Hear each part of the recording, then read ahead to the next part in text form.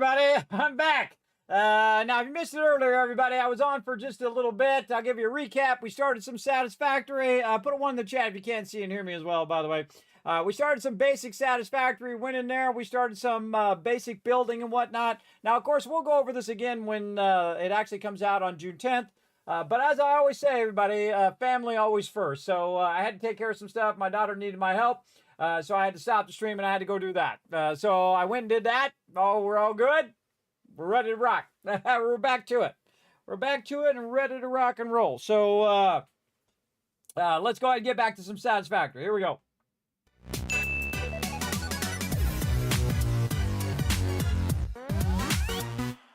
Now, the good news is, everybody, is that you can get more Kiscaps by retweeting again the new retweet, because every time I stop the stream completely like that, I have to reset everything back up again. So in this case, I got rid of the old one because then it'd be confusing as to which one is the right one. And so I got rid of the old one, and then I made a new thing for Twitter and whatnot.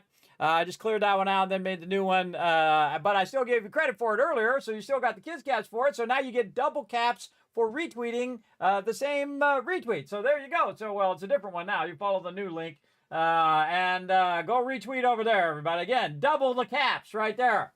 We're going to give you double, 3,000 more for going and getting 5 retweets over there. So works out great. All in all, everybody. So again, sorry for that, but IRL does need to take over from time to time. All right, back to some game in here. Now let's see if we can hear the game sounds. We can. All right. So we'll do a quick catch up for those who just missed it, and of course now this is going to be a new recording. So basically what we did is we landed, and we're going to check out a little bit of 1.1. We haven't got into the new features yet. But we were talking a bit about starting with 5 extractors on each node. So with your iron, your limestone, and your copper. So you put 5 of those down. And as you eventually get to the point where you can use your larger extractors, you can just grab one of those and use it because you already pre-built it. Then we're doing it step by step, where we're doing the extractors. We're putting the extractors in a storage. And then that storage then goes into our smelter, which is converting it, and so on and so forth. Now, the biggest problem, of course, is always power. So we kind of let that run, and of course, now we are out of fuel. That was a quick 30 minutes.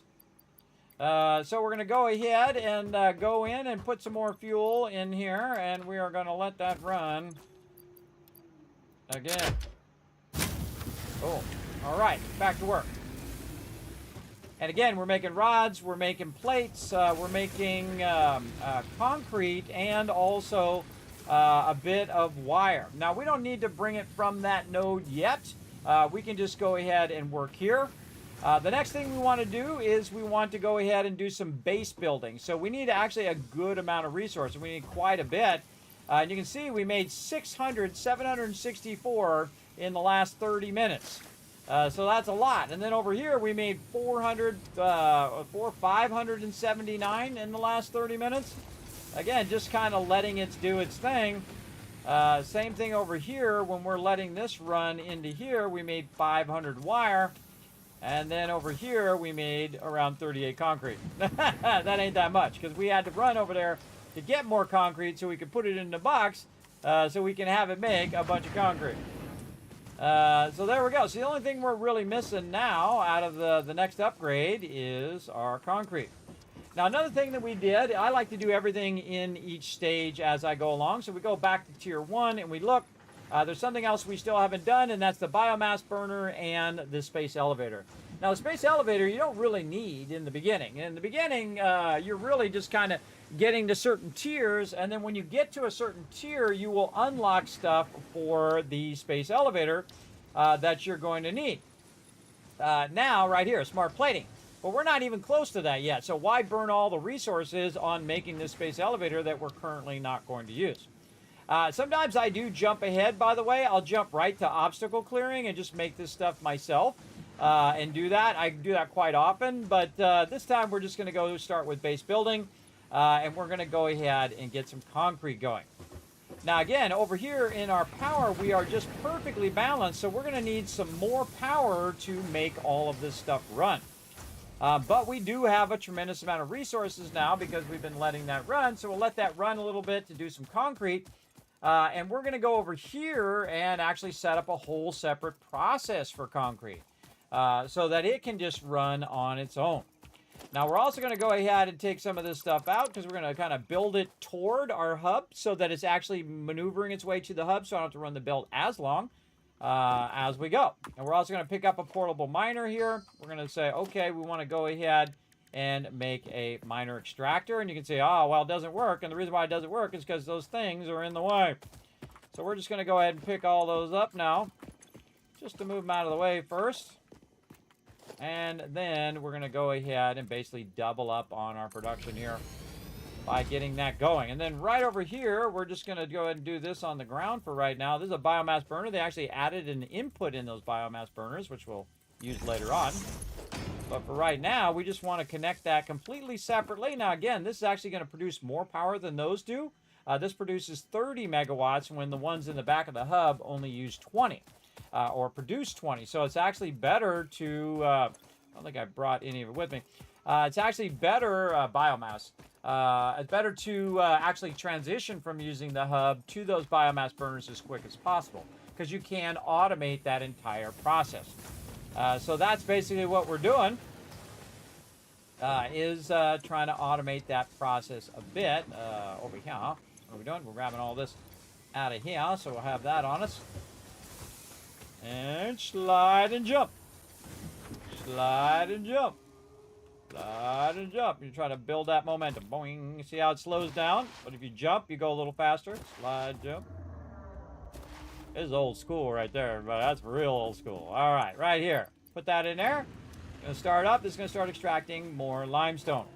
Now, the great thing about limestone is you can go right to your storage mode like we did before, right? And again, we're going to just make this go toward the hub. And this here. And then there's no smelter, so you just kind of skip that step, and you can just go right to here. But wait a minute, we need to get our stuff back again. Get our crafting thing here, and our workshop over there, just in case. And then we're going to use our thing here to make some screws. Wow, we made 2,000 screws. Oh, wait, we can already make our reinforced iron plates. Let's do those instead. In fact, we'll make a couple extra. We'll make some more screws here until we can make another one. There we go. And now we're off and running. Okay, now we can go ahead and put a constructor down. I'm going to put it out a little bit, and you'll see why here in just a bit. But we're going to go ahead and run that straight into there. And now we need more power. Now, see, this is directly connected to this, so I can't chain it. But again, if you use your power pole, you can go ahead and split that like that, and then run this up to here. And then using your middle mouse button, you can pick up something you previously made. And you can just run that into there. And now that's going to make basically an infinite amount of concrete the second I tell it to make it, like that. And that will just keep running and running and running. And I have a bunch of concrete on me from just picking up that concrete, so I'm going to let that run in. Now, here's a problem, everybody. If this is a coarse node, it's going to run at 30, and it actually needs an input of 45. But right now, it's actually inputting at 60. Why is it inputting at 60? Because I put a bunch extra in here, and that's the belt speed that's running right here. So this belt's at 60, faster than the input. But let's go see actually how much it's extracting. It's actually extracting at 60. How come? Because it's a normal node. Coarse nodes go at 30. Normal nodes at 60. And of course, pure nodes, the best, are at 120 to start. Right at the very beginning with your first level extractor, your Mark 1 extractor. And now this has a completely autonomous power from my other power over there. So I can go ahead and set up this autonomous power where I don't have to actually have it tied into the rest of it, and I can just let it sit over here and run. Now, most people like central power, like me, because otherwise you're running over here to fill up that power all the time. And the whole point of it is so you don't have to go to it, it goes to you, right? And I would say wherever your hub is should be the center of where all of your power is, and where you can manage all of that power as well. But I'm going to need a lot of concrete, so I'm going to go ahead and let that one run and run and run over there until it runs out of fuel in like 30 minutes or so. And we'll come back and we'll have a lot of concrete over there as well as a bunch of concrete over here.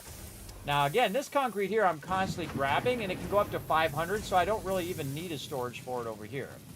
Right? So again, this is what I call offline production, where you just put the raw resources in there, you put it in the thing, and you let it process separate from the actual extraction of the node. Because you can extract it faster using your little extractors that you start with, which I currently have from over there. These ones here, these 4 here. Now, I could leave them over there, but in the long run, I'll probably end up going back there and putting some back there later on. But again, we want to go ahead and get that going. So now we've used our next item that was in here, the biomass burner, and we've done biomass. We got our inventory slots. For the space elevator, we're not going to bother with that. We're going to move on to the next thing, which of course is your base building, which we need a lot of concrete for that. And it just so happens I made just enough. And here we go. Our first launch. Milestone reached. Several new structures are now available for improving factory organization. Foundations provide a building grid, which makes it easier to manage placement of any structure. In the event that you are experiencing amnesia for all events prior to planetfall, be reassured that memories of beloved humans and/or animals would have only been distractions from your important mission. Well, now I'm thinking of beloved humans and animals. Mostly animals. So there you go. Thought for a second that your biomass generators had run out of fuel and actually turned off your PC. Oh, that could have happened. That's exactly what happened. You're right. No, I had to AFK, and so I was like, you know what? I'll just turn the stream off. I don't know how long it's going to take. And it didn't take that long, so again. Took care of business, everybody. Okay, so we have more plates, more rods. Now we're really cooking. We are cooking. And then over here, we've got all that going into there. This is doing its thing. And again, this goes up to 500, so there's really no reason to have storage right now. And again, we'll automate all of this. But our whole point of this game is to progress to the next tier. And that's basically what you're doing the whole time. But at this point, the second you get foundations, that's when you want to say, okay, now I need a lot of concrete. That's why I make so much concrete, is for this particular stage. And we basically used up all the concrete that we had, and now we've got to wait a certain amount of time for it to make the concrete in here to get it started. But let's go ahead and backlog. Oh, here it comes, coming back. Now it's ready to launch some more. We want to clean up all of this starter stuff here and get this going. So the first thing we're going to do is actually pick up all these miners and get some stuff here. And I'm going to show you how to align your stuff to the world grid. Now this is on its own grid, right? This extractor. It's on its own complete grid.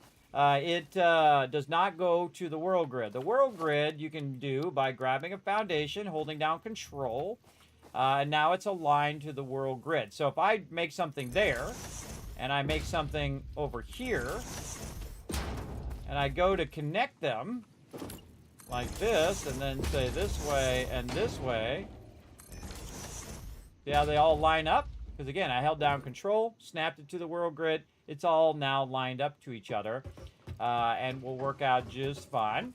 Now what I want to do is actually set up its own little manufacturing over here. Now in the beginning, everybody, I would just go ahead and align it to the world grid to get started. And then later on, and I've shown it many times here on stream, but you can actually align it to the grid of the extractors. It's really up to you what you want to do. Now, I can also bring the item up. Now, again, I'm using the middle mouse button to pick that up, and that allows me to grab it. I'm also aligning it here to the thing. Now, if you aim at the node down below, you can see that it's snapped in place. Okay? But if it's up too high, it actually won't let you put it down. So there is a way to bring it down just a little bit, and that is because Satisfactory is amazing. And I can just go ahead and snap that one in there and aim underneath and put one underneath it to bring it down just a little bit. I'm going to go ahead and take this one out. I'm going to bring it down just a little bit. And now, once we brought it down by 1 meter, because each of those small ones is a meter, and this is 4 meters here. And I'll just take all of these out, because we're going to readjust these. And again, still snap to the world grid because we snapped it to the other one, which was so snapped to the world grid. So we'll go ahead and take our foundations and bring them down just a little bit here. And I like to use the 4 meters at the ground level. And I like to use the 1 meters up higher because it gives you more room when you're building. All right, now we snap it in there. It's going to let us do it. It will, but we don't have enough concrete. Maybe that's... Oh, actually, we might have been able to do that other one if we had enough concrete. But that's okay. I like it a little bit lower anyway. Go ahead and take that out a bit. See if we can get it to go in there. Yes, there we go. Okay, so now we snapped it. Don't need this one in the back. I just needed enough to sit on that foundation to make it look like it's legit. Close enough. And then we're going to go ahead and build out our process. Again, if it's too low, you're going to see it's going to run into the ground. So what we're going to do is just dogleg this, like this. And so now we have a spot for all of our process. So now we're going to go ahead and take out the whole process here. Recover those resources. Like so. And same thing here. And we'll just leave our extractor for now. We'll come back to that. We're going to replace that process with this process. But this is going to be way easier because it's going to be easier to snap the items to each other when you're on the foundations. It's really awesome, but of course we do want to go ahead and now kind of optimize our offsets, meaning that we want our offsets to be closer, so we're using less resources. Now see what happens there, how it has that little bit of twist, and that's again because the extractor is still on the actual node and not a real, it's the height of it's being affected by the foundations, but the actual location of it is still by the node that's underneath. So when it sits there, it's actually going to be offset from the world grid, the actual extractor. And again, I can show you how to fix that later on. We'll do that later on in the mega playthrough that we're going to do. And it's going to be a local mega playthrough as opposed to a server mega playthrough, which we did. But what we're going to need to do is just move this out just a little bit to better align this. Even though it says that it's aligned, it's really not. You got to have a little bit of extra room so that it can come out of there. We can also organize our power a bit better, where we can go ahead. Let's actually put it right here. And then we're going to go ahead. Oh, we're dropping resources already. Look at this go. Yay. I love dropping resources. That means I have a lot of resources to use. And we're just going to run down here real quick and just maybe put all that in there. Just give ourselves a little bit of room while we get this started. Actually, I could have put it in that box. Hold on. Wait, we'll go put it in that box. We just made the box.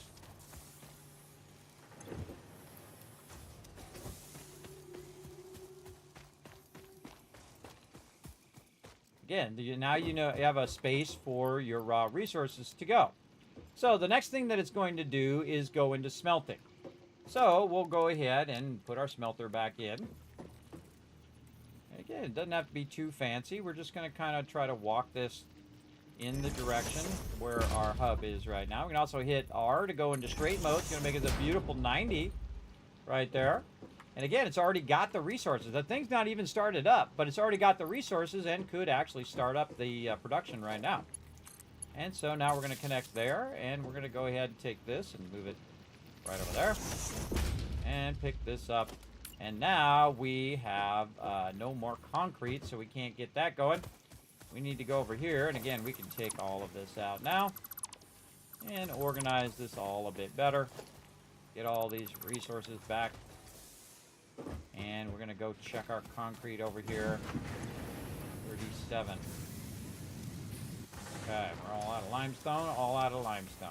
Okay, now, since this is an online thing where it has all of the steps of the process, where it has the extraction, it has the conversion, and it has its own power, it can run completely autonomously than all the other stuff. And it's done 159 of them over here. Another smart thing for us to do, since we're already over here, is to go over here and check our power and see how much it's used. I only used about 40, but I'm just going to refresh it again. And when I come back, it'll have like 500 concrete there. And I can just set it and forget it, which is one of my favorite things, is just to let things just run on their own.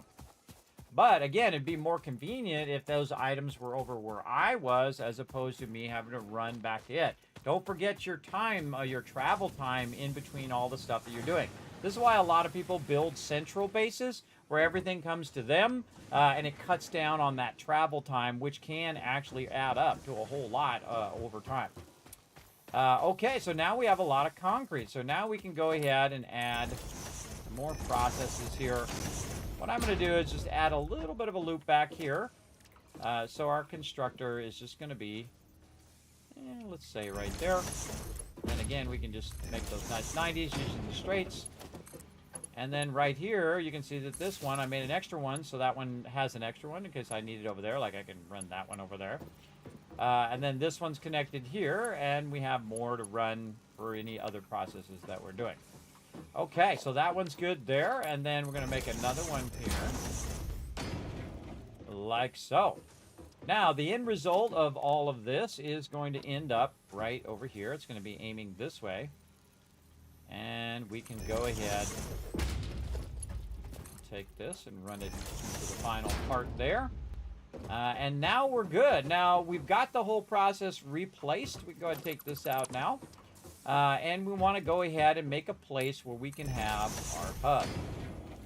So we're going to go over here and we're just going to go ahead and give ourselves a little spot for our hub. Now be warned, whenever you take your hub out, it's going to take all the stuff out of that box and stick it in your inventory. Keep that in mind. So what I like to do is make a little box kind of off to the side. That's kind of like your junk box, right? So you got a bunch of junk on you, you just want to dump it into a box. Bam, there you go. Now when you take this out, hopefully it doesn't make one of those little boxes. It did not. Awesome. Also great place to take all of your stuff that you have and then just combine it with the stacks that you already have as well. Right over there. And then again, we'll go ahead and extend this. Oh, I put my concrete away. It's going to be super useful if I have my concrete and my plates. There we go. And extend this a little bit more. And then we'll reestablish our hub, because if we don't, if we die, we will just randomly appear somewhere.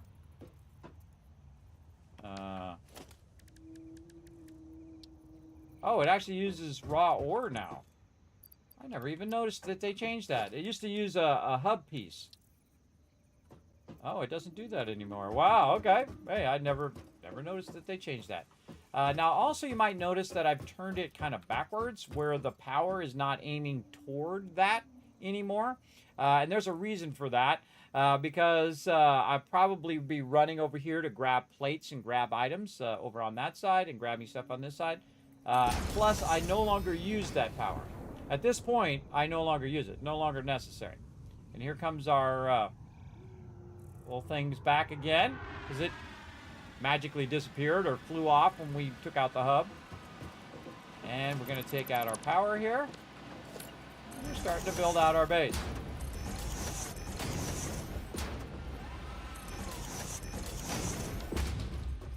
And again, we can just now start to organize our stuff a little bit better. Organize the way our powers run and all of that.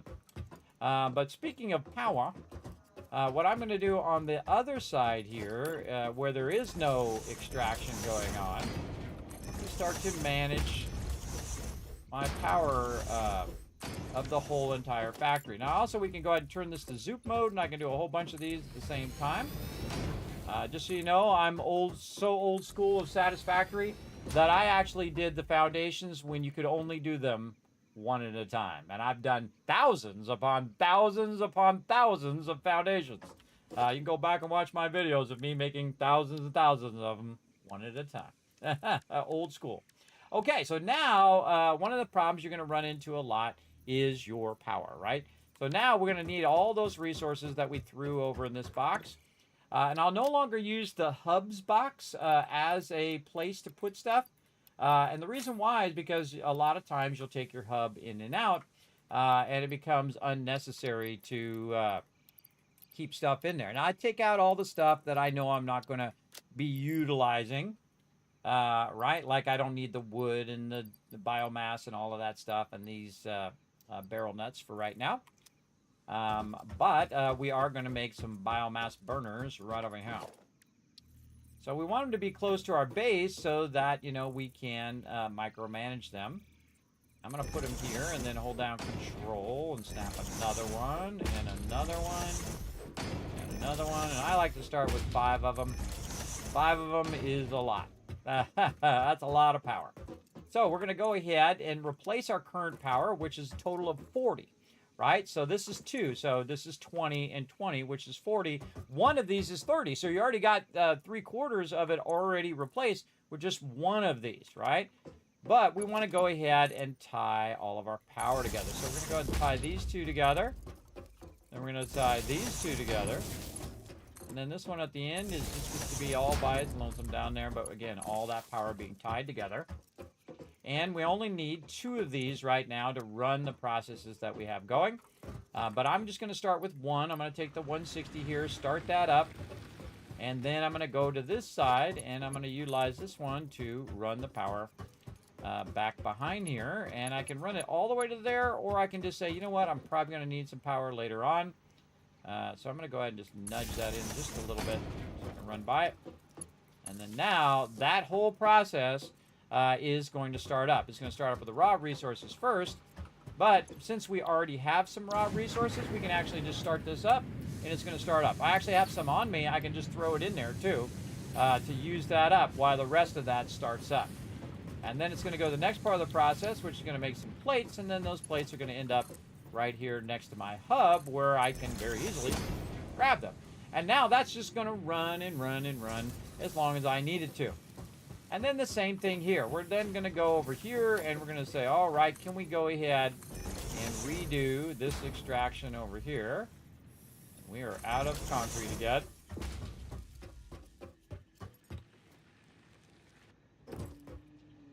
All right, and just to save us some time, I'm going to go ahead and put it right here.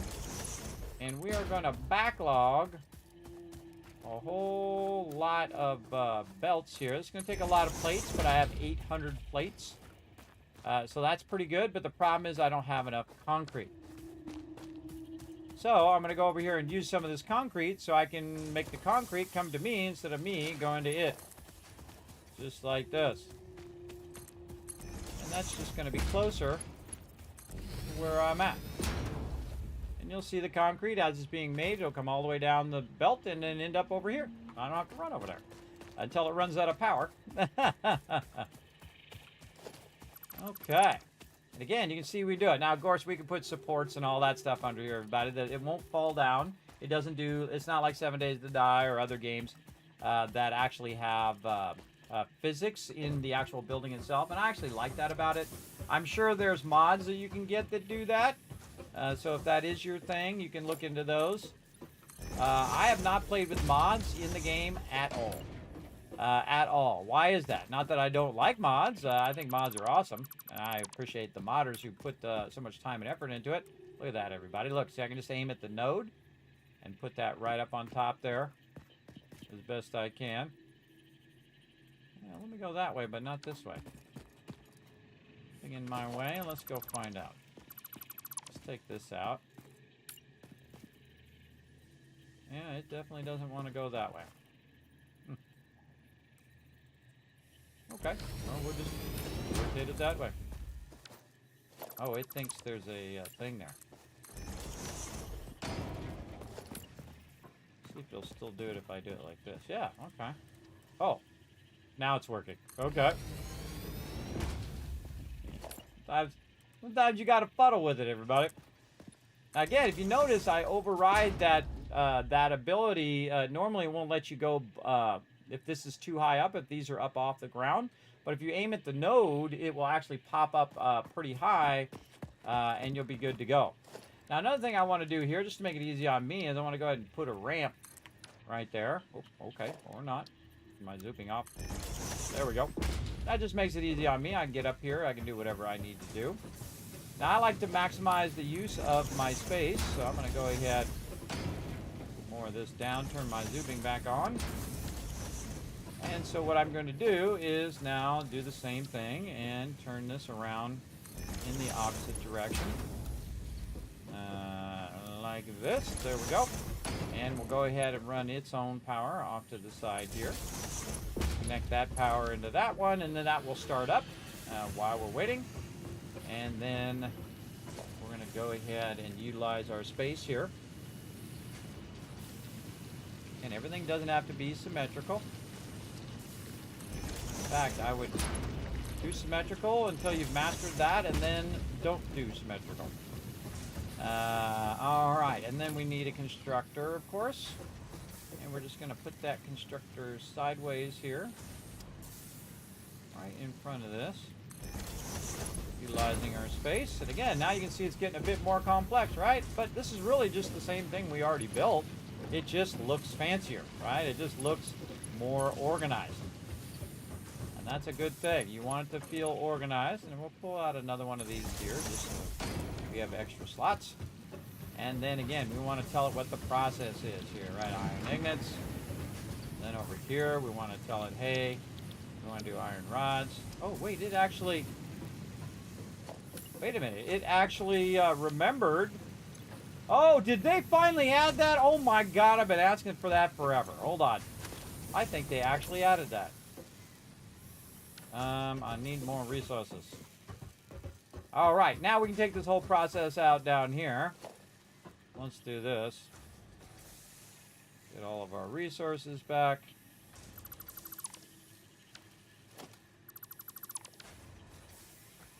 Oh, too much stuff on me. Oh, mama, look at all those iron ingots. Watch this.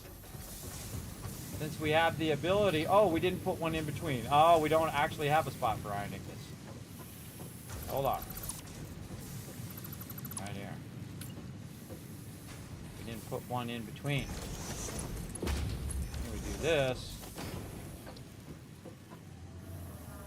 Do this. Now we can just put the iron ingots in there. And that has a place to run. Yeah, it actually, I think it actually remembered. Oh my God, it did. They added that. I didn't even see that in the patch notes, everybody. They didn't even mention that. This is something I've been asking for since the beginning of Satisfactory. That when you middle mouse button something, like if I, see how it did plates? If I middle mouse button this, it should be rods. It is. And then again, if I take it out, middle mouse button that one, put it down, that one's plates.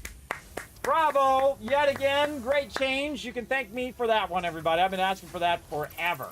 This is the beginning of the game. Awesome. Awesome. All right, so we got our plates coming out there, and now we're going to go ahead and we're going to just make it go this way, just so it's easy to get both of these kind of in the same little spot here, leaving a space, of course, for the human to get through there. And this is going to be our rods right here. This is going the wrong way. Going the wrong way, but we can fix that.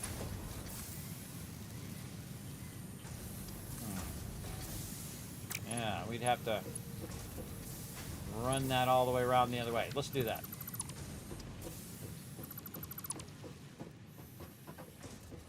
Freeze.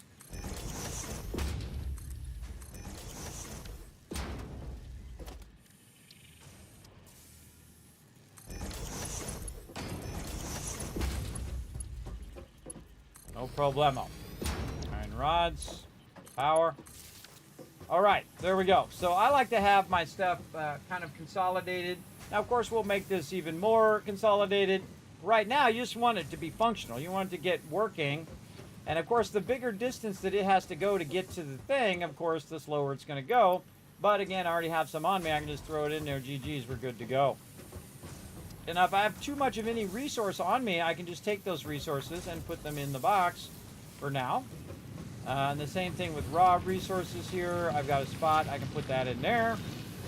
And now we have our two iron resources rocking and rolling. Utilizing our one power thing over here, which is 30 power.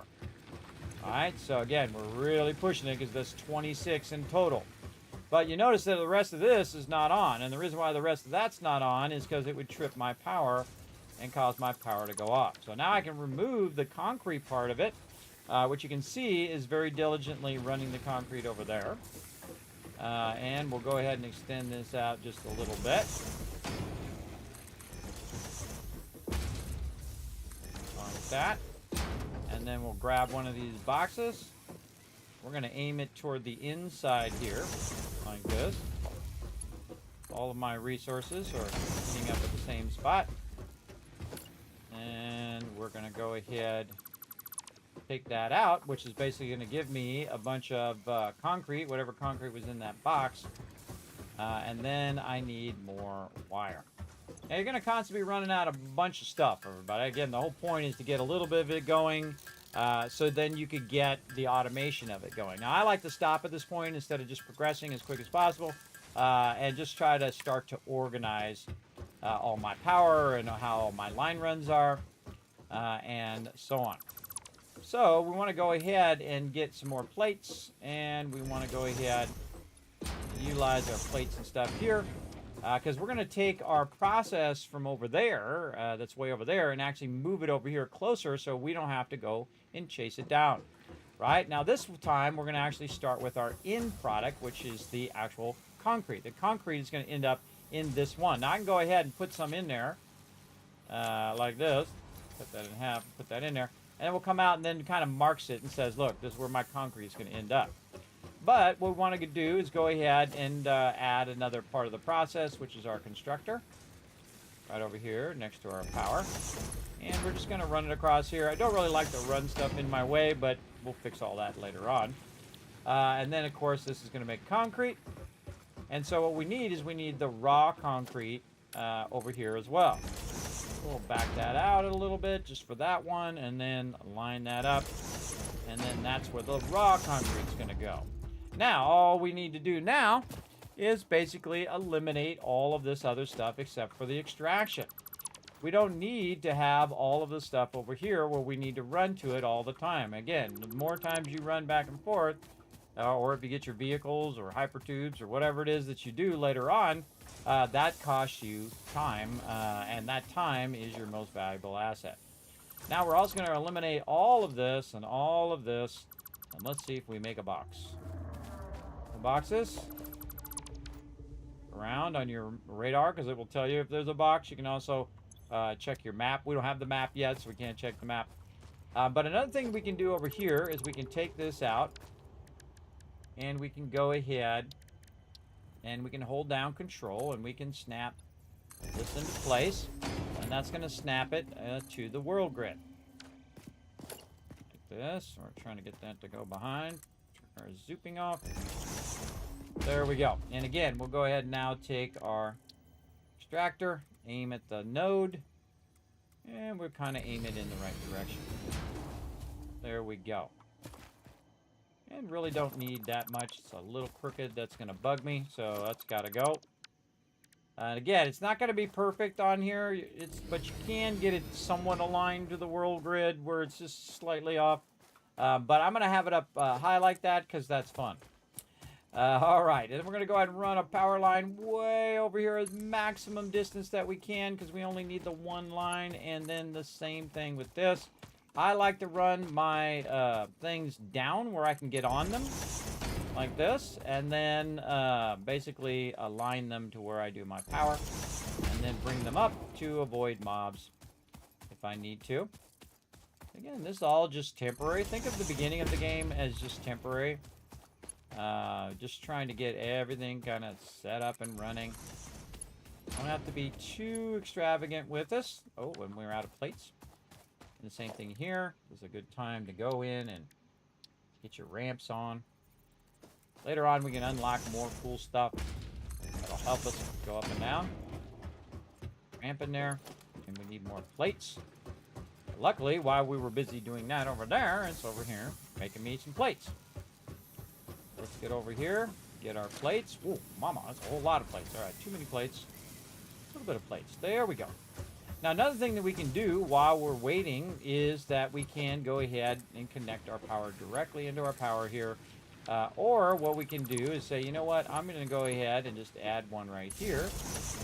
This way I can chain this one to the one that we have down there. Well, maybe this first and then this. See, this is so amazing about this game. Look how far away. Oh, there goes my power. Look how far away I can actually connect things to each other way off over there. Now, another great thing, again, to here is this can actually start making some concrete right now because I have a bunch of extra concrete that I had in that storage. So, again, it can start right up if it had enough power. But we'll fix that here in just a second. So we want to go ahead and make this into a straight one. There we go. Very nice. Well, at least as straight as we can get. And now it's going to go ahead and bring that all the way here if it had enough power. Now, one of the things that we made earlier is our biomass. Now, what we're going to do is take that biomass and we're going to split that in half over here. Actually, let's do 209 in half, and then 9 in half would be 5 and 4. And we'll combine those and say, you know what, close enough. And now we're going to need more of these because we need a lot more power because our max consumption is 35, which is more than the 30 that we need. But now we're going to have 60 power. There we go. And now it's going to bring that from over there all the way to us. So this is making a central base right here where we can make resources. And now also we can eliminate all of this stuff down here and do the same thing with our copper, which is also over on that side. And we can just run the copper over. So let's go ahead and eliminate all of this starter stuff here and get all those resources back. And start to bring our copper toward our hub. So let's say we want it to end up right here. So let's go ahead and run this toward the copper. And we'll just make a nice long stretch there. And then the end result is that going to be right here. Again, we're starting from the end and working our way backwards as opposed to starting from the beginning and working our way forward. Backwards also works really well because you can think out the process. So again, the end result is this, but before that is going to be the actual thing that makes it, right? The constructor is going to go right here. So we're going to just put that right down the center and offset it just a little bit. And then this is going to be our wire. And then before the wire, of course, we're going to need to make ourselves a bunch of stuff, but we want to go ahead and put this in here nice and close so we don't have to use as much stuff there. There we go. And now we got our wire. We've got our storage. We want to go ahead and get our power going. So we're going to go ahead and make a little extra over here so we can just walk around a little bit. And then let's say power here, connect it into there. And now we can also say wire. So by the time we get this done, we should be good to go. So the next thing we need to make, of course, is our smelter. So our smelter is going to be nice and close. All belts, copper ingots. And now what do we need? Copper. That's it. That's all we need. But we do need to have a little bit of storage if you want to. Now again, I like to have a nice backlog so that it's always working. It's always running stuff. A little bit over on that one. It's always running stuff, and then if it fills up the box with a bunch of resources, say it maxes out on making these wire, it'll start to backlog and then make a bunch of backlog of the parts in between as well. And then what you can do is you can double that up later, and you can burn up all that extra resources, which actually increases the speed at which you will make those resources later on. So again, it's a great way of catching back up again. With what you're doing. All right, we're going to make a nice straight one there. And we're just going to run this right over this way.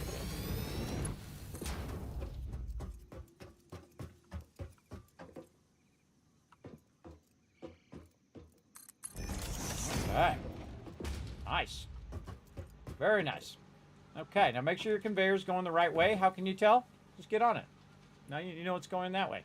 Now, I started it with the output or the input, and that actually will tell it what direction the belt's going to be. Even if I'm going in the opposite direction the belt's going to flow, it will automatically change that direction based on what you're bringing it from, right? And then also, you can run along it, slide along it. It's going to make you go even faster because it's going to build up momentum. It's going to build up momentum to help you go faster. And that's how we used to do it before there was any faster travel, is just to use the belts. By the way, most of the time you can slide under belts as long as they're not awkwardly like that where you're going in a transition. You can usually slide under belts that are flat. But I can just jump up on the belt like this, and I can come over here and grab some of this concrete that it's already producing as well. And let's see, maybe a little bit more rods while we're here. these plates. Okay, now we got a bunch of stuff running. Now we just need to get our copper over here and GG's. Especially need the concrete, because the concrete is helping us build right now. Okay, now here's one of the things. I don't actually need to build. Oh, look at this cool curve. Added a curve function. You see that? That is cool. Neato. They should do that for foundations. Why did they do it with just belts? Foundations when they really need the curves. I'm sure they will at some point. We're just going to go ahead and run a line. Now we have a lot of plates, which is why we were backlogging plates. And then again, you see at some point it starts to separate there. That means that's its max distance it can flow. And then let's say right here, but up a little bit so it's not in the grass. There we go. We're making some cool curves using the new curve function of 1.1. And then over here, we're going to go ahead and do the same thing. We're going to snap those foundations in. And let's say something like this. And we no longer need to leave all of these over here. If something's going to make this a lot easier to use these in just a bit. We'll take all these out. And we'll go ahead. Put this line to the node. And then we will use our extractor. And I kind of feel like putting in an angle just for fun. Just for funsies.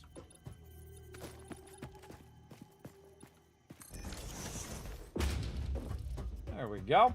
All right. And so then we're going to do this. And then this to there. Again, we have nothing left over. We took all the other stuff out, so we're all good.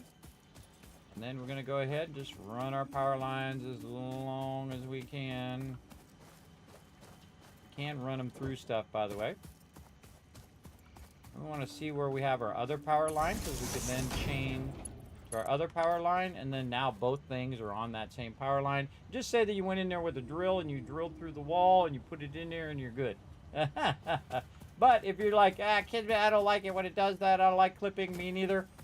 You can just say, hey, wait a minute. Okay, I'm going to take this and I'm going to divert it around the rock by just using your pole, and your pole will break the line and actually move the whole thing, both sides at the same time. Very cool way of doing that. We can come back and kind of readjust it.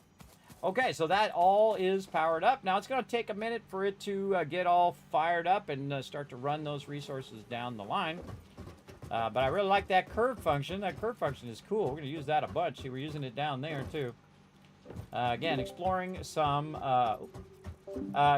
new features of 1.1. Now, we do need some power back here for our stuff here. We just tie it in down there. That's good enough. And now we want to go ahead and get this going. Now, it just so happens that I have a bunch of extra resources there. I can get started while it is actually firing up and running all the way down here. And again, it's going to take it a while because, again, these belts are really slow, but eventually you'll see it coming down the line and then starting to backlog in here along with all of this stuff. Now, also, I have a backlog of the other stuff here that I can put in there. Again, everything has a place now. That's why you put all these boxes in between, because it has a place, and then you're not just overwhelmed with all of this raw resources at the very beginning of the game. Everything has a place. And now we have 4 resources running at the same time, only using 2 of the biomass burners, and we still have some room. We can make more stuff. That's right, because we're at 48 out of 60, and so we're looking pretty good. But we're going to have a problem here in a moment. Very soon, we're going to run out of power. And so we need to think about the next thing we want to do. And again, we did this. Oh, we didn't do our lookout tower. Let's put one over here. I feel like right here in this corner is a good spot. Again, I'm going to do a little bit of each thing, and then again, we'll explore what's new in 1.1 as we go along. And now we're just going to climb up to the top of our tower and look at our hard work that we did. And look at this. All right, now we got our grids going, and we've only tapped into 2. Oh, see, look, we got some stuff we can take out down there. Clean that up a little bit. We've only tapped in 2 of the 4 nodes so far, and we've tapped those other 2 nodes. We have 4 nodes running. at the same time. Now, I'm a big fan of having my plates and rods on separate nodes because it's very easy to upgrade them and then upgrade the amount of all of them later on. Especially using your blueprints and all of that stuff, which is incredibly useful. Retweets are good. Are they good again? They are. Did I already give it to you? I can't remember. You know what? When I can't remember stuff, I'll just give it to you again. There you go. Give it to you again, everybody. Now, again, having some fun with 1.1 here.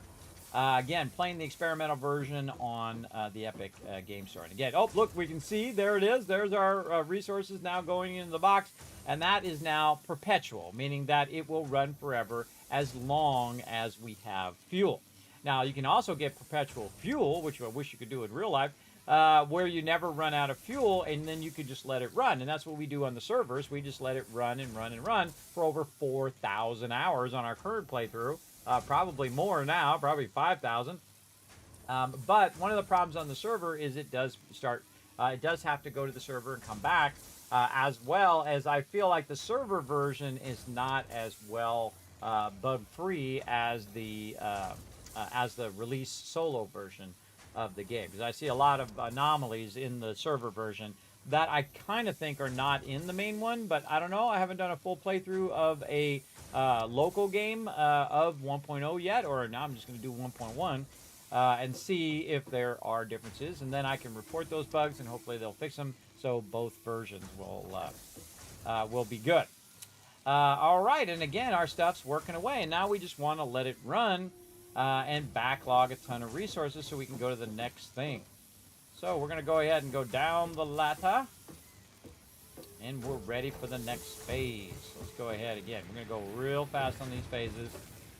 You guys get the general gist. Now, we'll do this all again when we get to it. Now, next thing is logistics for splitting and whatnot. But I suggest that you actually skip over all of that in the beginning and you go straight to obstacle clearing, everybody.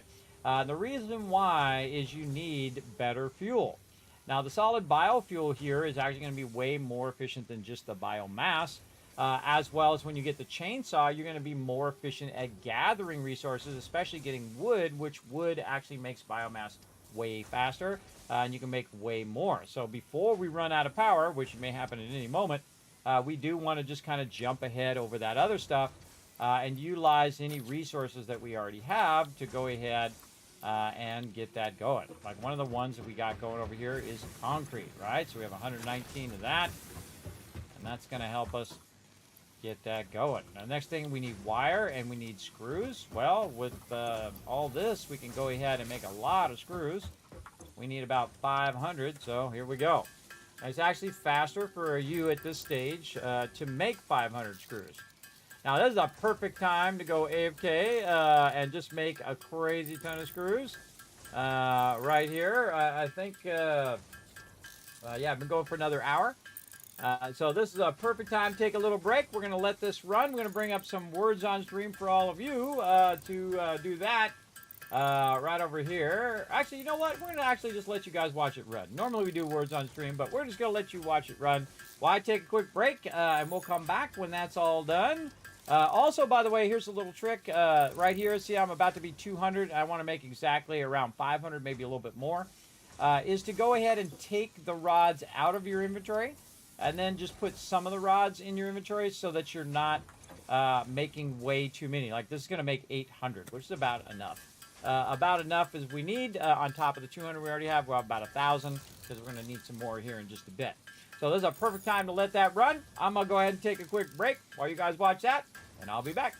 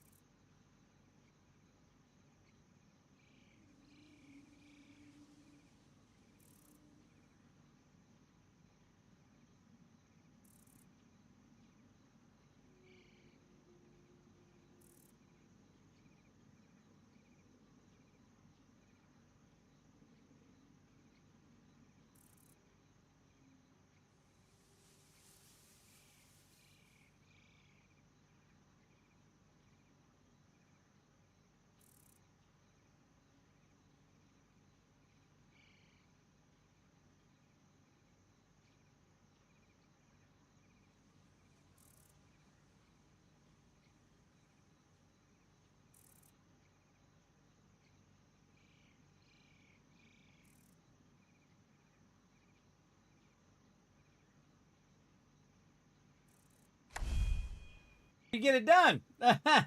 You let it do the work. Whoa, okay. It decided to AFK me again. All right, so that's easy. Set it and forget it right there. And then again, we can take that 500, put it right in there. Now we need about 51 of our cable. We can make 476 right over there. So we don't need that many. But we'll go ahead and make it again. This is faster if you make it. And a lot of the processes through the game is way faster if you just make it yourself. Just like that, done. Milestone reached. Solid biofuel, created from any biomass, ensures maximum efficiency of biomass burners. To aid in biofuel production, the chainsaw allows for the removal of tougher wood and coral foliage. Additionally, your pocket dimension has been inflated to increase inventory size. Inspirational note: will you be the Fix-It Employee of the Month? You could be if you construct, automate, explore, and exploit by eliminating all obstacles to efficiency. This isn't just fun, it's contractually mandated fun, fun, fun. Love it. Okay. Now what we're going to do is open the chainsaw in the codex, and then we're going to say add to to-do list over here. So, you might not have noticed, but the reason why I made a bunch of extra screws is so I can make more reinforced iron plates. I know some of you smart people are already thinking that. You were already thinking about it. You're like, hey, he's going to make those reinforced iron plates after that. I know you were thinking it. And there we go. So we basically just made the resources that we need to make ourselves a chainsaw. And now the game changes forever. Because now you got power. All right, nice. Now, the thing is, though, but before we get started with that, is we need actually some fuel for our chainsaw. So we go look over here and see if we got anything. Okay, we got some rods in there. Let's get those. What we got over here? Bunch of biomass. All right, cool. Because the cool thing about biomass is biomass becomes solid biofuel right here. So now we can go ahead and make a bunch of solid biofuel. Now, I highly recommend that you bring, say, 50 solid biofuel and use that for your chainsaw, and all the rest of it, you put it in so it's processing while you're out collecting a tremendous amount of resources here in a minute. But let's go ahead and make a bit of this to get us started.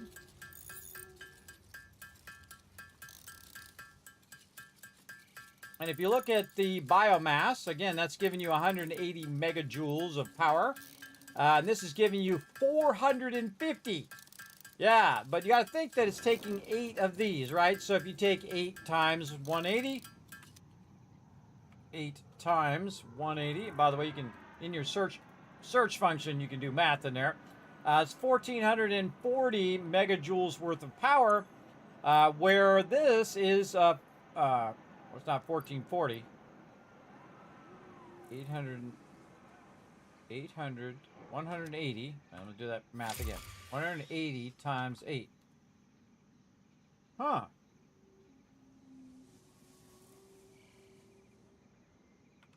It's actually more valuable as this. Because if you think about 180 megajoules... time, and it's using 8. Oh, it's making 4 of them though. Okay, so it's actually 2 of those.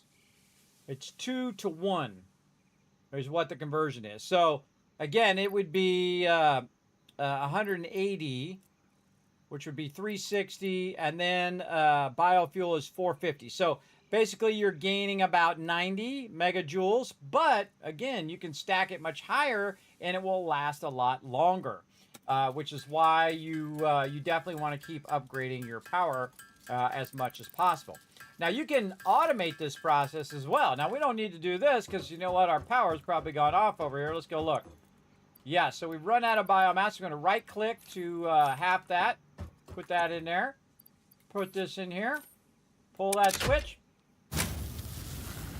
And let it run while you're making more biomass.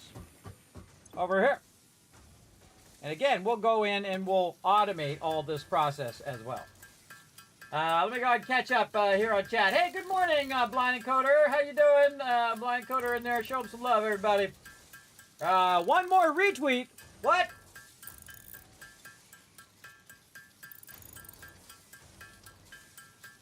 Yes, a new start. Well, actually, we're kind of fooling around with 1.1. We've been trying out the curved belt so far. There's a whole bunch of other stuff. We're going to try to unlock as much as we can. We're just going to fool around with it, talk about what the new features are. Because on the 10th, which is, when is the 10th here?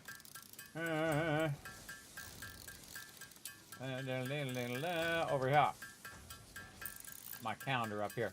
On the 10th, which is next Tuesday, so a week from today, which is now Wednesday now, for me anyway, it's going to come out with 1.1 on the stable version. And so when it comes out stable, then I'm going to start a new playthrough, a local playthrough versus a server playthrough. You guys see me do several server playthroughs. And again, my server playthrough started to get unstable. So it was kind of getting a little funky there. So I thought, instead of, torturing ourselves by playing an unstable version there, and sometimes your saves get corrupted and that all happens, everybody. Then we'll play a local version, because I haven't actually finished the game in a local version where you can't just let it run, right? Where you actually do it in the moment as you're playing, which takes different type of tactics when you're doing a local thing where your computer's not running every day. Because I'm going to be playing other games, so every time we come in, that's when it'll be running, whenever we're playing the actual game. So I think that's pretty fun because, again, we got different stuff that we're going to do. And again, we're going to make a whole lot of this. Almost done. So you got to finish Echoes of Wisdom by Tuesday. Got it. Exactly. But we're playing the experimental version on the Epic Game Store right now. Where we go through, and again, just doing some stuff, checking out what's new. I did also notice, everybody, they finally took my suggestion where if you middle mouse button on a conveyor, or not on a conveyor, on a constructor, it will, and say it's doing plates. When you pick it up, it'll actually pick up what it's actually producing. So you can pick it up and put another plates down, and pick it up and put another plates down. Place, instead of having to go into each and every one and set it to whatever you want it to set it to. Or even copy paste in there. Much easier just to middle mouse button it and then say more plates. That's awesome. Again, finally. It took a long time, but we got her done. Okay, so another thing I'm going to do is go ahead and take this back, which is going to cause my power to go off again. And then what I'm going to do is go ahead and cut this in half, and I'm going to cut this one in half, cut that one in half, put this here and this here. This is 120. It's 4 per minute. So we take 120 divided by 4. That's another 30 minutes that's going to go. That's not even a full stack either, everybody. So that's going to run for another 30 minutes. And we don't have to think about it. Let it run while we're busy doing other things, like getting our chainsaw out and chopping down some trees. Now, again, there's 2 modes. There's single mode and there's area mode. Now, if it's just the bushes, they finally made it where you can hit E again and just pick up all the bushes manually, which I highly recommend. And then, when you see a tree... Oh, they added a new tree animation. Cool.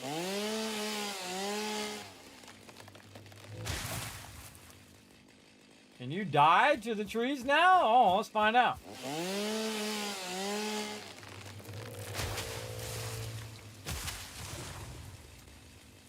No, I didn't take any damage. All right. I just thought I'd see if you could die to the tree. That's cool. Oh, I like that a lot better. All right, nice. Now, what it's doing is also AoEing the area. Now, you don't need to wait for the animation, everybody. I can tell you already. You just move on to the next thing. It's AoEing all the stuff in the area itself. Now, one of the cool things about some games is you can go into your audio and you can reduce the sound of specific things. If you don't like the chainsaw being so loud, you can very specifically just the chainsaw make the chainsaw not as loud. See? Now it's not as loud. There we go. At least I think it's not as loud. Did I take it back out? Hold on, let's check it. Scroll down. Oh, it was just as loud. All right, let's say 50%. Apply. Got to hit apply or it doesn't work. Okay, now let's do it. Oh yeah, definitely better. I love how everything shakes. Notice I got both trees at the same time. Here's another trick. Get a bush in the middle of a whole bunch of trees. Say this one. And we'll get all the trees too. Some of those trees just disappeared. All right, same thing here. These two trees. Let's say here. And it got that one too.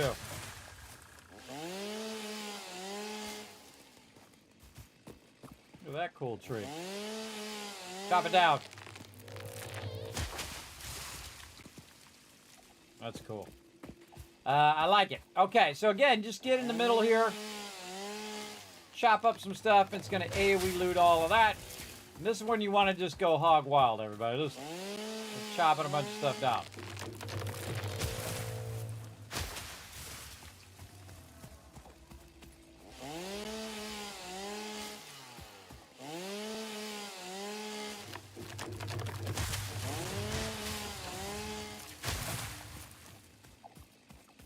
It's one of the few games that you can be really precise into the sounds that you want to make less and more.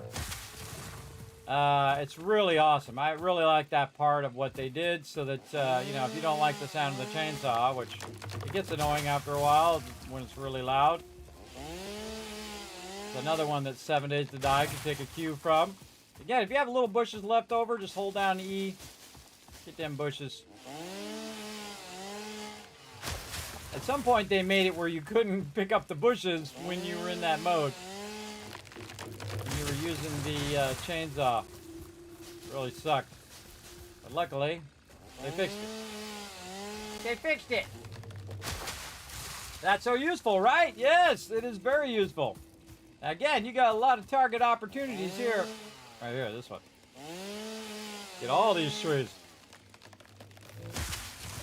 That's just cool. Again, you don't need to use your chainsaw and everything. A lot of big trees around here. I'm just going to start going crazy. I'm going to speed up. I hope you don't mind.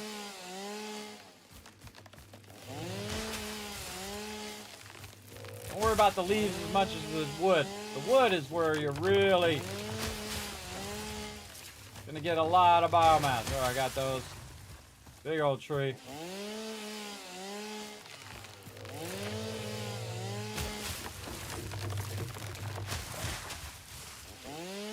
Try to get in the center so you're getting the most up. Uh-oh.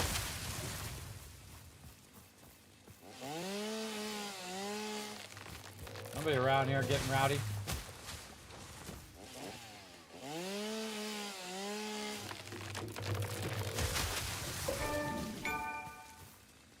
Kill this nature. I didn't even know the Epic Game Store had achievements. That's cool. And remember, the chainsaw is not a weapon. It's just for cutting down trees and other things, but not against mobs.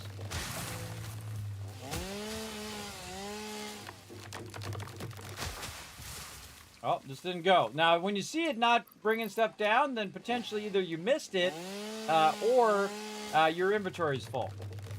There we go. There's a lot of target-rich environments in here, everybody.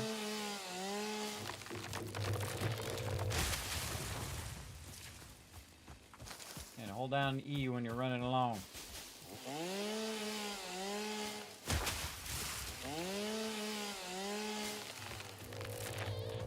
Go until our inventory's full. Oh, I think that's it. Weird that it didn't get this one.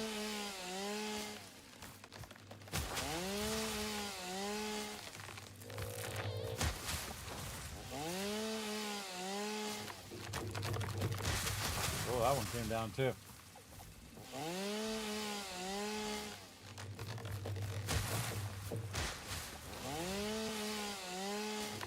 Now remember, everybody, I'm playing on experimental, so you never know. This stuff may change later on. We'll see in about a week.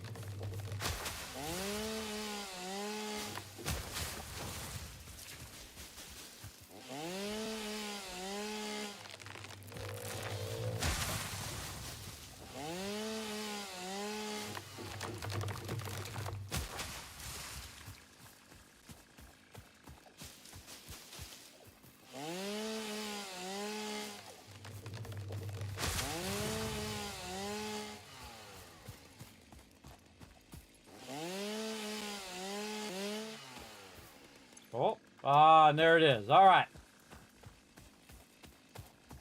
Inventory full. You hit H to hide the thing. And where's our hub? This way. Ooh, another node there. Another node.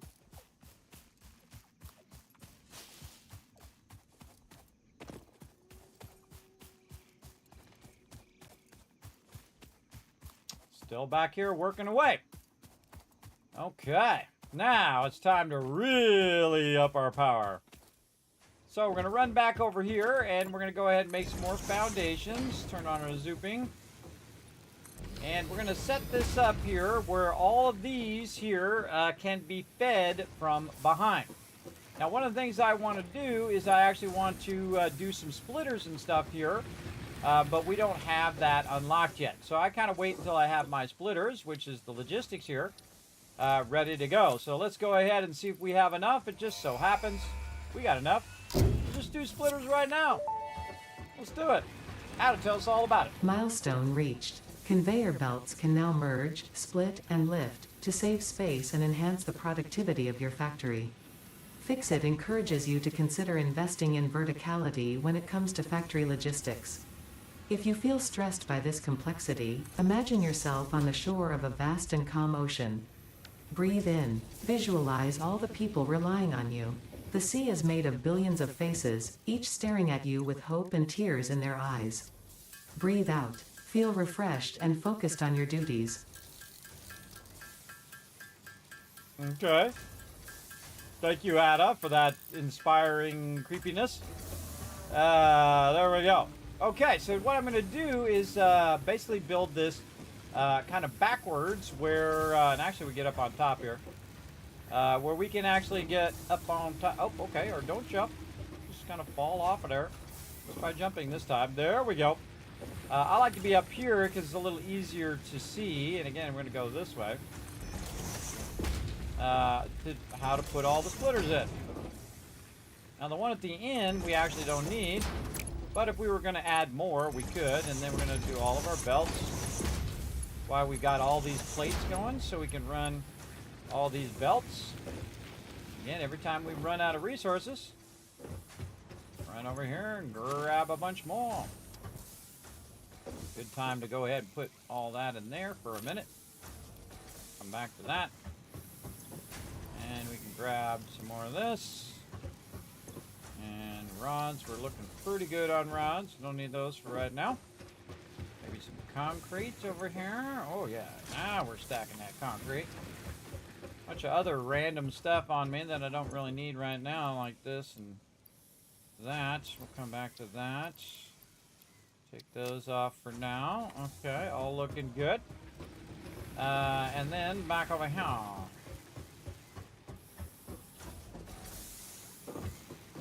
Whee.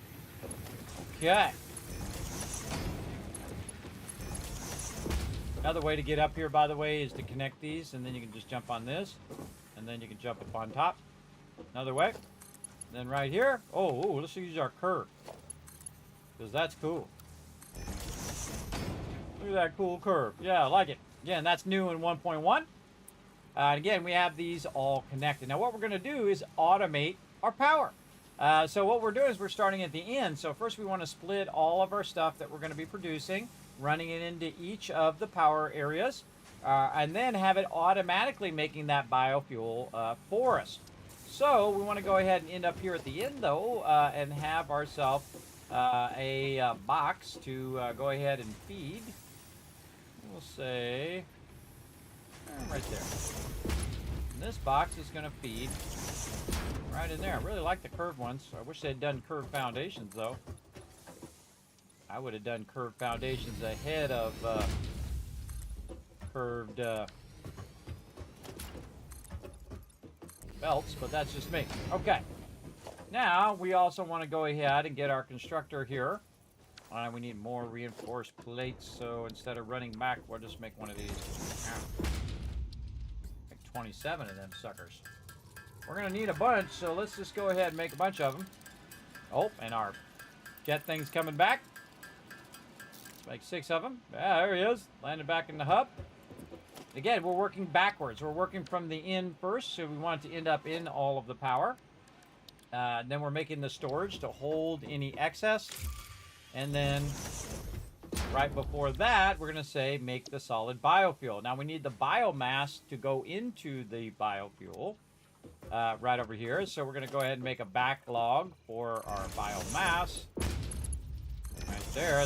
So all the biomass can go into there. And then what we're going to need is we're going to need 2 constructors to convert both the leaves and the wood. So we're going to go ahead and put a constructor right here, and we're going to turn it around this way. There we go. Like that. We'll snap another one here, and then this one, we'll say this one on the right will be wood.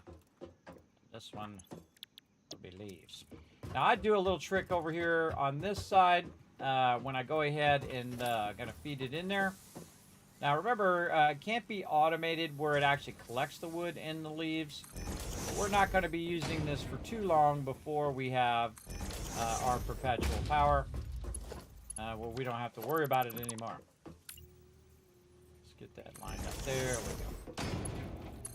And put that in there and that in there. So what I do, I don't have signs unlocked at this point. So what I'll do is go ahead and find some resources that I need, like the wood and the stuff here. And we're going to get all this going. We'll get this stuff to be vertical later on. For right now, get our wood and all of our stuff. We'll run around to the back here. So what I'm going to do is take this. I'm going to split, and I'm going to say 1. I'm going to say split. And then I'm going to take that 1. I'm going to stand right here by the back of this. And then just drop it on the ground. And that lets me know that that is leaves. And then over here, same thing, split. Grab the 1 a little closer, aim at it over here, and drop it on the ground. And there we go. So I don't need a sign. It just tells me which one's which, right? And then we go over here and we double check that we actually did that correct, which we didn't because I switched it, but whatever. And then we'll just swap it over here, or we could go back there. We could swap it over there. It doesn't really matter. As long as we have them organized in such a way that the right one goes in the right box and goes to the right converter. There we go. All right, those are all good. And that's now going to convert that. And then now we're going to use our other thing, the merger. Now, if you notice, I have my bar down here set on splitter. And that's because you don't need to put your splitter and your merger down there, because you can just hit E and it will split to the move to the splitter. So you don't really need... move from the splitter to the merger. So you don't really need that function you don't need it to be separate in there. Just make it a splitter, and then you can just pick up the merger as well. So we're going to go ahead and run this into here. This actually doesn't need to be here. This can just go right into there. Very nicely. Oh, that is not straight. Try it again with the straight. There we go. And then this one on this side doesn't need a merger either, just the one in the center. So it merges these two together and then into there. So that's good to go. All we need now is a bit of power, so we're going to stick it right there. We're going to do this and then look for some power way over there. GG's. Okay, so that should start up right away. So it's going to start putting the wood in there. Let's make sure we got this going. That's starting to go there, and we'll start to see our biomass coming out of there, looking sharp. And now that's going to end up in this box, and then eventually to this here, which will also connect right there. And then this is going to take that biomass, which will eventually make its way in there. There it goes. And basically convert all of that into biomass fuel. Then it will automatically take that biomass fuel, run it this way. It come out of there eventually. Oh, it's got to fill up with biomass first. There it goes. And now it's going to run that down the line and will automatically start to put it into here. So let's go ahead and connect this. So it goes into the first one. And then into the second one. And then, of course, the one at the end is the one is what's known as starving. That one is the one that's going to receive last. But these two are our primary ones that we're using right now. We want those to keep running. And eventually, it should go faster than it's actually using up the biofuel itself. You see it's starting to go up. It's 70 now. And let's see if it goes to 71 and 72 before it burns down. So it's actually gaining on the usage, so it's not using it faster than it's being produced. And there we go. And now we can see that our capacity just jumped from 60 to 120. And then it just jumped again. Now we're 150. So we can actually utilize a lot of that big jump in production to speed up our production of all of our resources that we're currently using, especially using our splitters and mergers and so on.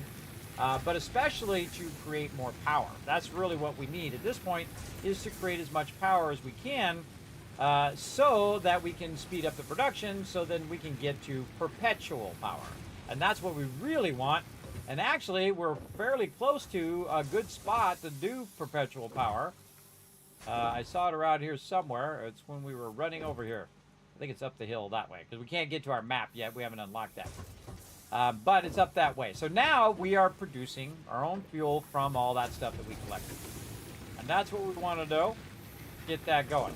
All right, let's go over here and check what else is in this upgrade that we just did. So we did base building. We did logistics, which also allows us to do our conveyor lifts where we get all that stuff off the ground so we don't have to jump over it. We've got field research, which is the MAM, which is very important, very useful. We skipped over parts assembly, which is your assemblers and all of that stuff. We'll get into that later. Jump pads, I typically don't use that. The resource sink is really useful because there's a lot of items in there that are useful. And then, of course, our faster belts here as well. But we're going to need about 50 reinforced iron plates, which is something we could queue up and just make ourselves. Same thing with smart plating. We'll just make it ourselves to kind of progress faster if we want to. But we're going to go ahead and go with field research. And let's see if we have enough to make it happen right now. Just a little bit more screws. Okay, let's go.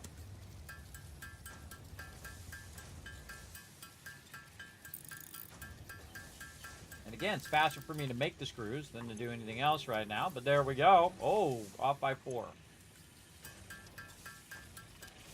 Make a little extra. And there we go. Ada's going to tell you all about it. Milestone reached. Supply the molecular analysis machine, referred to as the MAM, with local resources to research and develop new technologies. Potential technologies include exploration tools, weapons, and factory buildings. These are essential for maximizing your Pioneer efficiency and alignment with Fixit's core pillars: construct, automate, explore, and exploit. To advance Fixit's mission, all notable phenomena, resources, technology, or other influence should be investigated regardless of any perceived danger, as stated in the Pioneer contract. Okay. I just imagine that Pioneer contract is like this big, everybody. Has like 987,000 pages, right? It's like massive. That's more than that, but you get the idea. It's probably as big, and it's probably in like 2-point type. You can barely read. All right, we need to make some more stuff here so that we can go ahead and make our MAM here. We're going to need more of our screws so we can make more of our reinforced iron plates. And again, eventually we'll automate all of this. I've already forgotten how many I need here. Going to just do this because that'll make it easy. Okay, yeah, we made enough. And then cable. All right, nice. Okay, so we got all of that going, and we're going to put our MAM right over here. I like to put my MAM by where I usually just throw all my random junk.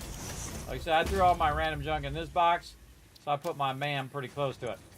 Now we also have some wood and stuff in here, and also biomass, which we no longer need to keep in there because now it has its own place. So we can go over here and say, look, this is where our biomass belongs there. And so it'll go ahead and feed that biomass through. Also, this is where our leaves and wood belong, right over there. And now we don't have to keep it in some junk box over here. Like so. Okay, now this is the MAM. The MAM is awesome, and I'm just going to take everything out of here that we kind of ran across. And so we have some of this hog research, which allows us to get make some alien protein.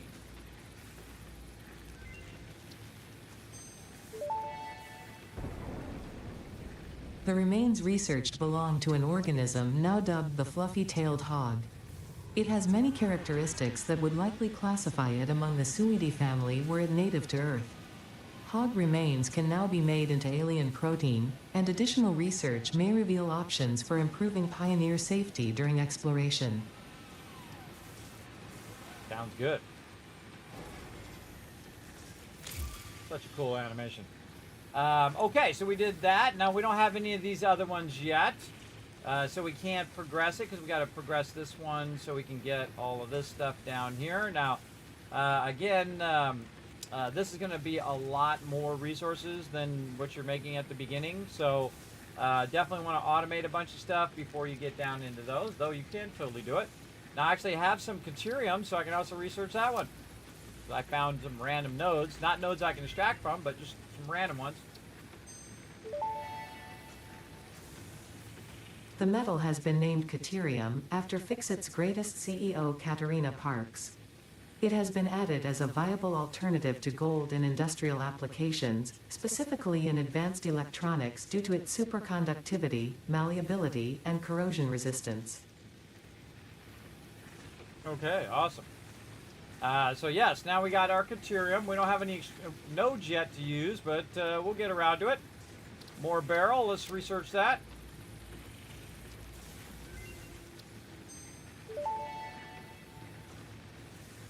This fruit, dubbed the beryl nut after its distinctive color, is compatible with the human digestive system and has been added to the object scanner. Further research is available. Okay, same thing here.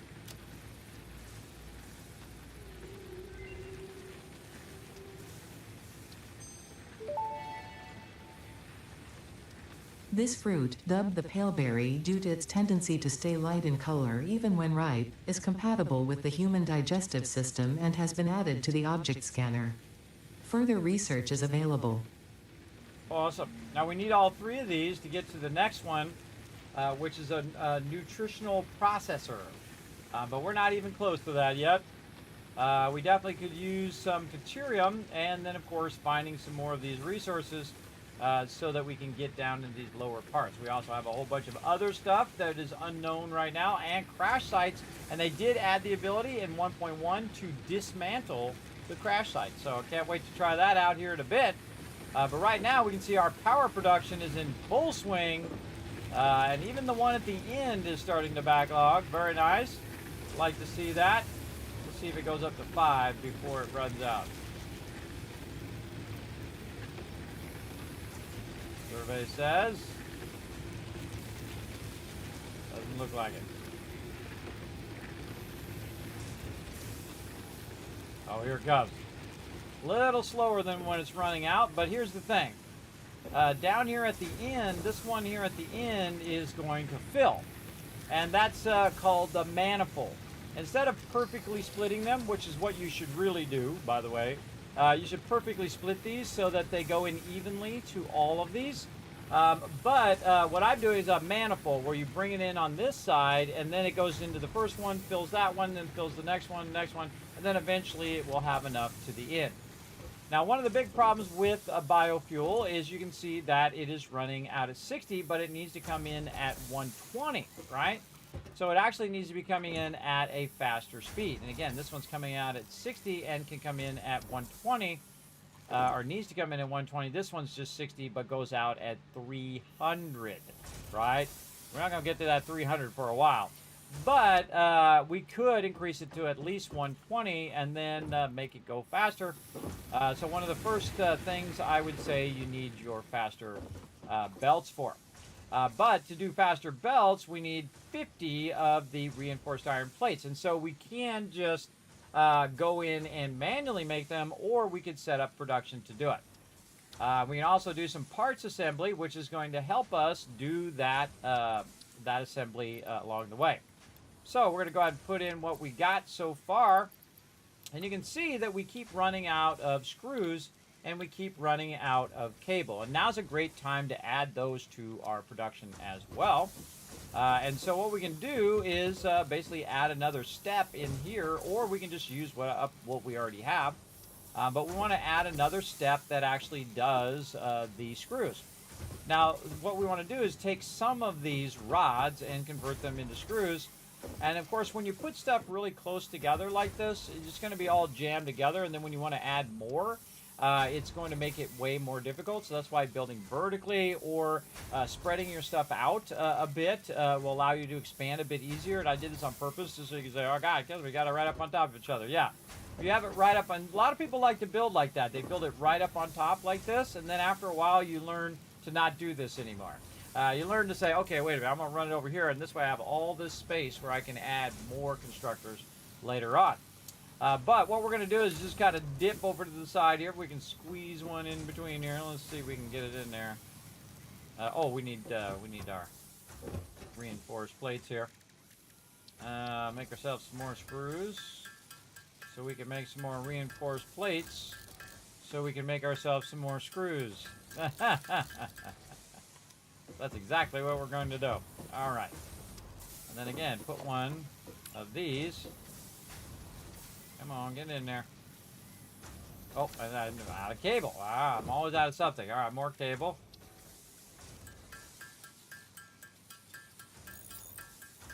All right, we'll get this. And there we go. All right, now what we can do is take some of the production of this, and actually if you take the splitter and aim it at the thing, you can actually put it right on the belt itself, which is one of the easiest ways to split, though it doesn't align very well to the grid of the foundation, because you can just kind of slide it along there, and it gets a bit iffy on how it does, especially if it's a little crooked like that. So you can see it's kind of at an angle, but you know what? We're going to do it anyway, and we're just going to run that in there. Power that up. Tell this, and notice it actually picked up iron rods there, which is pretty cool, to be screws. Again, look at this, how it's so packed together here and whatnot, but I'm going to go ahead and just do this, and then we'll use our lifter, which we want to go ahead and get our lifter in here now. This is going to be 5 now, and then we're going to go ahead and lift this up, run this into that top box. Okay, so now it's going to make screws over there. Now, I don't need to know what this is, because I already know what that's going to be in the end.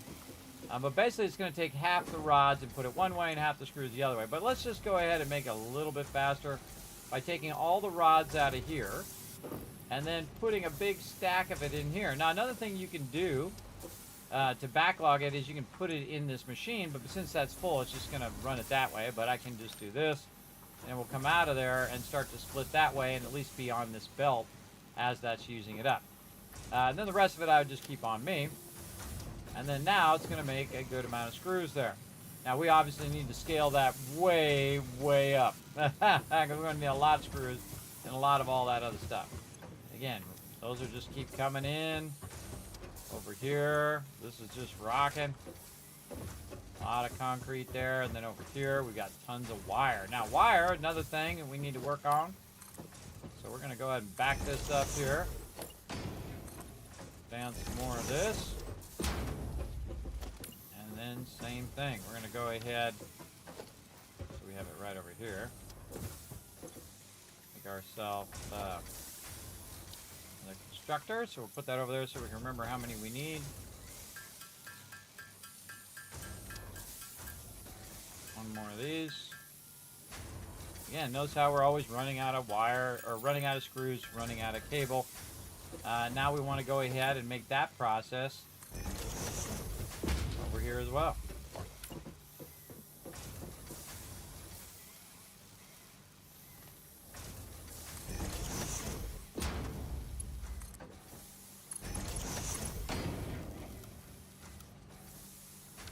Too far back. Move that forward.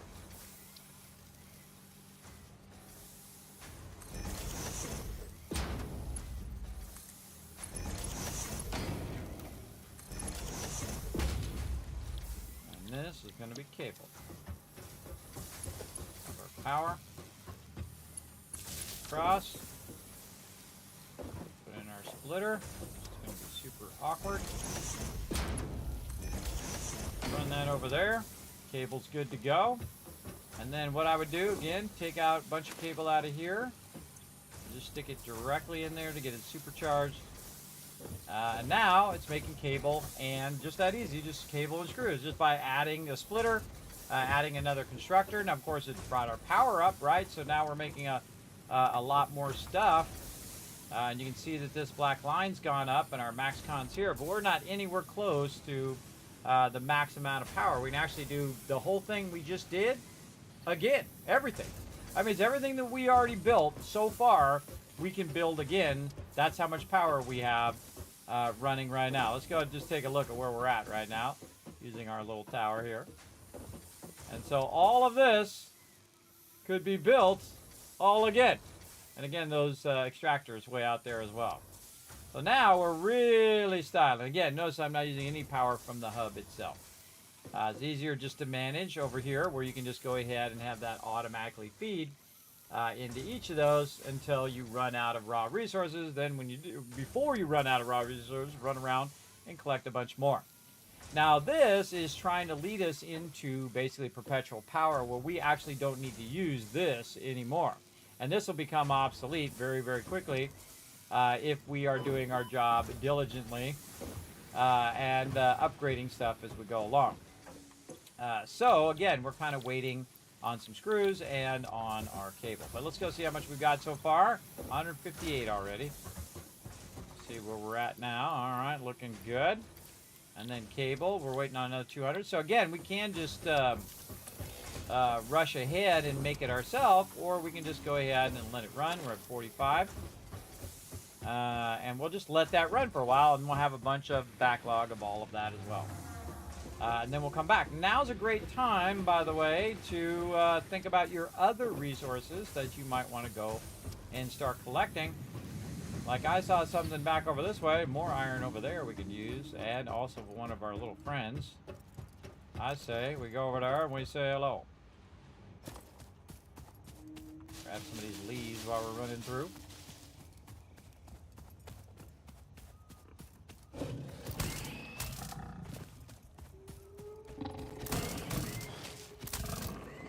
Still no hit. They'll get me eventually. They like to come out of the bushes out of nowhere.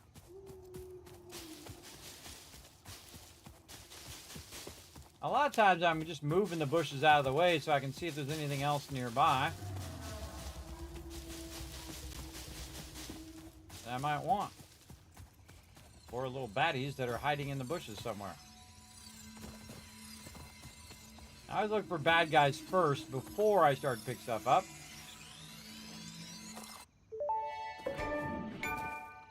Yoink! This semi-slug species seems to persist entirely through absorbing and storing energy from its surroundings. Studying this could provide new methods for improving fix-it production line efficiency. Research it in the MAM to establish classification and potential application. Sounds good. Okay. Again, going around just grabbing a bunch of random stuff while we're waiting, making good use of our time.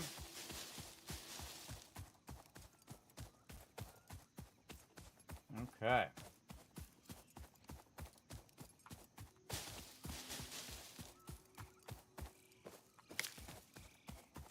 Use all that stuff later.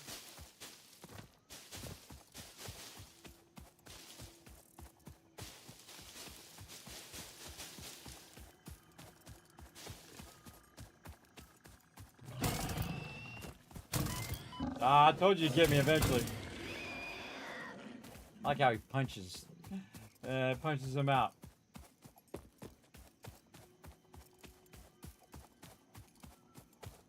Now watch out on an angle, because it's hard to jump over him on an angle.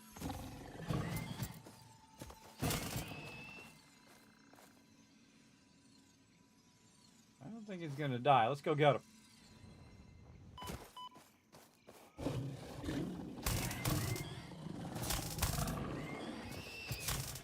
Now he's dead, because he didn't drop his thing. Also, look at this. Told you I'd be back to get this. Now, there's some scary stuff down in here. The fruit of this fungus-like flora does not seem to show much potential for use. However, its mycelial network is worth further investigation. Research it in the MAM to establish classification and potential application. Yeah, we'll go in that cave another time. Those caves can be very, very scary. Yeah, don't forget to explore early on. This is a lot of fun. Just running around, see what kind of trouble you can get into.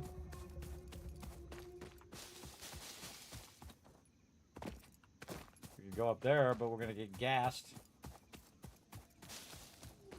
More Marsilia. How do we get up there? Right here. This way. Awkward. Get up there. Got this.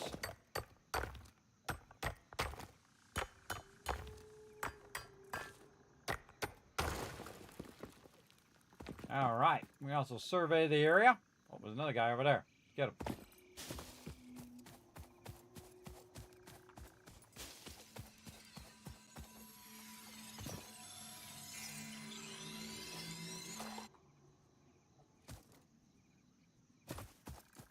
All right. Let's go see what else we can find.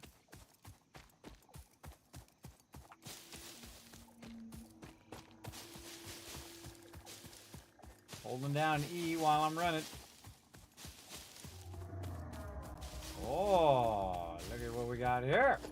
Sulfur. Unknown chemical element collected. This non-metallic and multivalent element seems to be present only in a solid state, and exhibits a most pungent smell.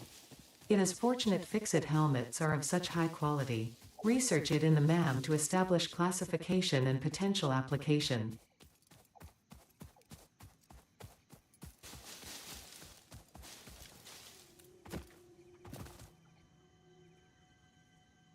Oh, I hear it.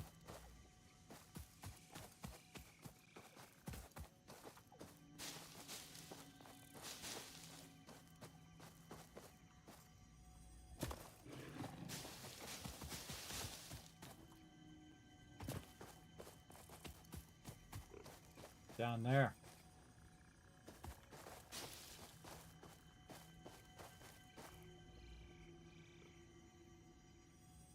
Coming up to get me. While you're dipping that way, I'm gonna dip this way.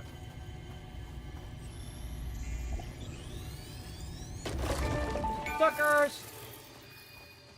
The astrobiologist Dr. D.M. Mercer was the first to recognize the presence and probable nature of these alien artifacts. These chain-melted state spheres are named in his honor. Each sphere emits a unique signal. Research it in the MAM to establish locally appropriate classification and application.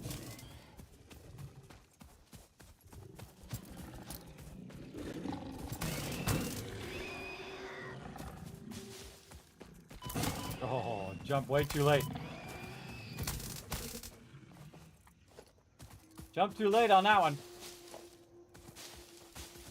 All right, we got ourselves our first Mercer sphere in this playthrough. What's up, Fred? This is my buddy Fred. He's usually being a nuisance most of the time. All right, found a Mercer sphere. We found some slugs.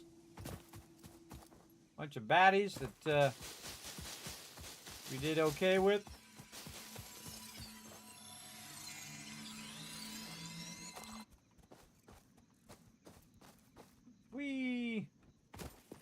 Now you naturally heal when you're out of combat, by the way.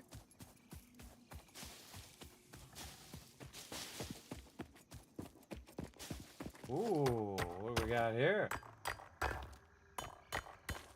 Good stuff.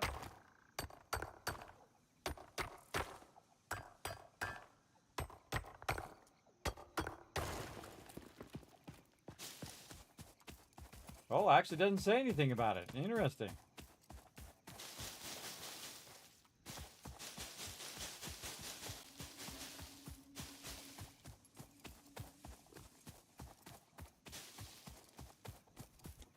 Oh, he started early. And they're the hardest to hit when they're at an angle like that. Get that sucker. Limestone, we're gonna leave that.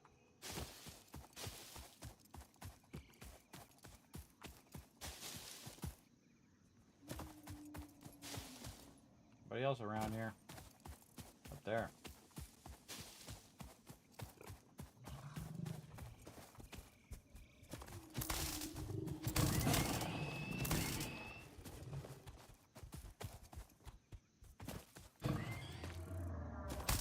Ah, he died when he jumped out. That's funny. He jumped off the edge and died. I'm just wandering aimlessly and, well, not really aimlessly, but wandering in random directions. Just letting fate guide me.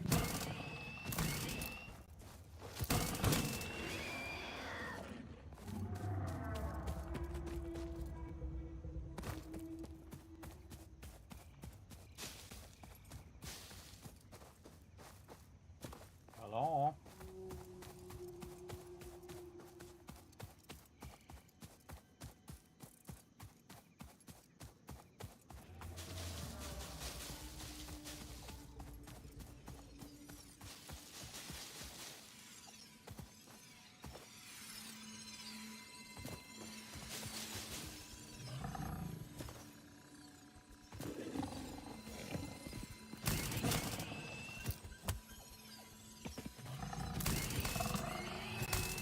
Got to get over the fear of it. Okay? Get over the fear of it, make it much easier.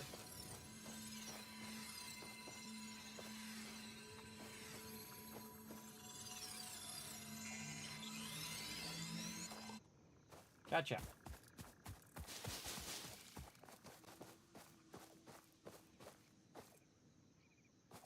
Copper.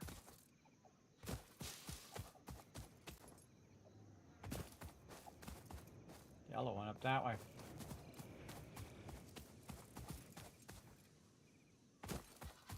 Now, by the way, you won't die as long as you're at full health if you fall from any distance. But I'm not at full health, so I got to be careful. You can also heal yourself by eating the different barrels and stuff. That'll help you. Again, since we have that automated, we could go away for like an hour, by the way, from our base, and it's just going to keep backlogging all that stuff into our base. Can't quite make it there. Another blue in here. All right, very nice. Toto! This guy first.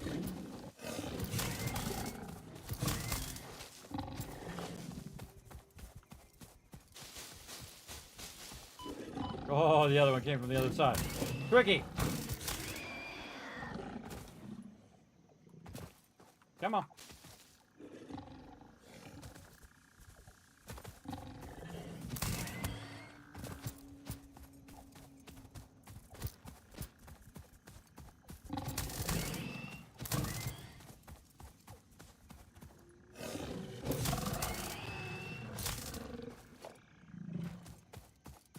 Sometimes I forget where the other guy was.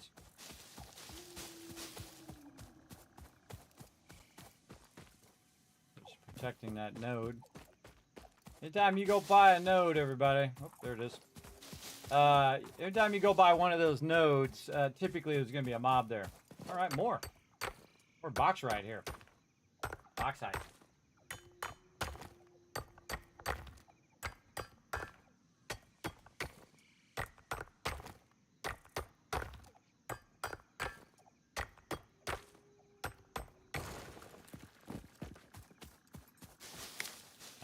more loot there.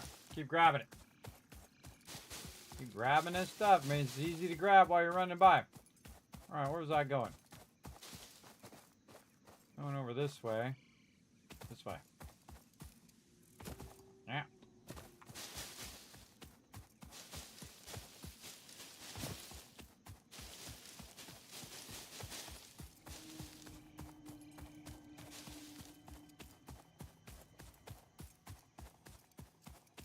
Wherever you are, you can make a magical bridge to anywhere.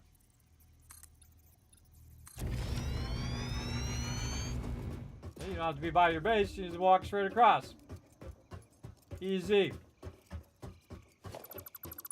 Don't need that last one, so get those resources back. It's home!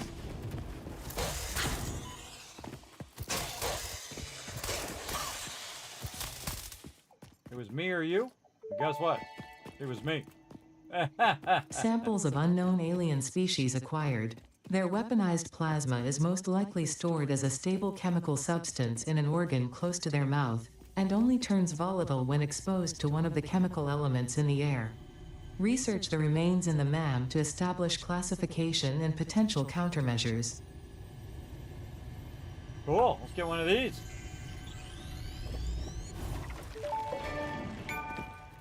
Oddly familiar. The Summer Sloop was named after Marie Somerville, co-founder of Fixit and head of its R&D department.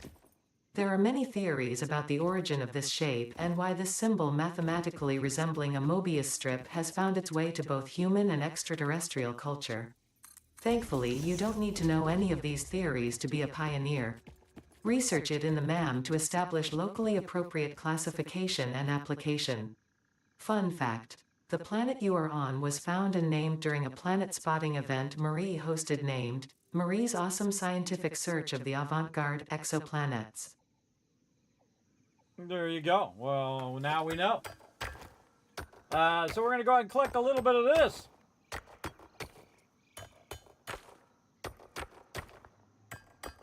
And this is a pure coal node right here.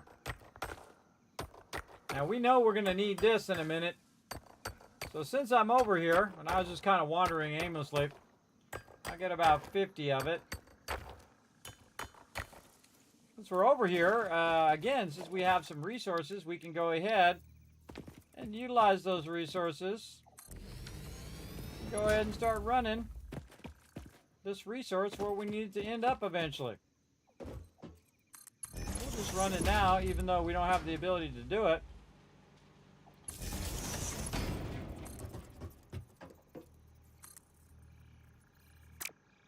Too far.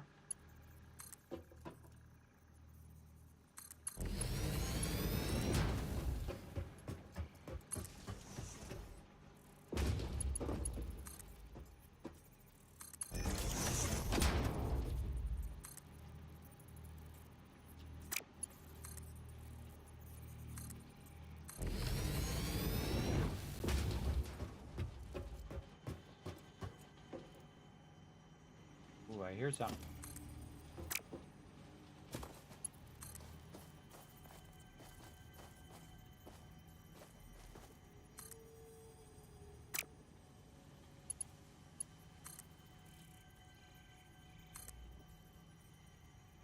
Belt is too steep.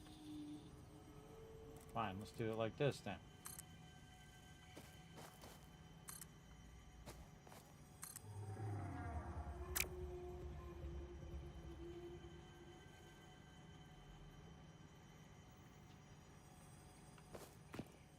Actually, I probably want it way up there. Alright, I'll do that later.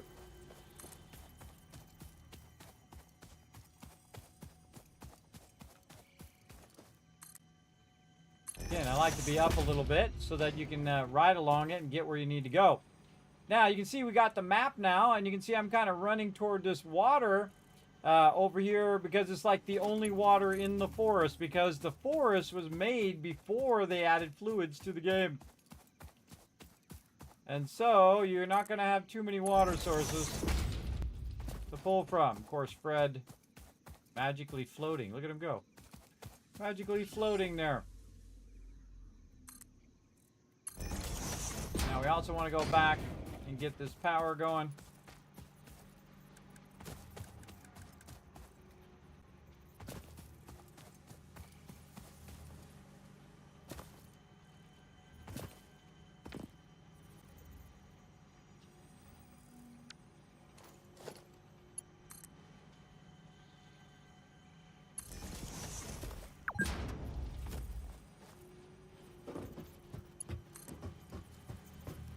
Man, 4 hours go by fast, doesn't it? Wow.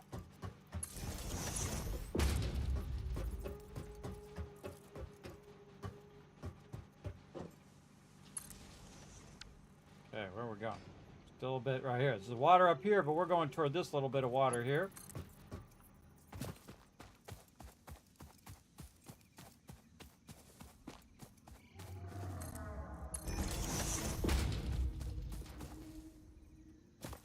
It's over here. Nope. Really still far away. All right.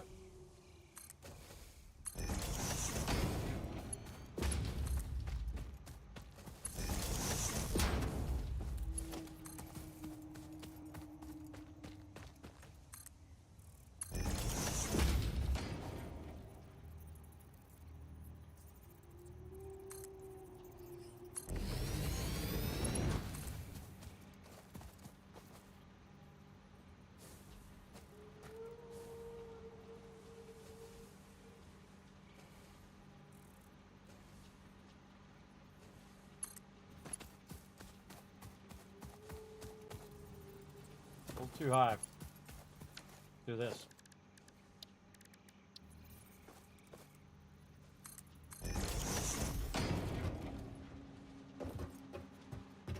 So you can use it as a bridge. This is old school here, everybody. Old school. Yeah, I can't remember exactly where that water is. Now here's a great thing. We can go ahead and make a thing for water. Like this. A little drop. Oh. Little drop right there. And then click on it and then highlight it. And we'll see a big beam, so it'll help us in what direction to take this. So we'll take it right through there.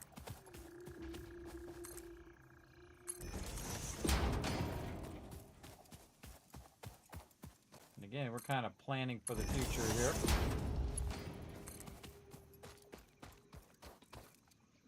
Yeah, we'll say right there.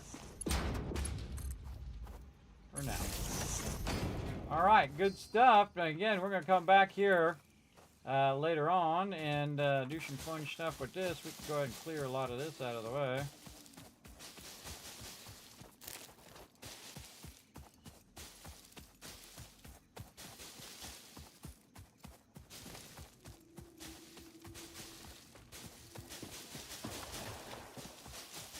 There's Fred already over here doing his thing.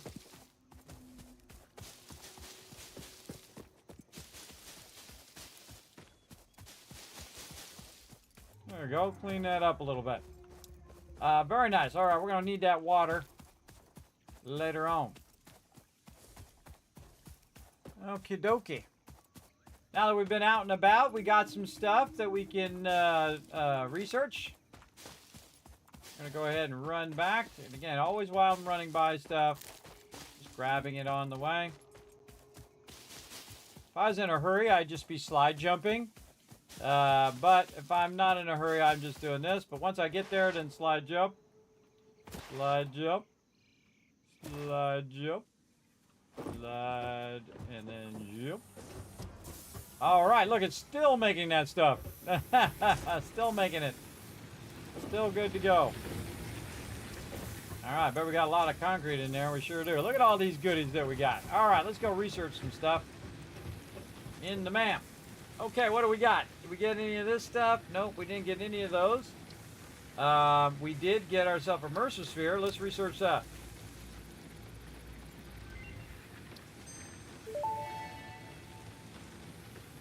Mercer sphere analysis completed. Established local planetary signature of massage 2, AB, B, in the local Mercer sphere signals, allowing them to be tracked by the object scanner. Mercer spheres can also transmit data between specific. Witness our scripture, witness our windows. Have you come to defile our shrine? Sing us on. Arguing the existence of intelligent alien life. While Fixit has figured out the method, all of the original data is still untranslatable. Okay. Summer salute.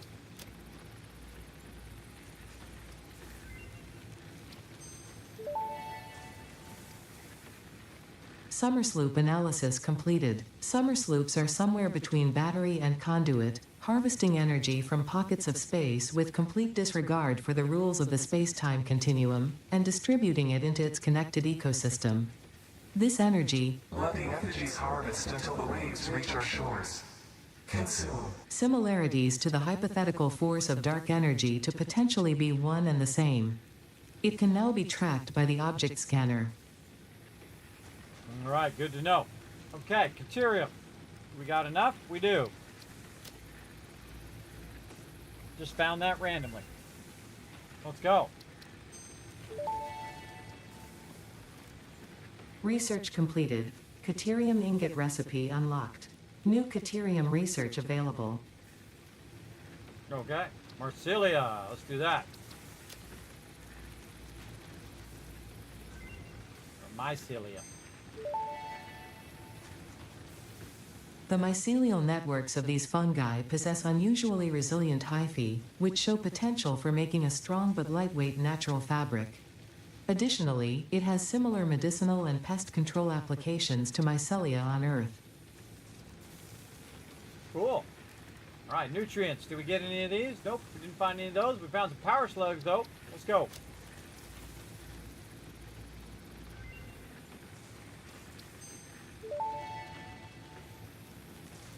This semi-slug, now dubbed power slug, is early in its life cycle and has retained only part of its potential energy storage capacity, giving it its blue color. Power slugs are capable of extracting latent energy from their surroundings, including through a form of photosynthesis, and preserve it in their porous semi-crystalline shell over their lifetime. This explains why they rarely move after having found a suitable location. Uh-huh. And then here, we can scan the power slug if we wanted to, but this is the one we really want over here, which is overclocking and underclocking as well. So we're going to get to that right now, but we got to go ahead and do some crafting. We should add a crafting thing over here too. So anytime we need to craft anything, we'll have it right there by the main. So let's go in here and make ourselves a power shard. We can use that in the MAM, and this is something you want to unlock as quick as possible.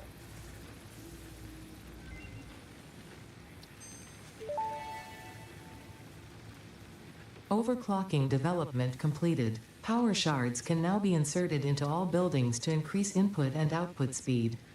Underclocking is also possible. Note: power consumption of overclocked buildings increases exponentially. It does, but it's worth it every time when it comes to extractors. Okay, so we did power slugs. We got some sulfur. Let's do that. What do we got here?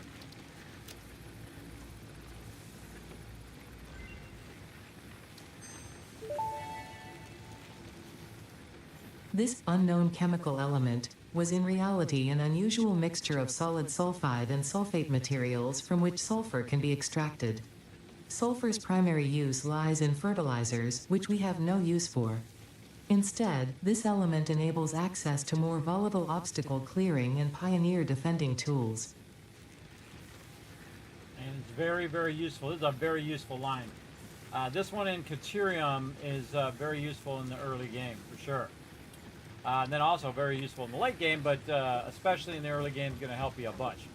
Okay, now look at our deal here. It's working very efficiently. Fred, of course, being the mischief maker that he is in my base. But as you can see, it's just cranking out tons of all the different types of resources. It's all automated now. Nothing we need to do. The only thing that's not fully automated is our power, because eventually it will run out of leaves. It'll run out of wood. But you can see that this power is actually backlogging right now. And how can I tell? Because I can see the belts are backlogging there, and I can see it's starting to backlog in here. So that means all of those are full. So that's just going to run and run and run for a very long time until, again, we run out of the base resources here, which is our leaves and our wood, both looking decent right now. And again, we could stop, go collect a whole bunch more, fill up that whole entire box if we want to. But for right now, we want to really just kind of clear out some of this stuff out of our inventory so we don't end up with a bunch of random goodies in our inventory that we don't need right this second. We don't need Caterium. We don't need this. And we can take all these leaves that we just kind of picked up while we were running around and find our, okay, whatever. Find our leaf box right here. Put all that in there, and now we got even more. And we cleaned out our inventory kind of nice, right? Got that going on. Also, I've got some iron, which I can run over here and say, you know what? Let's just put that extra iron right in this little spot there. Nice. How many plates we got in here? Ooh, good amount. Rods, good. Screws, tons. Over here, cables. How much we got? Cable, bunch. Bunch. We got a bunch of everything. Ooh, 485. Nice. Okay. So again, we just let all that run. And now we're ready to do some more of our upgrades. So let's get 200 of this. Let's go get our screws. Up here, where we have over 1,000 there. Now, more upgrades. Easy peasy. And again, we're being effective while we're Milestone waiting. reached. The assembler can produce more complex parts, including the first project part, smart plating, which is crucial for initiating project assembly. Project parts must be delivered to the space elevator. By completing your contracted duties as part of project assembly, you will definitely be helping achieve Fix-It company goals without any other ulterior motive. Note: humans cannot craft project parts. Do not worry about your inadequate crafting skill when compared to an assembler. Fix-It cherishes your innate human abilities, such as walking, striking objects, and commodifying natural resources. Commodifying natural resources. All right, now we have the assembler. Now the assembler is what we need to kind of go to the next stage of a lot of stuff that we want to build. And so the items that we're building here need to eventually go into that assembler. But what we need is we need to retool our factory again because we built it way too close and we can't really expand the factory in such a way where we could scale up what we're doing. And then, of course, we want to scale up our power and all that stuff as well. So we're going to go ahead and just take all of this back out again. That's right. And we're going to do this a lot easier. Again, we're going to just take this. So we don't need to take our extractor out. But if we take too much of this out, our inventory is going to fill and it'll have nowhere to go. So this time what we're going to do is we're going to think in terms of expanding the factory later on. Now, one of the things we can also do is try to get up over this edge here by just taking a foundation. Now I can go up by 4 here to just kind of get this really far up. And then this one will be unnecessary, so we'll take that one out and just patch it up here. And now we can go ahead and build up on this upper part right here. So the first thing we want to do, of course, is to backlog our base resources, which we kind of had already going there, but we're going to go ahead and, oh, that's got to go back by 1. Let's go ahead and move that and go back by 1. There we go. And again, right out of the gate here, I do like to have a nice backlog spot where I can put all this thing. Oh yeah, I forgot we got to offset it just a little bit because of the grid situation there. This is on the extractor grid and that's on the world grid. Okay, so and again, we already have the resources, so let's just throw the resources in there. And now what we want to do is basically do a bunch of construction with these resources. This will probably, yeah, we can just offset it. We'll just offset it this way. We want to go ahead and feed it in the back, but then have basically an unlimited distance in which we could build more and more and more to build it faster and faster and faster. Now, one of the problems, of course, is it's going to use more power. So we're going to go ahead and just center this on the foundation like this. And then we want to bring that up, and we'll want this to go right here and split to the back of this. Like this. And again, what's going to happen is you're going to start having this clipping problem like this. So what we're going to do is just go ahead and back this up just a bit. So we don't have that if you don't like clipping, which I don't.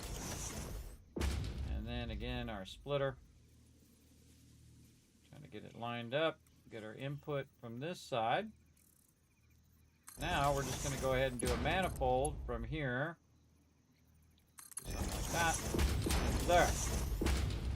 Okay, so basically we're just going to set up the same thing we did before with our plates here, except for we're going to make the Kismet rule of 8, which is the next kind of step of what we need to do, where we'll want to go in and make a bunch of constructors.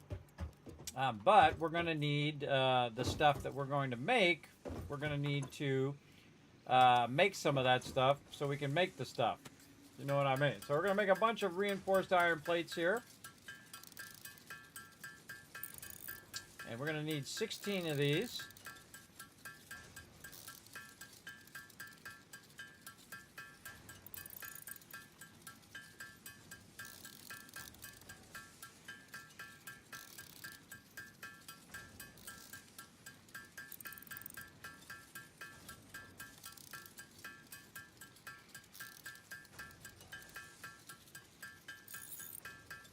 Oh, there's actually something I have to add. I forgot a step. It just dawned on me. I skipped the smelters. Bad. No. No. No. All right, let's start with smelters first. Smelters.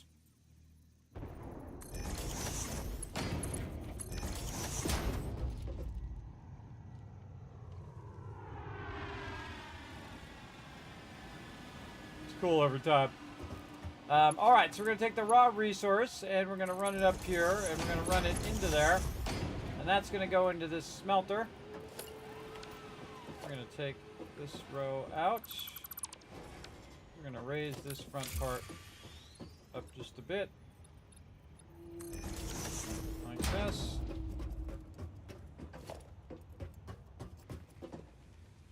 Trying to expand this a bit here as well. Okay. This is 30. Okay, now what I want to do is to make this easier, I'm going to go ahead and put a merger right there. And then I'm going to eliminate this whole side of the process. And then I'm going to take this out. And I'm going to consolidate a bit of what we're doing. Aiming at the node here and then turning it this way.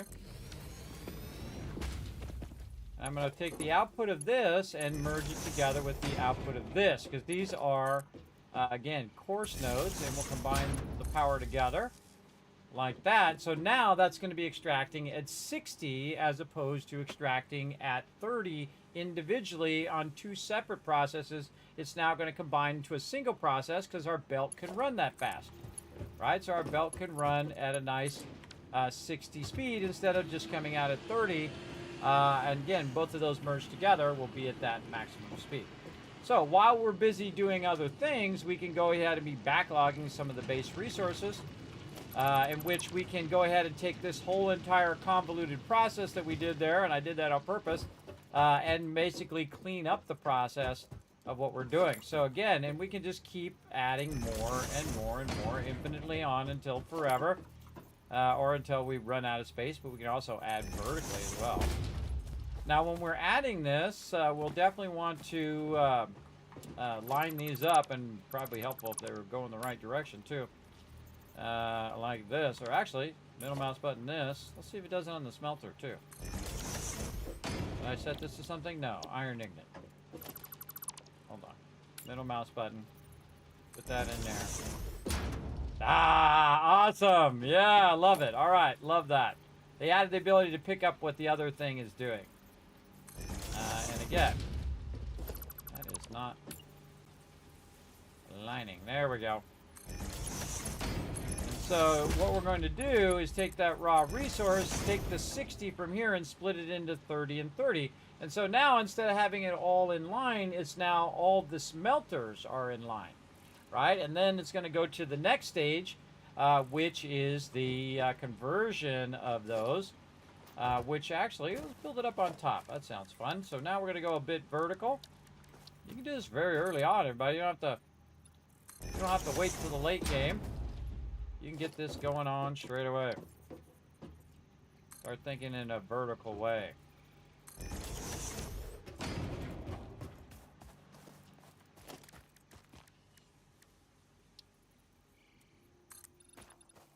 You can zoop these, which is awesome. I like to leave a little gap. Makes it harder for Fred and all these other mobs to get up here on top. Get more room up here on top now. And we'll get in with our constructors. And actually, we'll offset our constructors like this. Yes. And then we'll go ahead and put a box here. And we're going to reverse it this way. And then we'll go ahead again, do our splitters down that way. We'll come back and finish that up.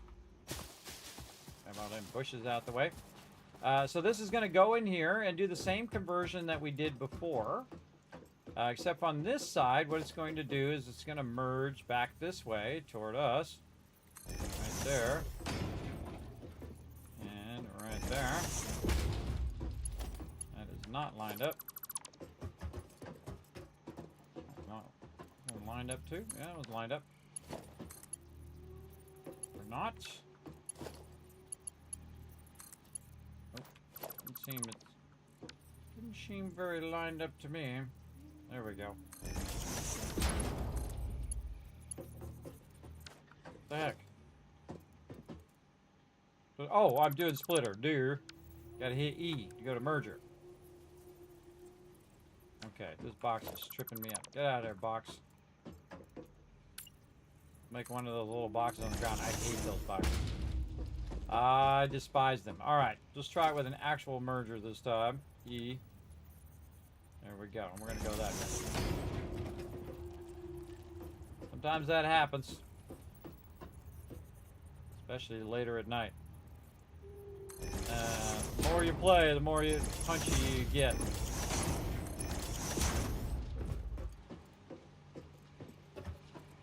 Actually, I should have done this one this way. This one's the end of the line. So it's going to end up like that. I never trust these belts. I always put them back in again. I've had them get messed up way too many times. And then we need a lifter. And go up there.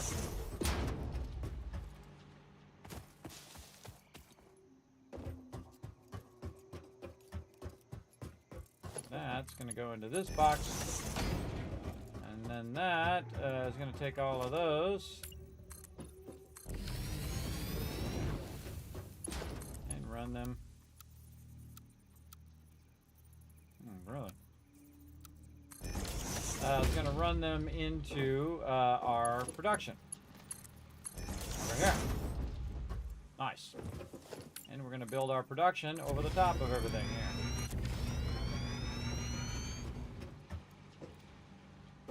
Get up here. There's one. So we're going to do number 2. Number 3.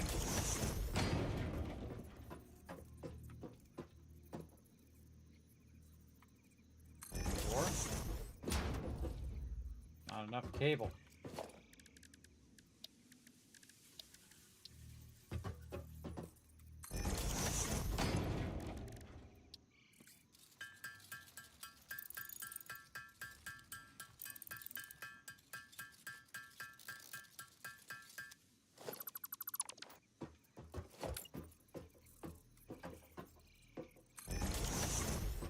How many was that?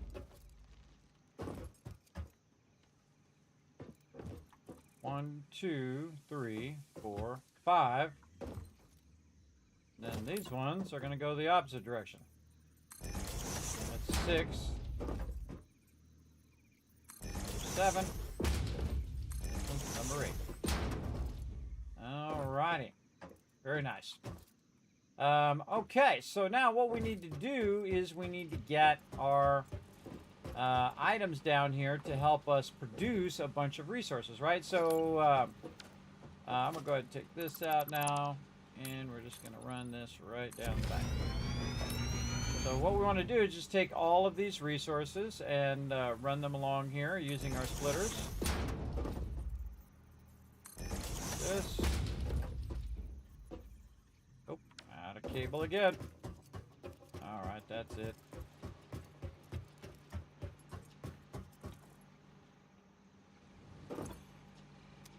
Not it.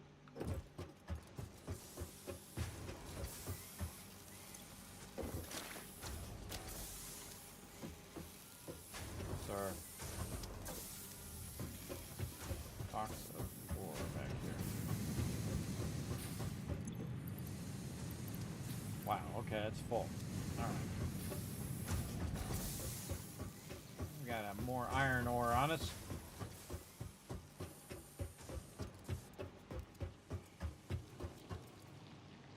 We have space for it. So let's put it in there quick before it fills up. Okay. Now we'll readjust this.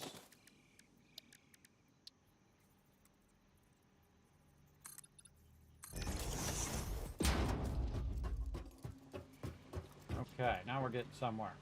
So we're putting all of our splitters in.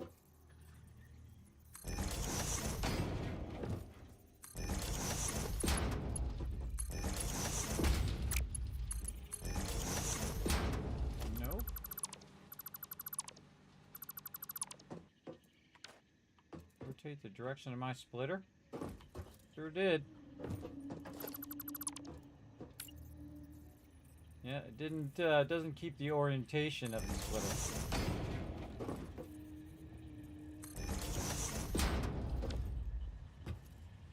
That's because we stopped and started.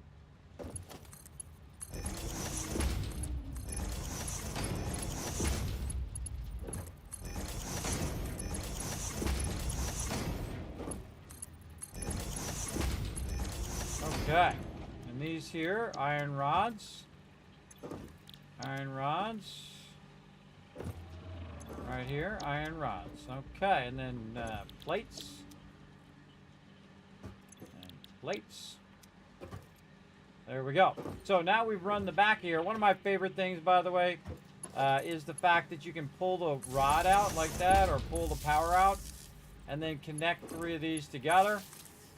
Like that, and then run it down here, and then put it up here. You can only do it when you're running the power line, and not necessarily the and not the pole itself. The pole itself doesn't typically go on there unless they changed it. Nope, can't go on there. Only when you're pulling out the power line can you put the pole on top of the splitters, which is awesome.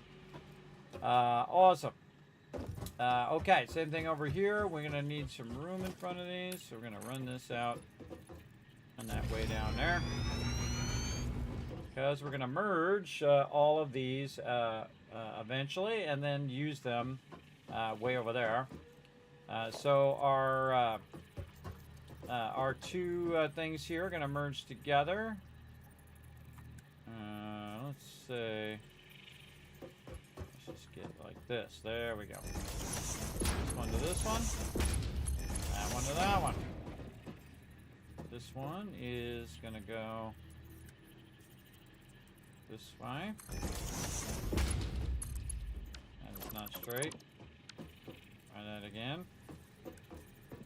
And using a merger. This is the output. There we go. This one into... No.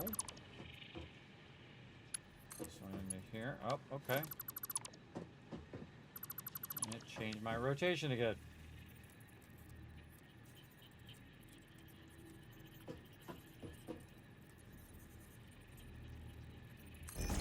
Sometimes when you start and stop there, it'll change the rotation of what you previously had.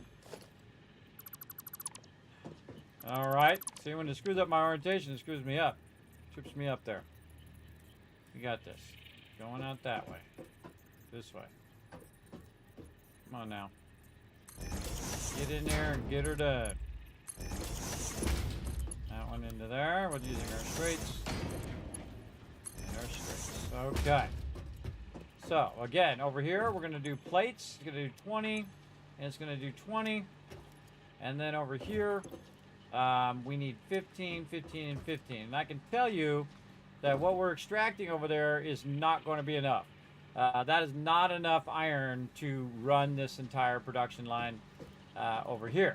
But what we're going to do is merge these all together eventually, because it's 15, 15, and 15. That's only 45. The belt's at 60. And then we want to go ahead and make some screws over here, which is going to take 10, 10, and 10. And we're actually going to use a load balancer on this side. And a load balancer, again, brings in the load and then evenly distributes it between the three different machines like this. So you only really need the one splitter. Again, it's going to take 30, which is the output over there, split it in thirds, so 10, 10, and 10. Okay? And that's why I call it the Kismet rule of 8, because once you master this, everybody, where you are perfectly efficient both in your input and then the balancing of all of your resources to end up where it's using every bit of resource to end up at the end result. And again, this is reinforced iron plates that we're making here. So again, with the two of iron and then 3 rods, and then the rods become the screws. So that's why we put those at the end. And those end up feeding in at the end process. Let's go all the way down here, and we'll go ahead and do the same thing here, where we only need to use the one merger on this side. And again, here. Now the output of this is 40. Now if we merge all of these together, it's going to be 40, 40, and 40. So 40 and 40 is 80, and then you add 40, 120. Right? So if we had the 120 belts, we could make that go at full speed, which eventually we will. But right now, we are going to go ahead and just put this right here in the center. Tap into all of these. And probably add another one over here for the next part of the process, just so that doesn't max out. There we go. Now again, this is going to take exponentially way more power than we're currently able to produce. If we go in and calculate how many this is 4 megawatts times 8, so 4 times 8 is going to be 32. And you're like, well, wait a minute, that's only one of the power things, and that's true. But you also have all the smelters down below as well, or really the 2 smelters down below. Eventually it'll be more, but for right now we have just the 2. And we can start this process going just utilizing, connecting our power down to where our power is down there. And I think we have a spot right here that we can go ahead and bring that power up. And we left the slot here at the end. Turn that power on. There we go. Very nice. All those are all on.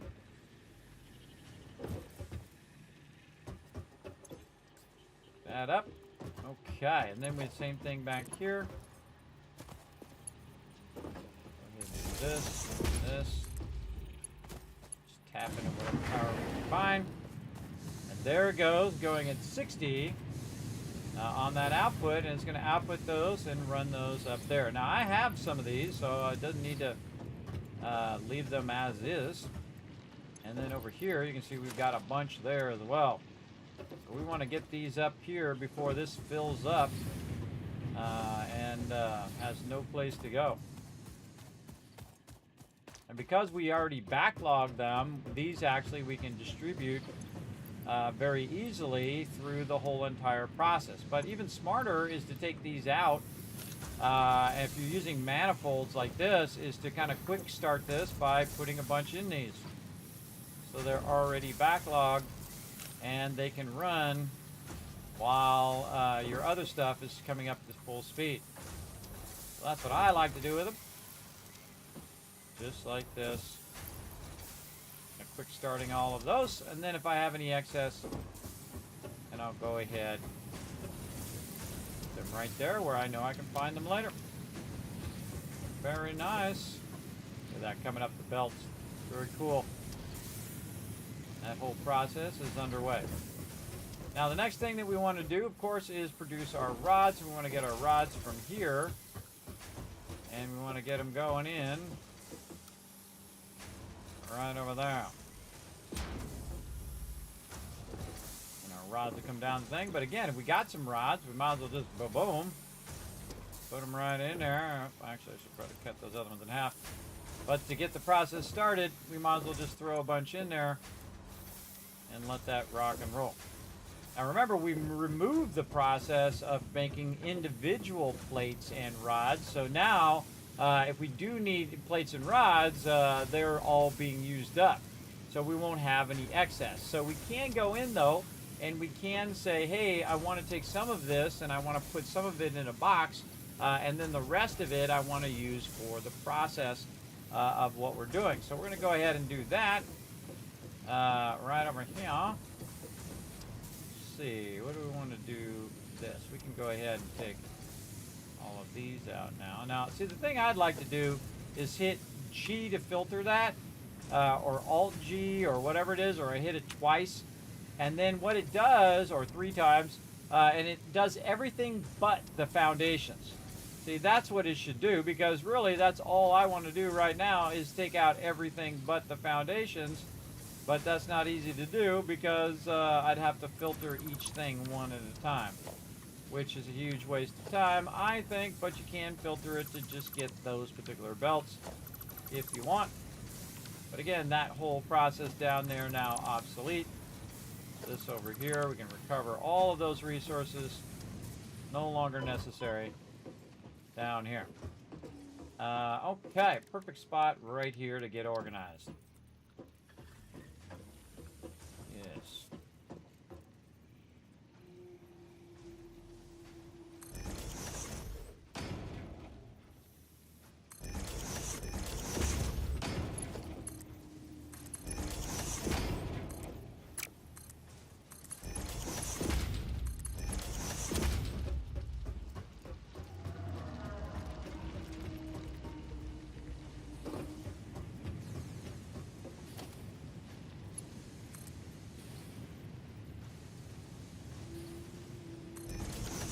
Eyeballing that height.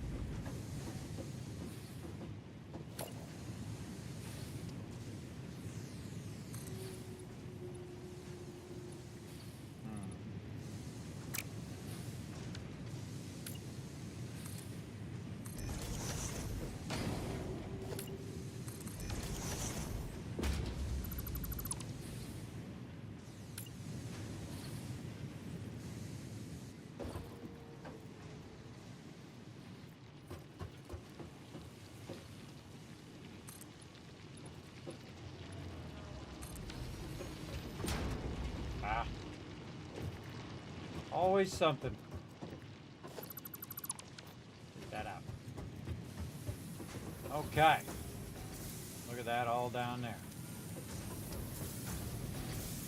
Put all those in there.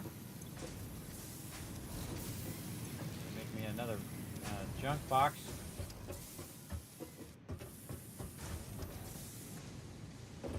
Just one on the end.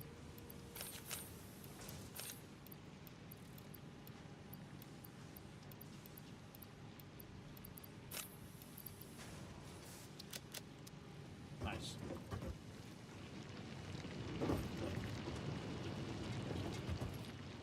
Too high. Bummer.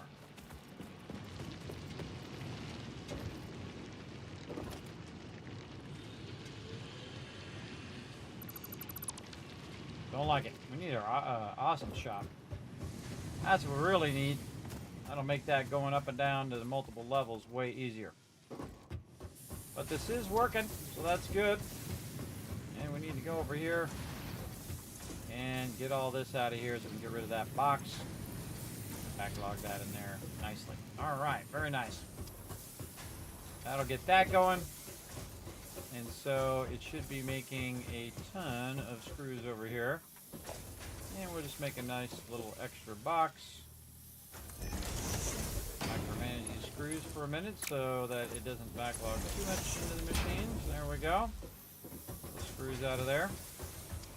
And then some of these, again, we're going to kind of siphon off. to be used for our own purposes. And we're going to have this come out. That splitter. And run right down into there for now. Okay. I like how that's touching that foundation. Fix that up a little bit.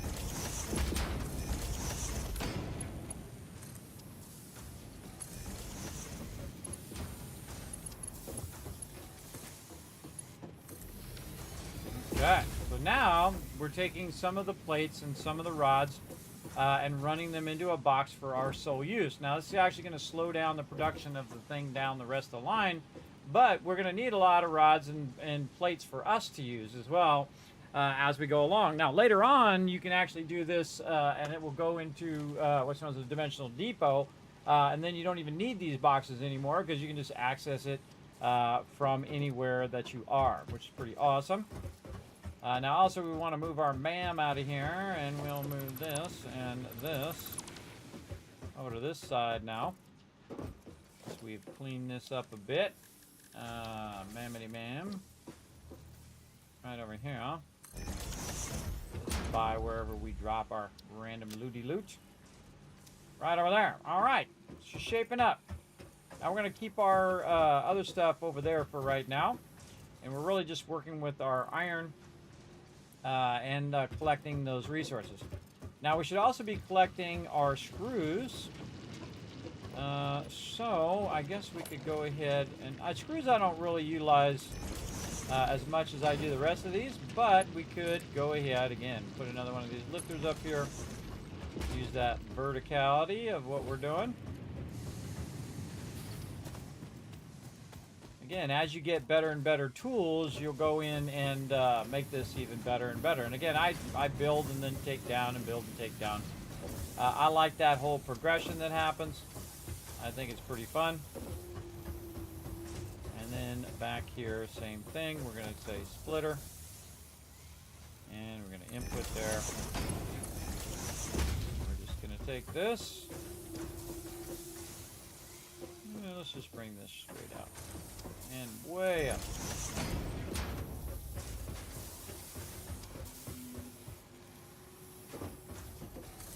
Way up again. Don't hold too long.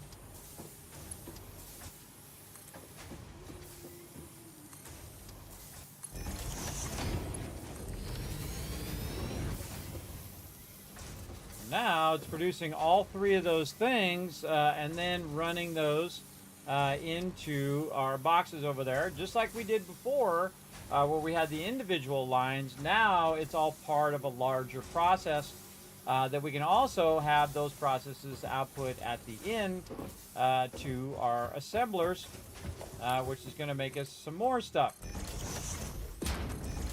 down here. So we're going to go ahead and put our assemblers down. We're going to need some resources for that. Oh, trying to hit the plus there. We're going to need 2 of them to optimize this. Again, we'll get crafting bench over here for a moment, and we're going to need to make ourselves some rotors. So let's go ahead and make a bunch of rotors.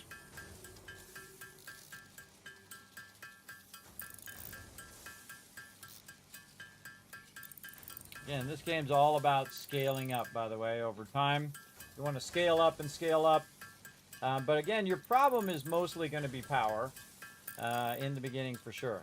And really, we're just trying to progress so we can get to the point where we don't have to worry about power anymore, which we're going to try to get today. Always a challenge to do it on your first session. But I'm going to show you how to get it done right now. Really, this is an important part of the process because this is our very first in our dual inputs, both iron plates and screws. And then over here, iron plates and screws. And this is where it gets a bit trickier, where you should use your lifters to help yourself not overlap or be in the way of your other belts. So I'm going to go ahead and put this right up in here, nice and close. Bring that up not lined up. Even though it said it was lined up, not lined up. There we go. Eyeball it myself. And input on that side. This out of here. And then you want to put these lifters back in again so they actually are connected to the input there. Sometimes these are really hard to eyeball. I think after all this time it'd be easy, but sometimes it looks right and then you realize it's not. And running this up on top. And then the one on the bottom, same thing. We're just going to go ahead, bring it in from this side. And we only need the one splitter, by the way. And we can just go like that and then run our screws down here.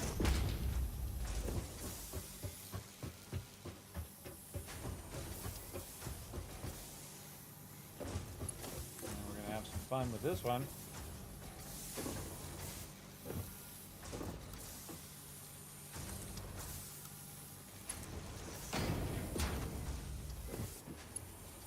This is what they call spaghetti, everybody, when you're just running it randomly, just in the moment, as opposed to actually thinking it through and then building it very beautifully. So in the beginning, this is what you want to do. You want to get the gist of this. Now, you don't want it running through your thing there. That's not good. You just want to get the gist of how to manage your resources and run them where you want them to run. And then later on, you want to build much more beautifully, where you're building perfect angles, and you have all your pipes nice and straight, and everything's all basically thought through in how you're organizing your resources. But don't worry about it in the beginning, everybody. In the beginning, you're just kind of learning and getting a general gist of how to do it. And really, what you're trying to do is just make a ton of resources. And you want those resources as quick as possible so that you can then progress to the next stage. Again, we're playing on a local playthrough, and we're doing the experimental version. We should do this in the front. The experimental version of 1.1, so we're just testing it out for the first time here. And again, I just didn't rush to 1.1. I was doing a mega playthrough on the server, which is very fun as well. All right, then we'll connect it over there. And this will start to put our plates and our screws in there. That's what you want to check to see if it's going in there. It definitely is. And then we're just going to offset our merger here since we have our power pole here. And we're going to run it like this. Right there. Right there. And out of concrete. Whee!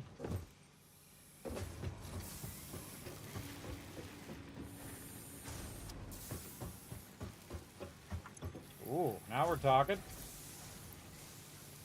Again, all about scaling it up later. Hey, morning, Harm. What's up? Embrace the spaghetti. Exactly. Especially in the beginning. Just embrace it. Just do your thing. Go for it.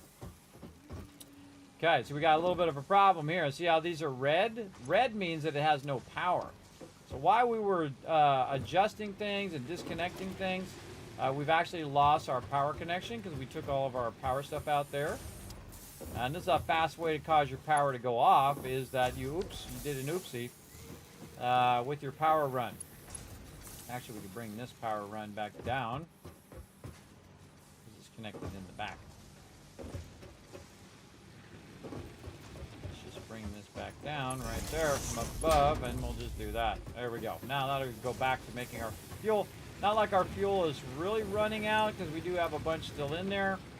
But it did stop that production, so now it's got to ramp back up that production and keep going. So we definitely don't want our power running out at this point, because we are going to be pushing the edge of our power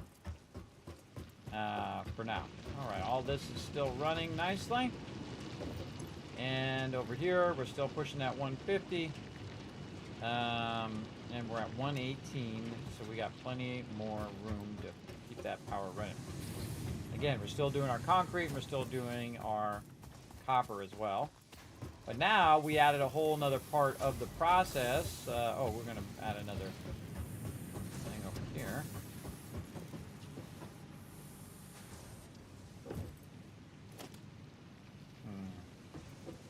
Where do I want to put that one? Let's just put it here at the end.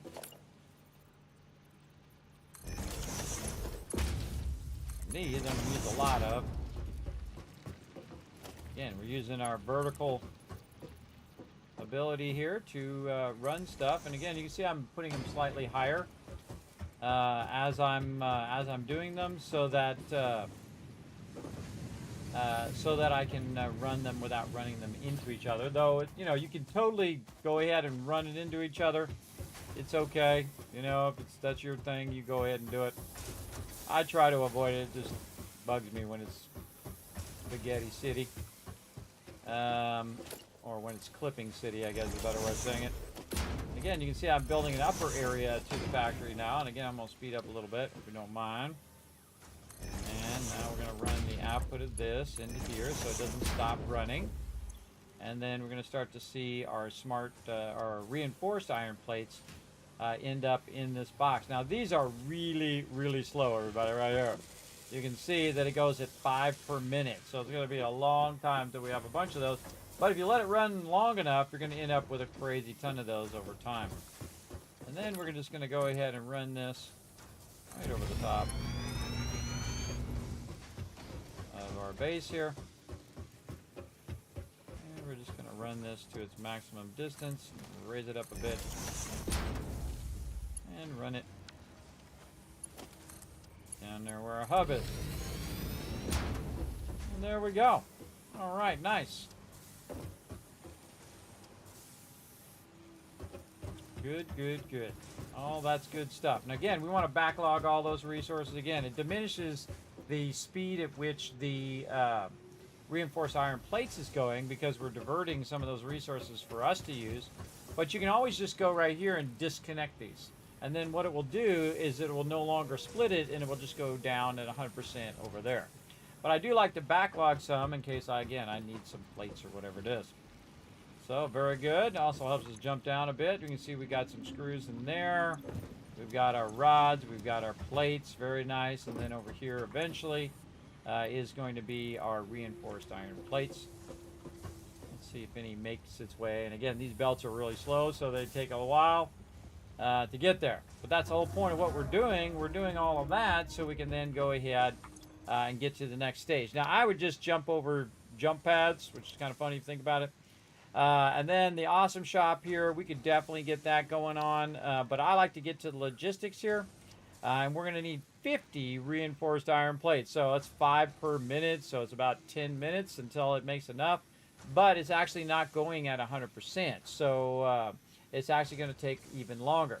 Again, we could have just made them ourselves and forwarded it through even faster. But that should be our next big milestone. Now we can also go to our Awesome Sync here. Awesome Sync allows us to unlock different tools and things that we'll need later on, which is nice, but don't really need the Awesome Sync right this second. So we're going to go over here, and we're just going to put in whatever we got to get going. Oh, I'm off by 1 plate there. That's funny. Well, let's go over here and get some more. I'm just going to take it all now, like this. And we can see we got a couple there. We got 9 there. All right, now we're making some progress. And so you can see it's bringing it to me instead of me going to it. Right? So it's bringing it right to the hub after it manufactures that stuff. And again, we can just turn around here and also say, hey, we want to make a bunch of reinforced iron plates. We can make 38 of them right now. Now, one of the things I would do before you queue that up is to, again, get all of your plates and then go get a bunch of screws, which I believe are up here, so that you have a lot, so you can just go ahead and let it run. And then we can take a break. So we're going to let that run, take a break. We'll be back, and we'll be ready for the faster belts. Back in a bit.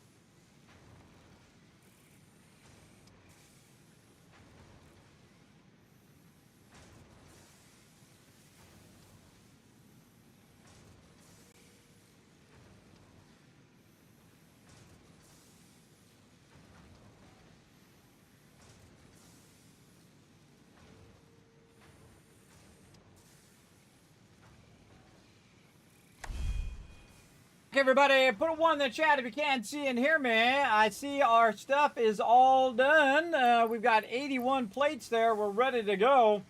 Let's go see how many plates it made in the same amount of time. You ready? It made 31. So we made a lot more, a lot faster than the game can do.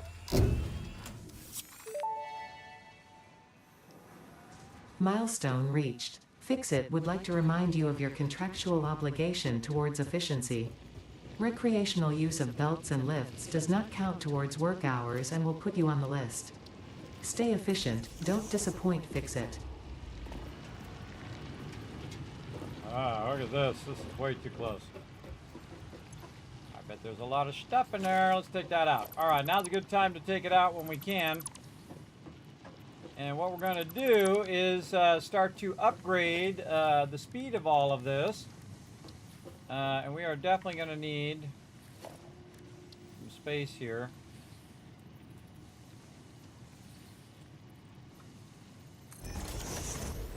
So that we can see that this belt is actually upgraded. All right, so now what we're going to do is start upgrading the belts and start using our Mark II belts. And again, we have our Mark II belt coming this way.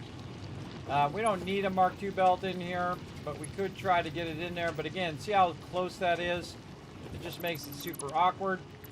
So what we're going to do is just take all this out and manage this a little better by bringing our... This actually would be a merger.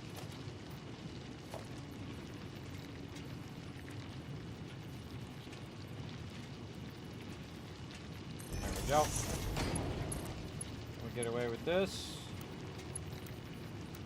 Oh, too close.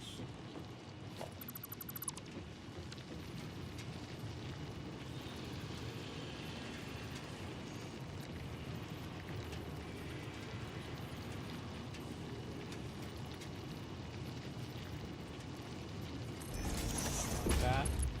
Nope, still too close. Still too close.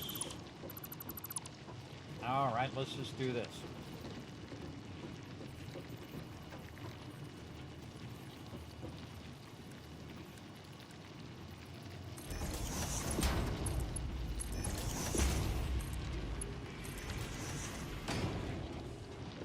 Okay, so now we're just producing belts at 120 straight away. And what we can do is just put our storage up here. Like so. Maybe just bring this up like this. Set that up here. Nice. Put that there. Get rid of all of that on me there. Bring this up. And run that up into there. Okay, so you're like, well, Kismet, why are you running those at 120? They only really need to be 60. But what we're going to try to do is try to basically make this equal 120 in the end. Now the problem is you can see that it's actually going slow. See how it's doing that? That's telling you it's not going at full speed. So that's because we also need to upgrade the lifter speed. And so when we go to upgrade the lifter, you'll see that this all of a sudden will start going a little bit faster once it gets up to speed as well. And again, we got our Mark II belts there. And so now this is going to go ahead and come out of there much quicker. So we'll go ahead and take this. And we'll go over here. We'll take this out. And then this, we'll go ahead and start to spread out a little bit. That's because it's coming out 60 and 60 because it had a backlog. But we'll go ahead and now you can see that it's 30 and 30 merging together. And basically getting over here. Now eventually it would have done it on its own because they're all 120s now. It would have done it over time, but you can kind of speed it up by just taking care of it yourself there. Now, when I add these two together, again, that's 30 and 30, so that's going to be 60. But what we have 120 now we can do.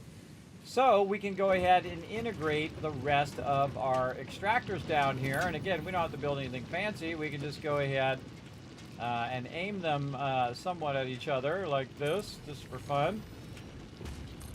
And then put ourselves a merger here.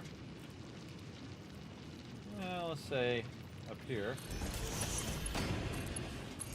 And then do some craziness here.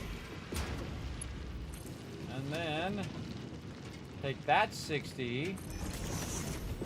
And we'll get another merger here and put a merger, say, right there. And so now we've combined these two, which is 60, and those two, which are 60. So that's 120 coming out of there now. And we'll put a power line and a power line. And we'll kind of run it, let's say here. And we got that power coming out here. Kind of feel like what we'll do is we'll go here. Take this power line out. And add a little bit more power lines for later. But now, all that is ready to go. Oh, the guy up there on top. All of that ready to go, and now that's 120. Now, the reason why we want that 120 is so now we can scale up our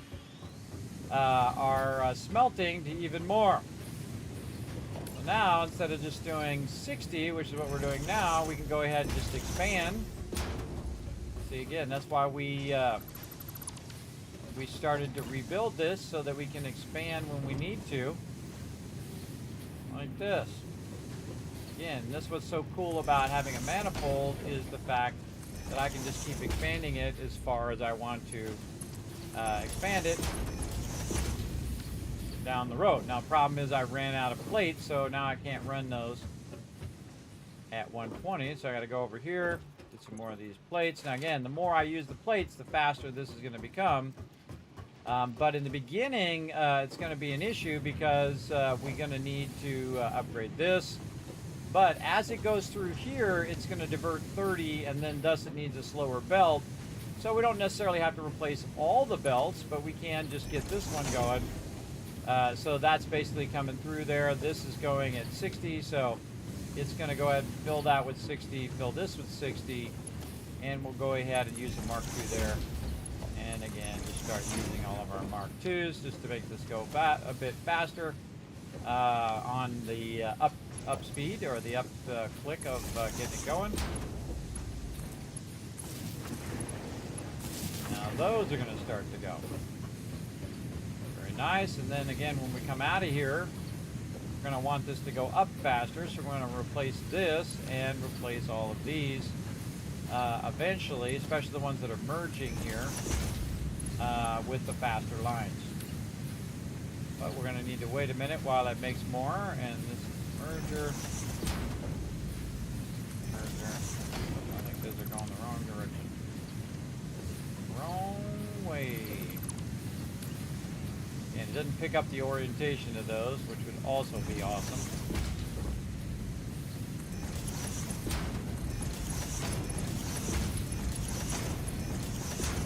Okay. There we go. We'll get those going at a nicer speed. And now we're producing an absolute ton of those suckers coming out of there. Now I like to, when I get to this point, I like to just upgrade everything and just use the faster belts on everything instead of, you know, doing like slower and faster and slower and faster. I like to just go for it. I feel like in the long run, it'll pay off.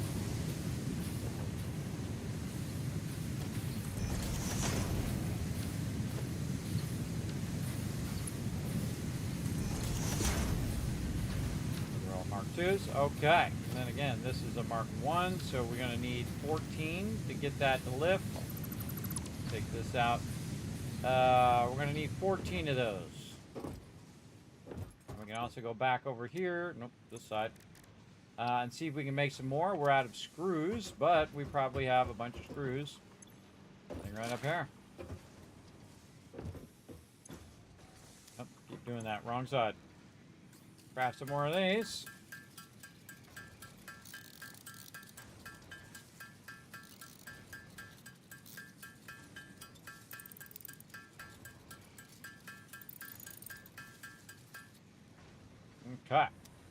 Now, I can use it on that lifter right there, but what I really want to do is get the plate production going faster.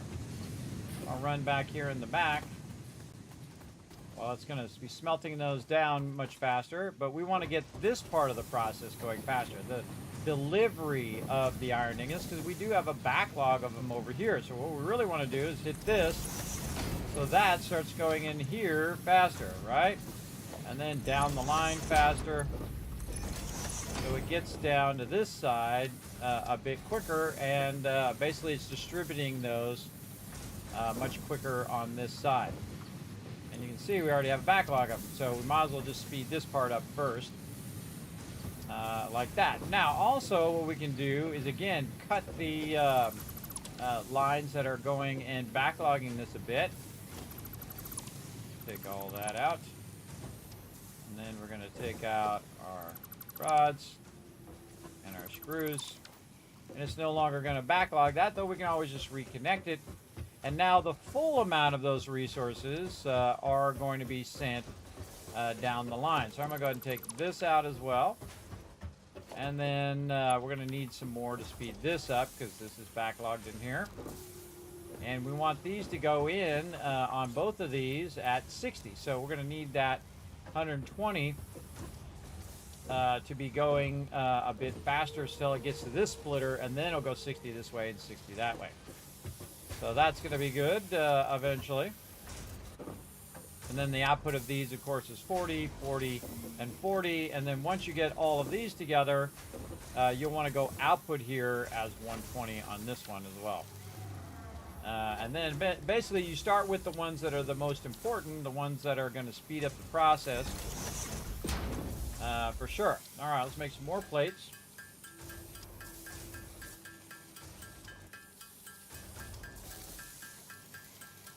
And this is where the server comes in, because right at this stage, everybody, actually I get perpetual power first, and then at this stage, I would, and this on my mega playthrough, everybody, we're going to be doing way faster than what we're doing here. But again, it's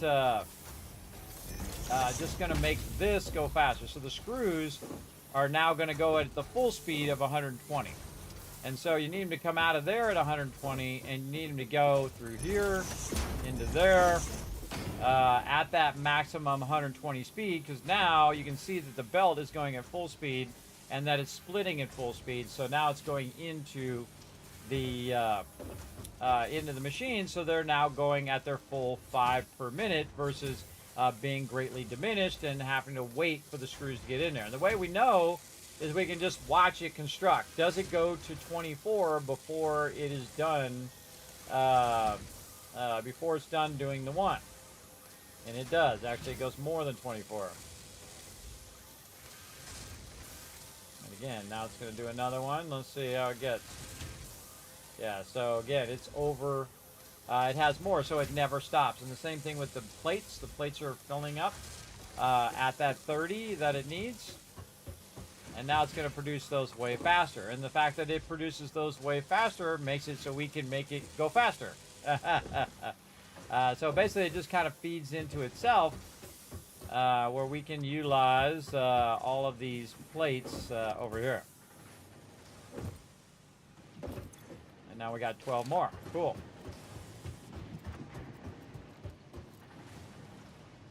Didn't quite make it.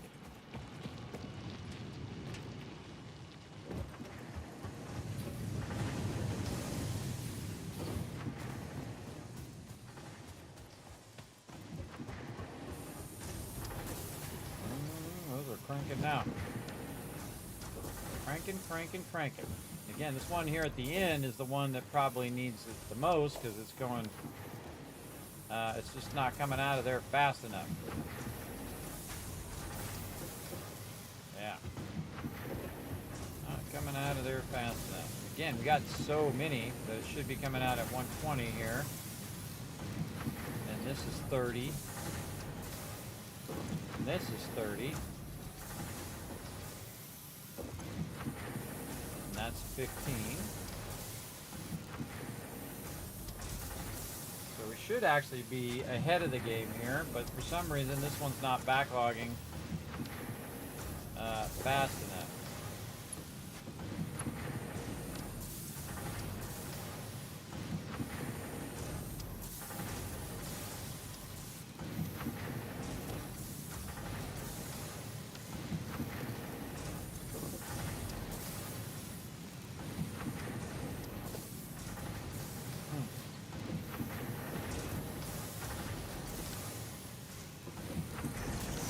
that in there faster.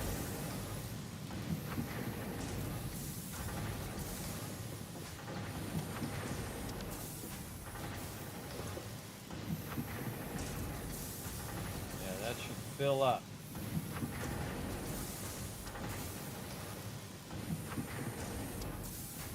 Be gaining on it. Yeah, so it's starting to gain on it. Now, once this one's filled, it'll then make these other ones go faster eventually.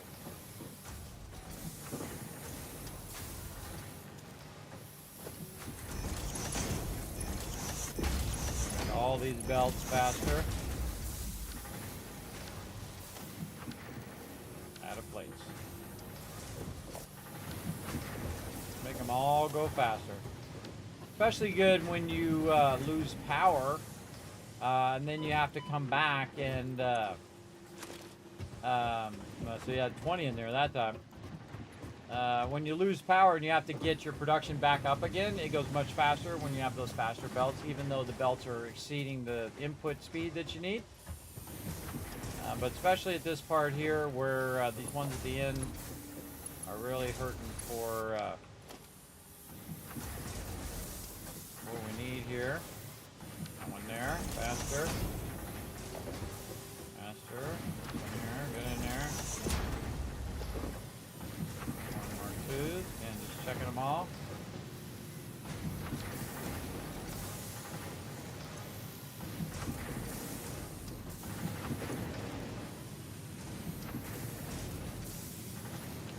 Coming out of there at maximum speed. Now full, good. One's starting to fill. All right, awesome.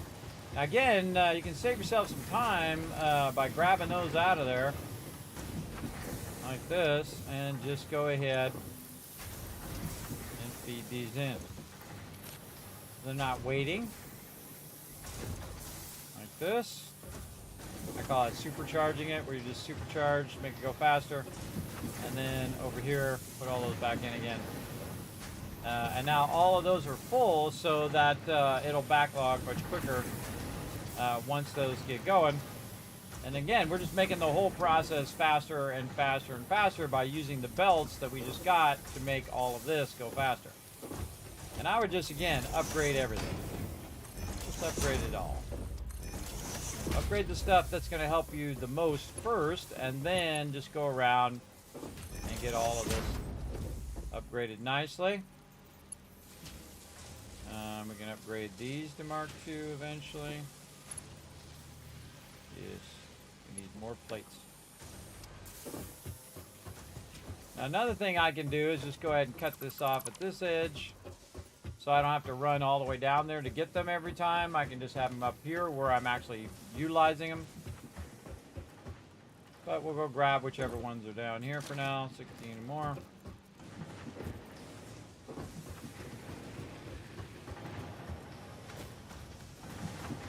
Now we're getting it going. Thanks for all the ones, by the way. Appreciate it.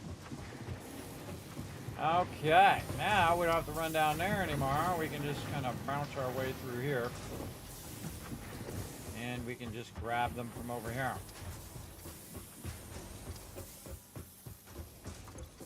Nice.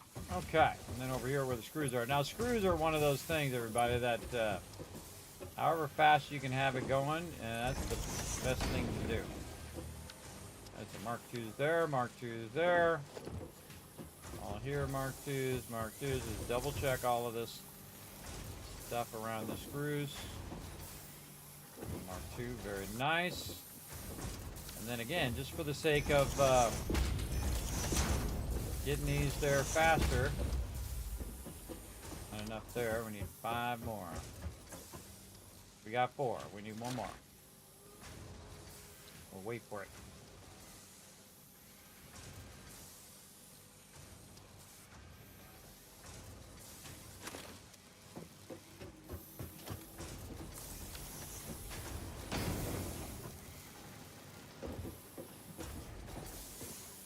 All right.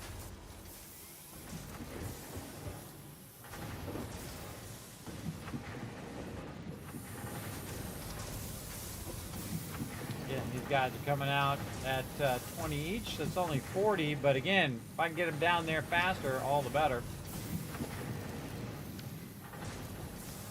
And there's another point at which you would just let this run. But again, we're going to run out of power eventually. So we need to be thinking to our next steps over here. Okay, so we got this, we got this. Now what we really need at this point is we need to go back a step. And we need to go and back even another step and start working on our space elevator that we need to make. And so we'll go ahead and think about all the resources that we need to make that, and it's very large, so you definitely want to have a lot of concrete right over here. I kind of feel like putting it on this side.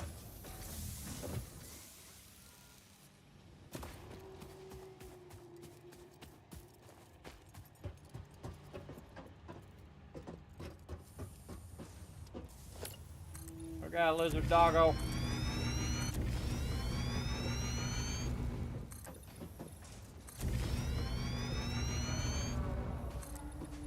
And this is why you backlog a lot of concrete. And we'll give that a shot.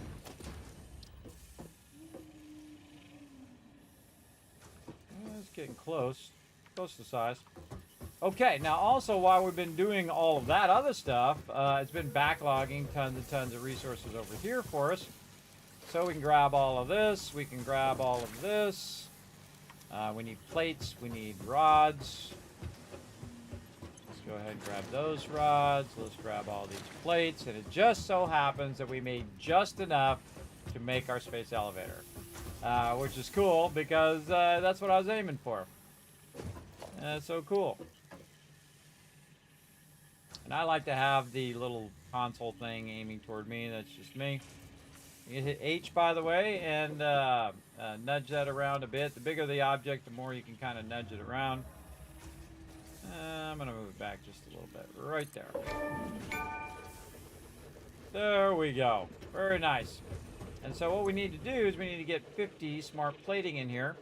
And that's going to come from our plates and from our... oh yeah, let's go.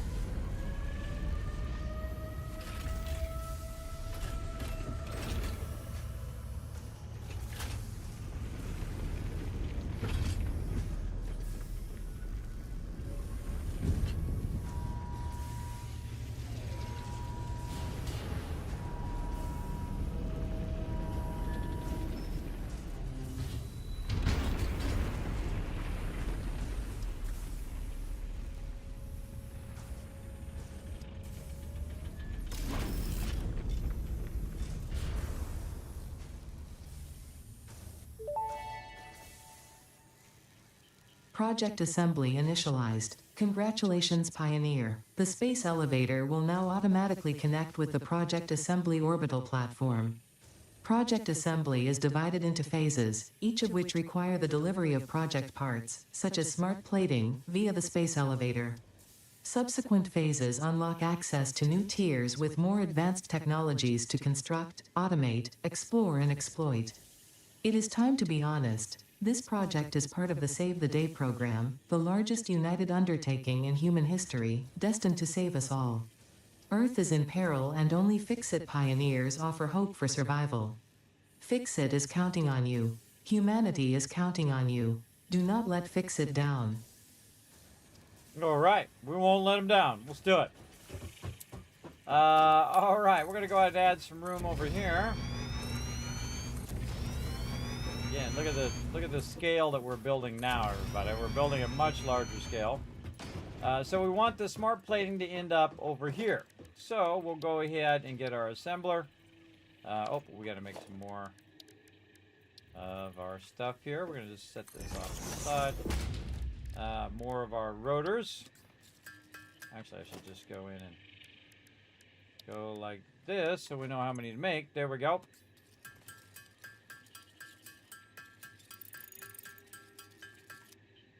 Okay, and while we're at it, we can just make our own reinforced iron plates.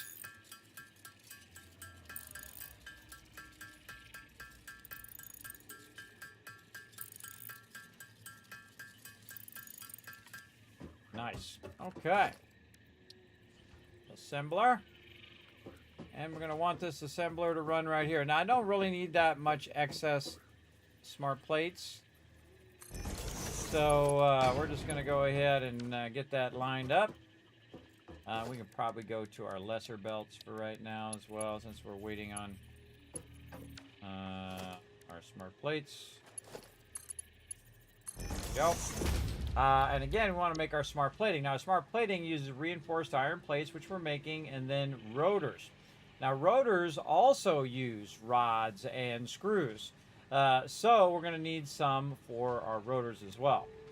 So we're going to go ahead and back up just a bit here and add some more of our foundations. So we run out of plates apparently. And then we're going to need more rotors and more plates as well. So you always need more, and more of just about everything.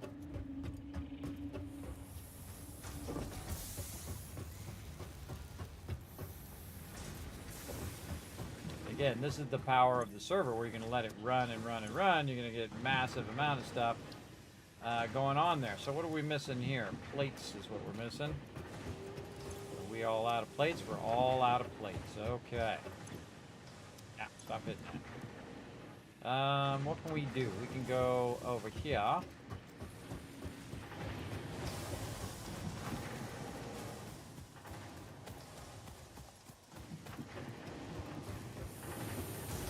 See if any of these are backlogged.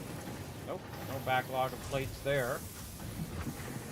Let's go and follow the plates. Whee. Let's see if there's a backlog of plates in here. Nope. And over here. Nope. But we do need a bunch of plates. And what we can do is to run over this side. And see if we have a backlog of this, which we do. So we'll take a bunch of this out. So at least we don't have to make the ignits. And I'm surprised this is still running, everybody. That's notice I only did one kind of round of stuff there. We're trying to outrun the fact that that's eventually going to run out. It absolutely is. That's eventually going to run out, and see if how close we can get to getting that going on. We need a bunch of plates. That's what we're doing. And we need another assembler. So let's make some plates, which we need 6 plur times 8. So around 36 of those. And this time we'll just make them ourselves. Now we can go ahead and tap more nodes and use more nodes to produce more iron plates and iron rods. And that's typically what I would do, is make more and more of the production to make it go faster. So you tap more nodes, and then those nodes, of course, make the resources and so on. Instead of just using a few nodes like I typically do. I usually just use a few nodes, and those few nodes allow me to just let it run on the server, and then I started running, come back in a week, and I have tens of thousands of resources. But here, this is a different way of playing. This is where you have to actually go in and really tap a lot of nodes, or find really nice nodes, which is how we'll play when we do our mega playthrough. We'll go to my favorite spot over there, and we'll start very, very nicely with a bunch of pure nodes. So we don't have to basically merge all those nodes together. They'll already be ready to go at a very high level as well. And then they will scale up very, very quickly into what we want to do. All right, we did a bunch of plates there. Let's do a bunch of reinforced iron plates here. And then we don't need any cable or concrete or biomass. We need a bunch of rotors. All right, that's good. Make some rotors.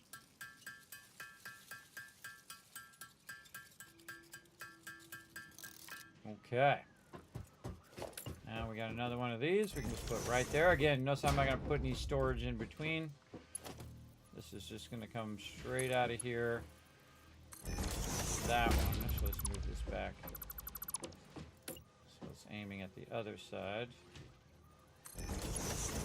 There we go. And then this is going to make rotors. So we need iron rods and we need screws.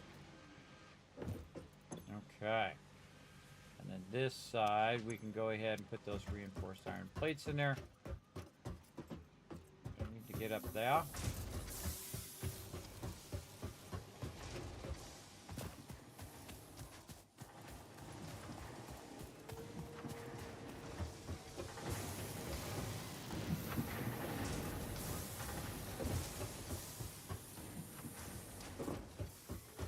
Second there, I thought I might not make it.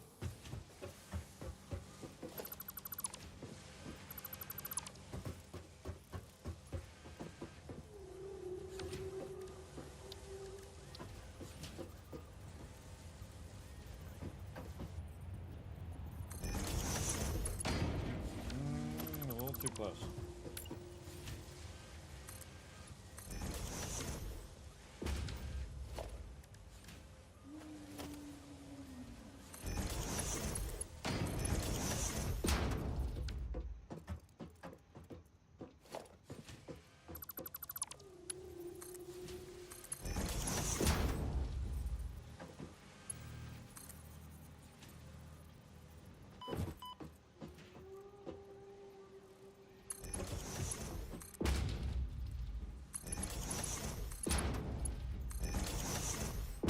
Okay, if you didn't notice, I've got 61 plates on me right now. That's going to start to feed in here. And so now we're making the next start of the process, which is to make our rotors and to make our plates. And then those plates will then make the smart plating that we need. Now, again, we don't want to manually have to make all these rotors, though I totally could and it would go pretty fast.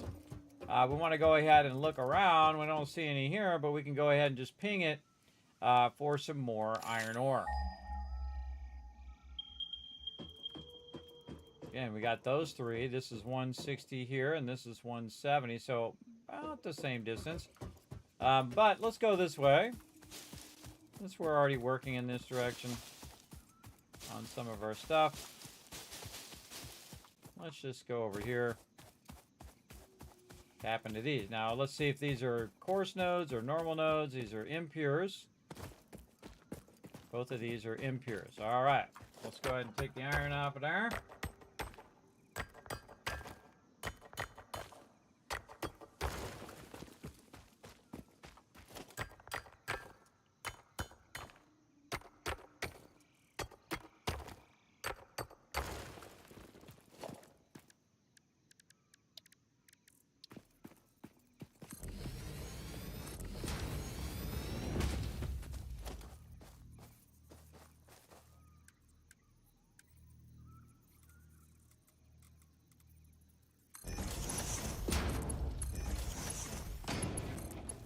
Merge those.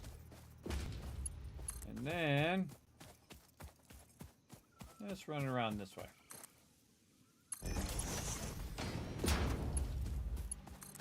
Power. Power. Power. And those are going to start up. So that's going to give us another 60 iron and raw iron. And we're just going to route it around this way for it to be its own process in itself. Let's actually build a box there.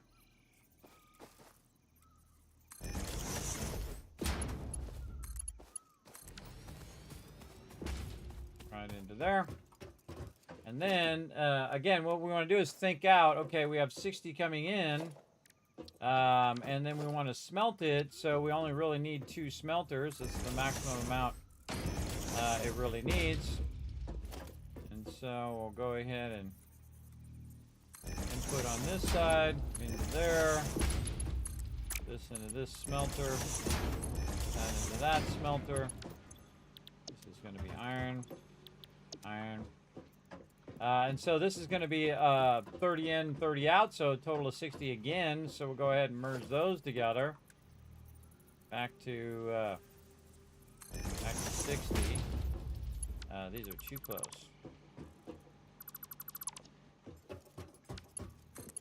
Too close.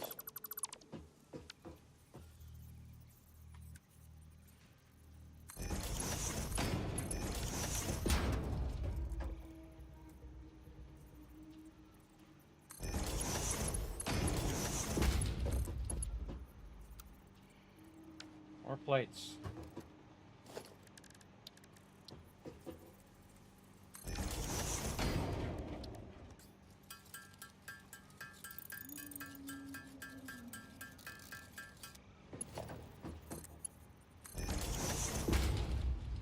Okay, then power.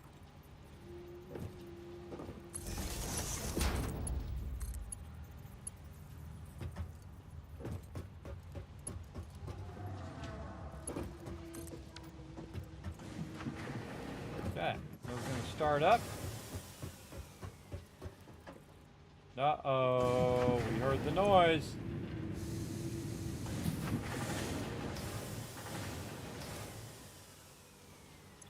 Put a bunch of that in there so it stops starting and stop it. Okay, so now it's going to make a bunch of those. We'll go ahead and throw that into a box. There. Not enough plates.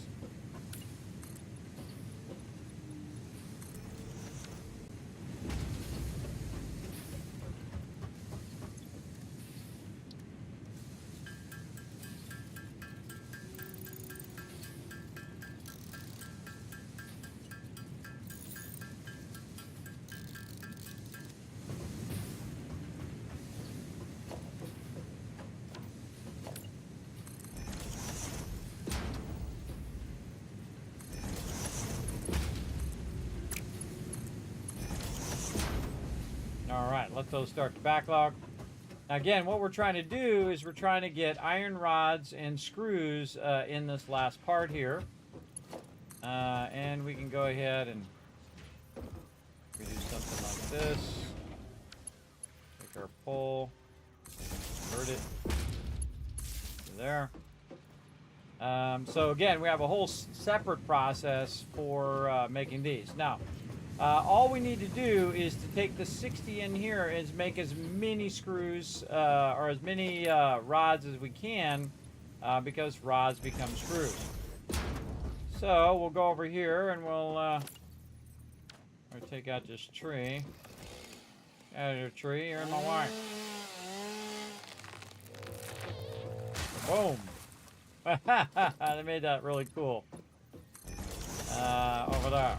Okay, and then we're going to figure out, okay, 15 inputs. We have 60 divided by 15 is going to be 4. So we need 4 constructors over here. Yeah, let's see if we can fit 4 across here. Oh, yeah. More plates. Actually, yeah, we'll make some more plates first. Something to do while we're still setting this up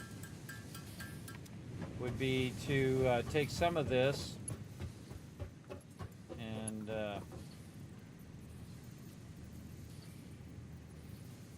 put that in here, put this in here, and just have this making plates. And this way it's making plates, which eventually is actually going to be screws, but it can make plates for us right now while we're waiting. While we're waiting on finishing this off.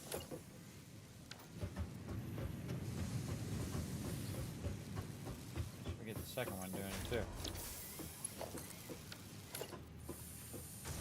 More plates to make the splitter.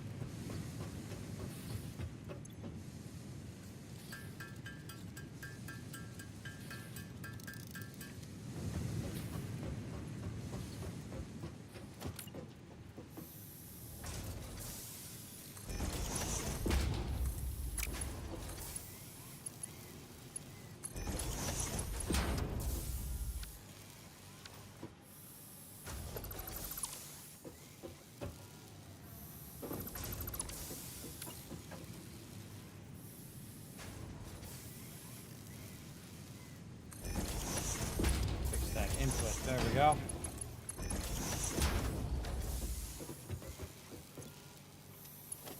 This tied into there. And that's going to make us some plates. Throw a bunch of those in there to get it going. Alright, so it's going to make us some plates so we don't have to. At least temporarily. Okay. And as that's making more plates, we can make more foundations. We can put some of these down. We can put down some more splitters.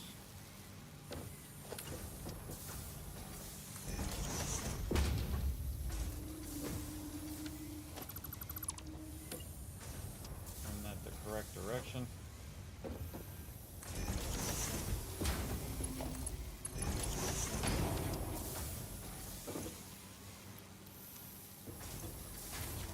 Now we're talking.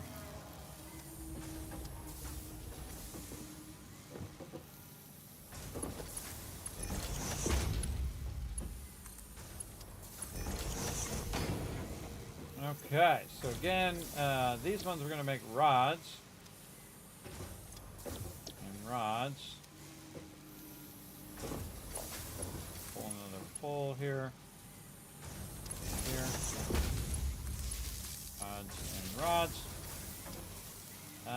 Okay, now we're just doing plates to help us get started here because we keep running out of plates because we're making our reinforced plates right now.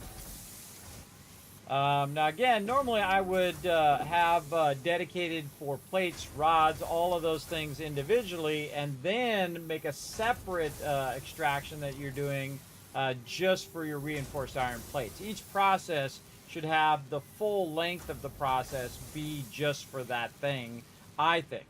Because then, so this way you have it always dedicated, you're always making that item, and those items aren't being all burnt up on another part of the process. So when you need plates or you need rods or you need whatever, you have those things always available. And plates is one of those things that you typically want to just backlog a giant box full of that. In fact, 10 boxes would be enough.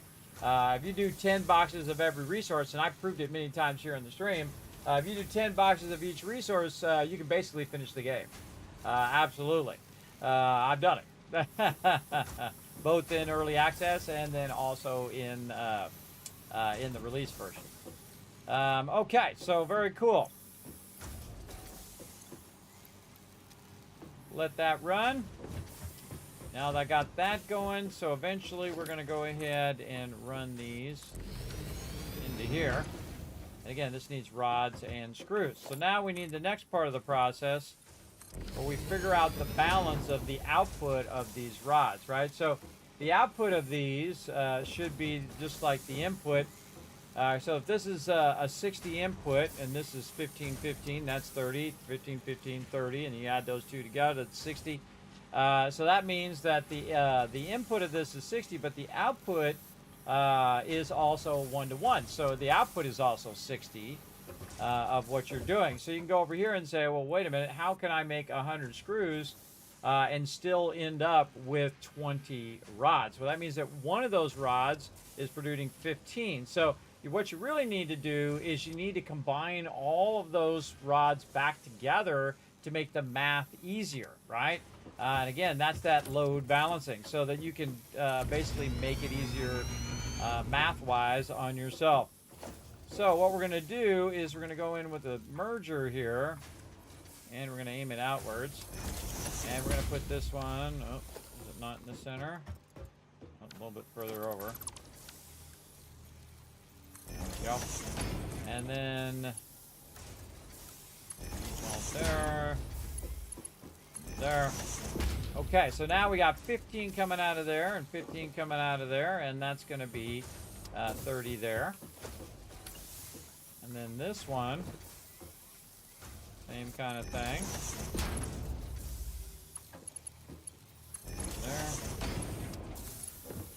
There. Okay, now those two, 15 and 15, that's 30, and this is 60. Now we want to merge it again, so we can go ahead and do some more of easy math. And so we'll put a merger again in the center here. Let's say somewhere here. then that's 30. This is 30. So now this is 60. Okay, now I want 20 to go into the thing over there. Now, first thing I'm going to do is just run it out just to make it easier for me to manage. And I need some of these rods so I can make some more of these. So I'm just going to line it up where I want to run it in there. Like so. Get the line up here. Actually, I'll make one there. That'll help me line it up in both directions at the same time.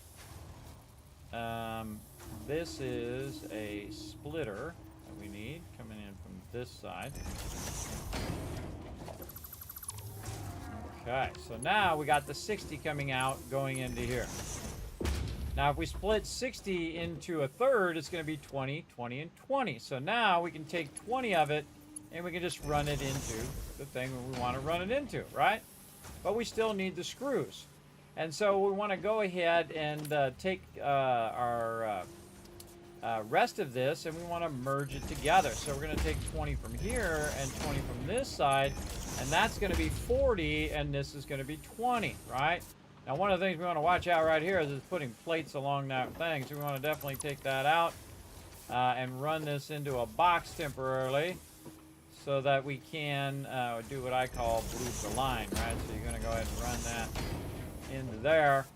And again, you're having trouble here because these are going where you don't want them to go because we're making some plates at the same time. But now we want to go ahead and switch over all the rods. And then over here, all the rods. And we'll try to grab some of these plates out of here.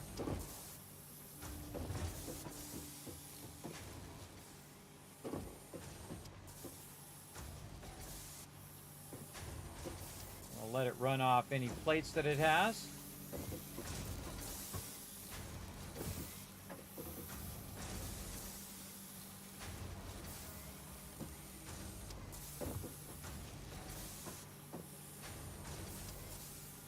Very nice.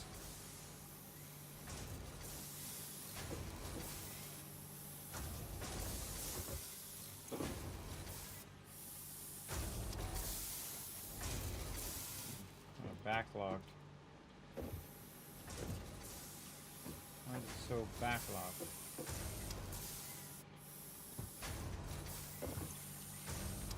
And 15, and that's 15 and 15.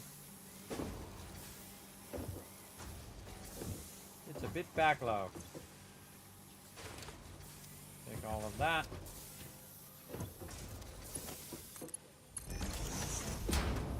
Rods in there at 20. Now we need 100 screws.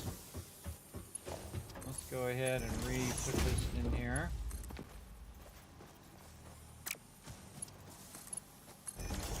That. And now we can go ahead and build out screws here.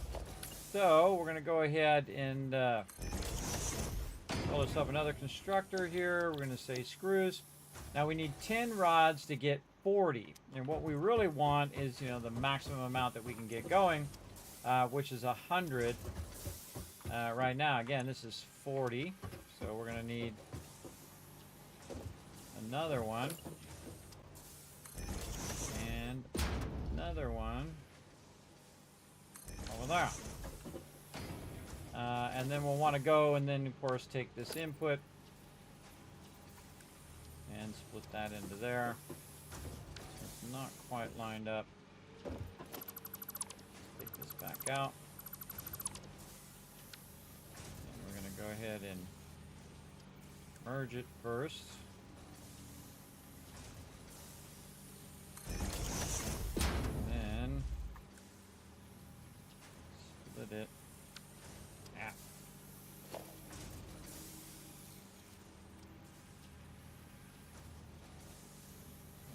Like it to be that close. Let's just split it over here. Let's split it over here where we can make this a little easier on ourselves. And this will auto load balance all of this too.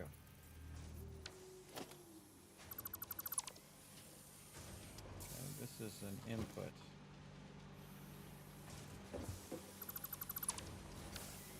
Okay, so this is splitting this.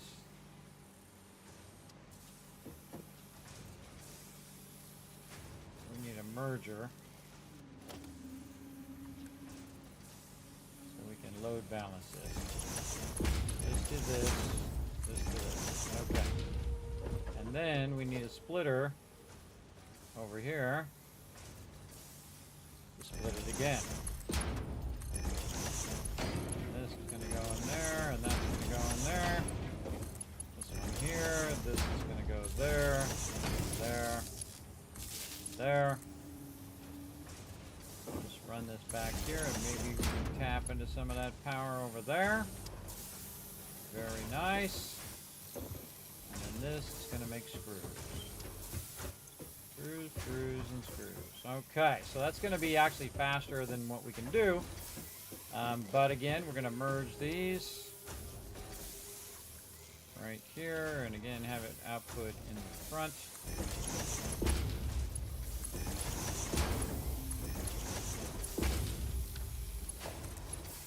Now this is where you want your 120 belt, because you're going to need your faster speed belt, because this is going to be 40, 40, and 40. It's going to be 120. So you can see that it's actually going at that higher speed. And again, 10, 10, and 10 is 30. So you actually end up with more rods than what you need, because I just put 20 that way and I put 40 this way, and I only needed 30, so I ended up with 10 extra rods per minute. So that'll backlog those rods, and I'll have plenty, or I can divert the 10 because I can split the 40 down into 10. Oh, there it goes. I can split the 40 down in 10, 10, and 10, and just take the extra 10 and run it wherever I want, but I'll just let it backlog. Now, again, I knew it would happen eventually. It actually lasted a lot longer than I thought it was going to. And that is our power has shut off. So let's go see what has caused our power to go off. Is it that we don't have enough fuel? No. Is it that we have a certain capacity and then we don't have the actual power capacity and we went above our capacity? And that's exactly what happened. That we had a capacity of 150 and we went over our overall power maximum. But the cool thing is that we can just go down to the end here and say, you know what, we need another one.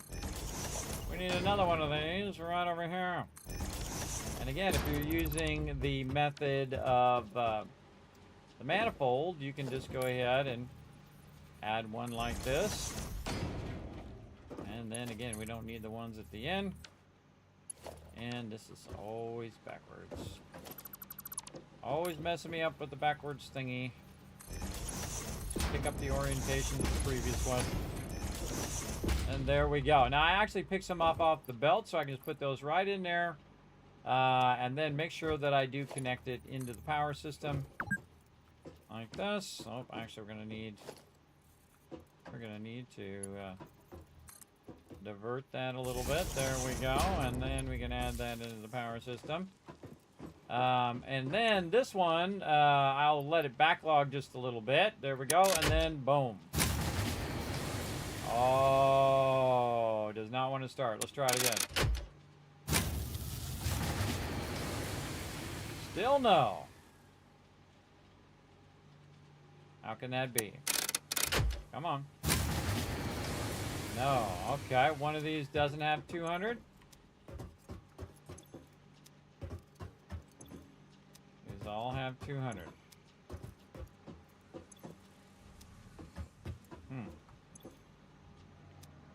That's concrete. Now those are all maxed out with biofuel. So that should start up.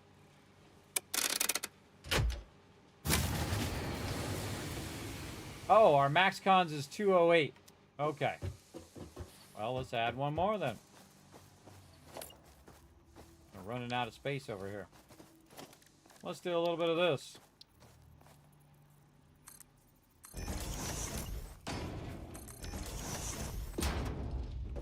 Big one, Mr. Special up here by itself. Awkward. Power.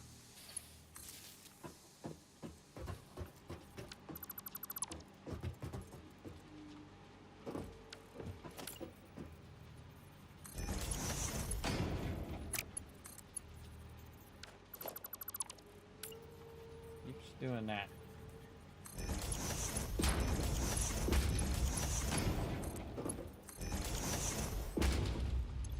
Again, we probably ended up with some of them on us.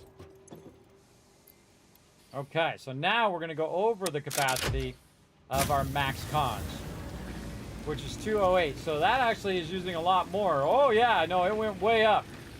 So instead of using 180 to start up, it needs 190 to really get going. It's at 195, so really pushing our max cons. That means that all of our stuff is actually running. And our capacity now is 210, which is perfect because our max cons is 208. So if we have everything running, it's going to be at 208, and our max capacity is just barely above it at 210. So that actually worked out beautifully. All right, awesome. Awesome, very fun. What's up, Sam? Thanks for coming in and hanging out. Appreciate you all hanging out in the chat. Hey, Harm, what's up? Again, thanks for the ones. I appreciate it. Hope you guys are all having a great day. We're having some fun playing a little bit of Satisfactory 1.1. We've noticed a bunch of changes so far. Haven't got progressed enough to try some of the other stuff. But again, we're just going to try some of the stuff here kind of ahead of time, because next week at this time, Tuesday, 10 p.m. Eastern Standard Time, we are going to play 1.1, and we're going to do a mega playthrough, a local mega playthrough as well. So that's going to be really fun. So that's working good down there. Looks like a lot of these are going across here. Again, backlogged right now, waiting for the rest of our resources to come through. Now this one's going to start up, start making rotors. And there goes our rotors. And oh, we already made 2 smart platings. You can see it up there in the upper right-hand corner, as well as you can click on it and look inside. But it's already done it. Now we need 50 of them. It's going to take 2 per minute. And then since this is going to be going at max speed here, this actually is going to take about 25 minutes. And then this would be done. Now, of course, we could scale this up and make it faster if we wanted to. But this is all in line here now, too. I mean, the whole entire process is set up to just go ahead and let it run. Now, I could have just came over here and put a bunch of screws and rods down, and then had it make a bunch of screws and rods while I was also making a bunch of reinforced iron plates just from the raw resources, right? Without even having to have the whole thing in line. But now, all I got to do is, if I have enough energy, I can just let this run and run and run for the next 25 minutes, and that'll be done, which is awesome. But we definitely need to kind of check in on our power over here and see how we're doing. I saw we had a backlog. How much backlog in here? Ooh, mama, okay, we got a big backlog in there.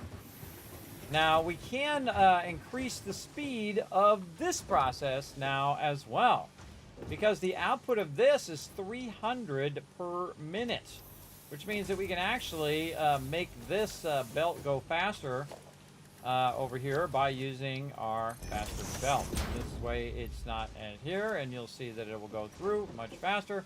And then over here, we'll turn this back to level 2, and that'll go into that box much faster, right? So now it's going across there. The input of this is 120.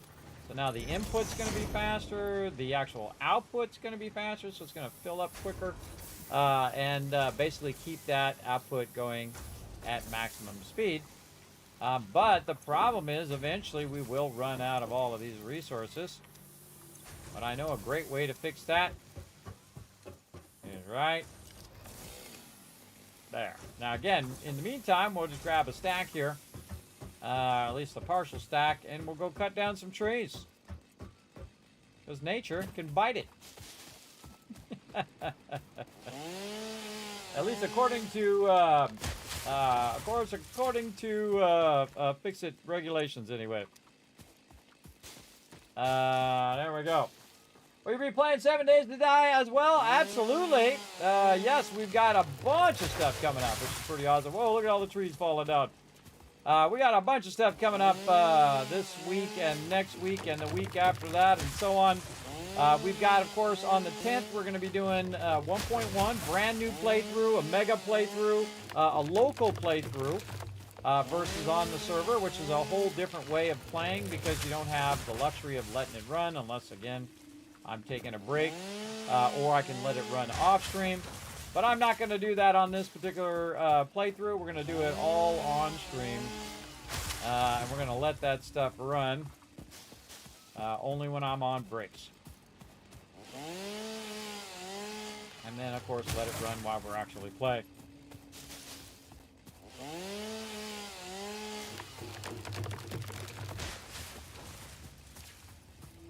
So again, on the 10th, we'll be doing Satisfactory 1.1, and then on the 13th, 14th, and 15th, I'll be part of the Streamer Weekend. So we'll be checking out 2.0 of 7 Days to Die, which is one of my favorite games of all time. Incredibly fantastic game, by the way, everybody. I have like 3,000 hours in it, and I feel like that's rookie numbers.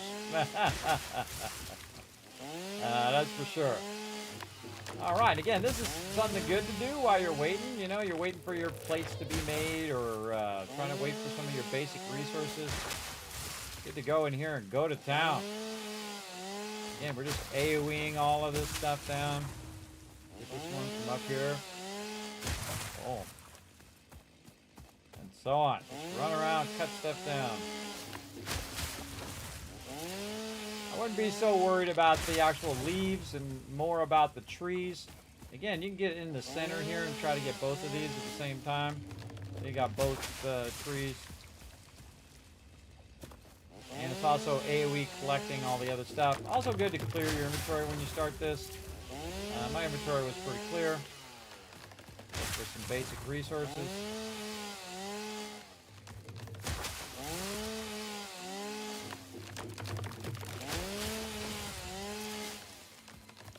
While we're here, we'll get our little sluggy friend. Great view from right here. Look at Fred down there. Getting into trouble as usual.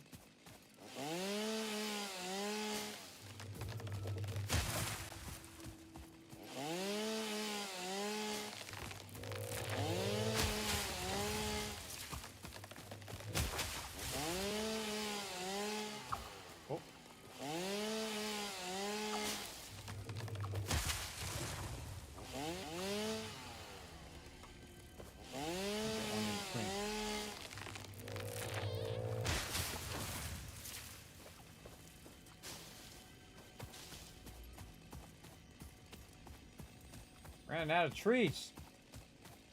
I see a bunch off in the distance, though.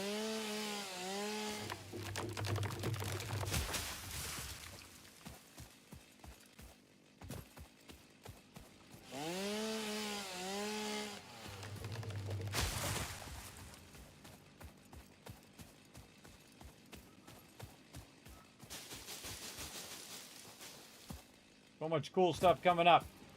So yeah, 7 Days to Die, 13th through the 15th Streamer Weekend. And then what we'll do is we'll reset the next weekend so everybody can come and join us. It'll be my normal crew that I do Streamer Weekend with. And then we'll, again, reset 7 Days to Die and then allow everybody to come join us. And then after that is going to be my birthday on the 23rd, and then we're going to do another playthrough of Fallout 4. So we'll have Fallout 4, 7 Days to Die, and Satisfactory running all at the same time. And of course, I'll update my schedule and all of that, let you guys know all of that. But again, we'll be starting at 10 p.m. Eastern Standard Time. So just be around, and we'll be playing all of those fun games. And again, we'll have a big celebration for my 55th birthday. I'm going to officially be a senior. I made it. I consider that like a badge of honor, everybody. I'm high level in real life. And then also my 10-year Twitch anniversary is the same day. So we're going to have some fun for sure. Tons of giveaways and other fun stuff. We're going to try to work on our Vault Van Life project, try to get that going as well. We're going to do a lot of fun. Again, just find your nearest forest, everybody, and cut it down. Again, you try to get in the middle so you get a whole bunch of it at the same time. By the way, there's also a bunch of wood on the ground that you can just pick up. All those little wood sticks. We missed this tree.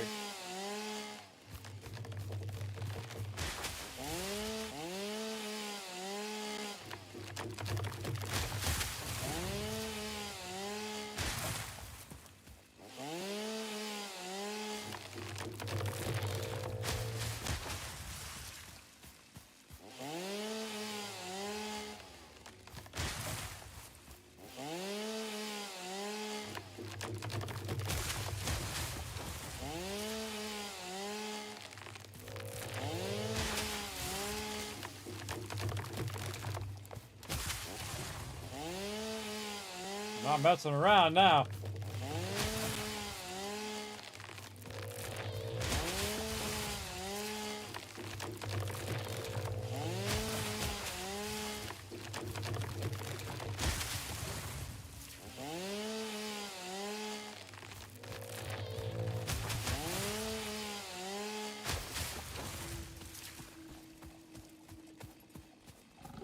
Uh-oh.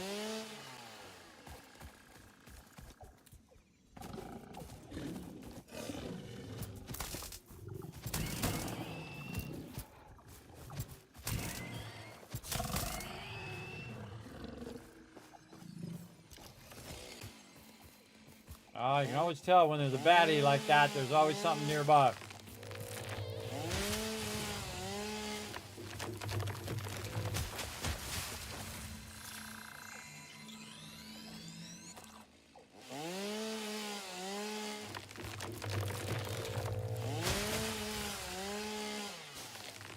Again, I usually go until my inventory's full.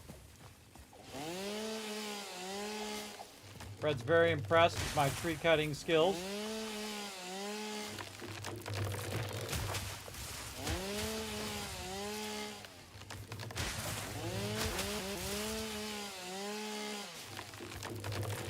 That's really how a tree feels when it falls over, by the way. I had a big giant tree in my backyard I had to cut down. And they decided to shortcut it, so they cut it, and they dropped it on my backyard. And man, it was like a thunder strike, man. It scared the heck out of me. It was very scary. Actually wrecked my back lawn too, which sucks. Ended up having to fix the whole lawn later on.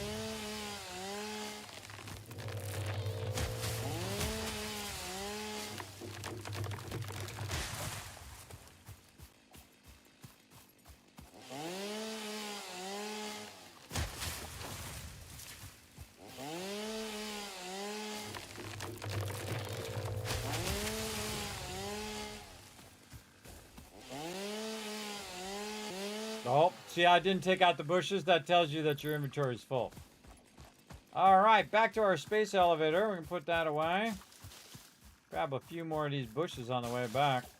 Space elevator, really easy to spot. Just holding down E. Oh, I can't even pick up any leaves.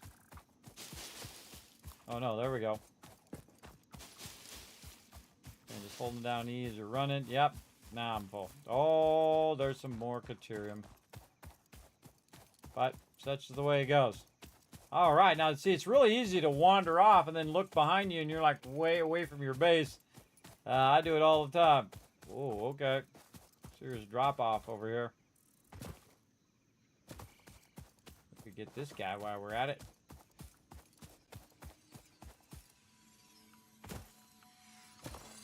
What's up, guy?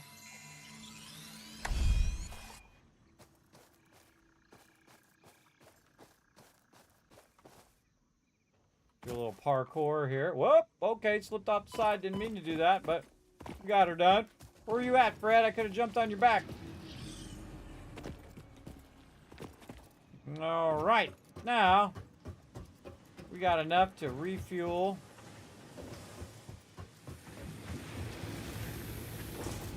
Our stuff back here. And again, the way I do it, since I don't have any signs, is I just put this in the back here.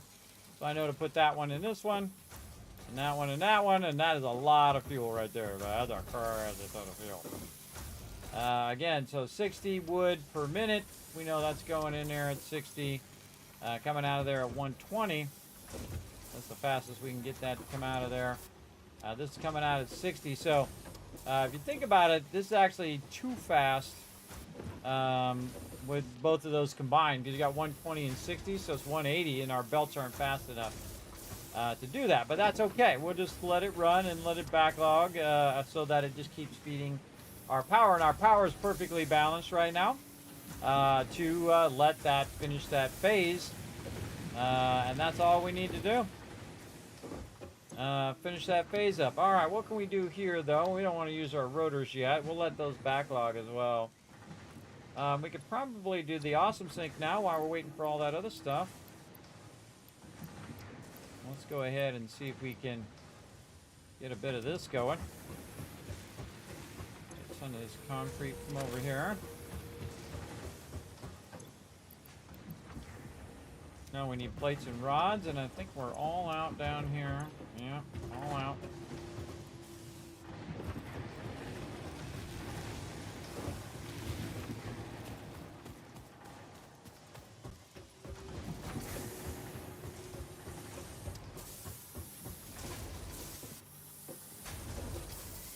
Yeah, a bit of a backlog on that one. Grab some of them rods.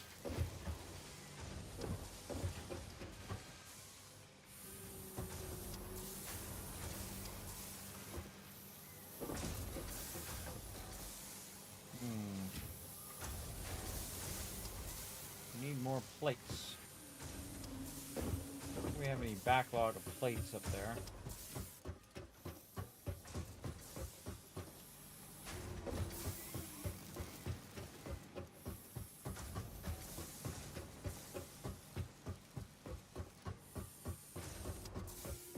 Anything else we can tap into over here? So it would have to be our plates up above. We definitely want to split the plates and the rods to just be dedicated, and then some for rotors and some for this part here. But what I can do is basically cut off the plates here. Just cut this off.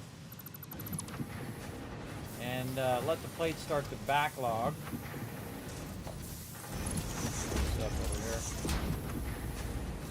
Let the plates start to backlog here, so I can then just take those plates.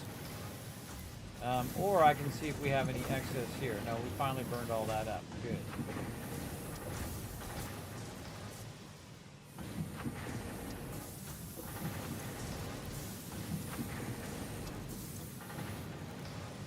And that's going to slow down our smart plating here.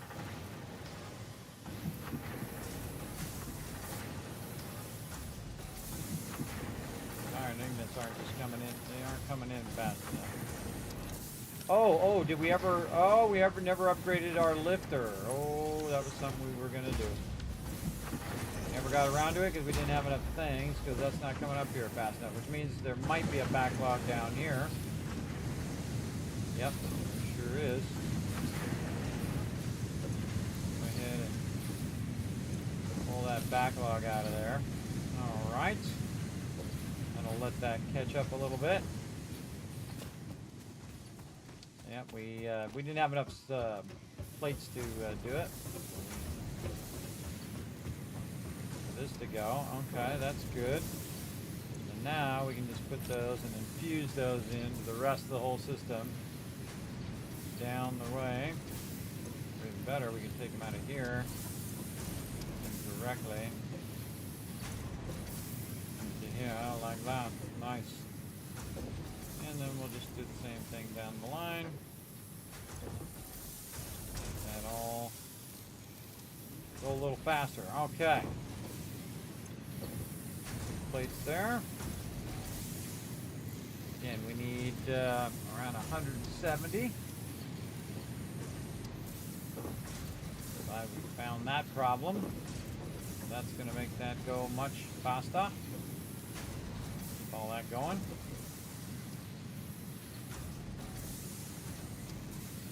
And we're purposely letting it backlog. Another thing we could do is a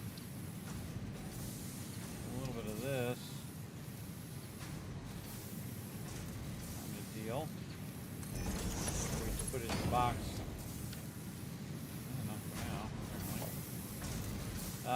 We can our lower speed belts. Box, and then eventually we'll run it out of the box and back up to there. There we go. We're gonna let it backlog.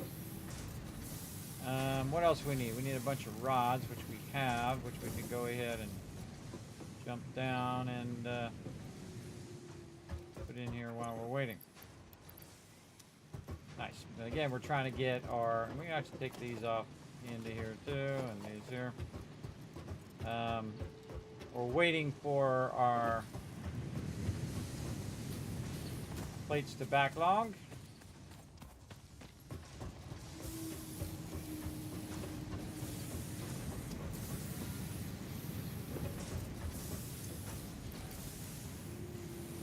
146.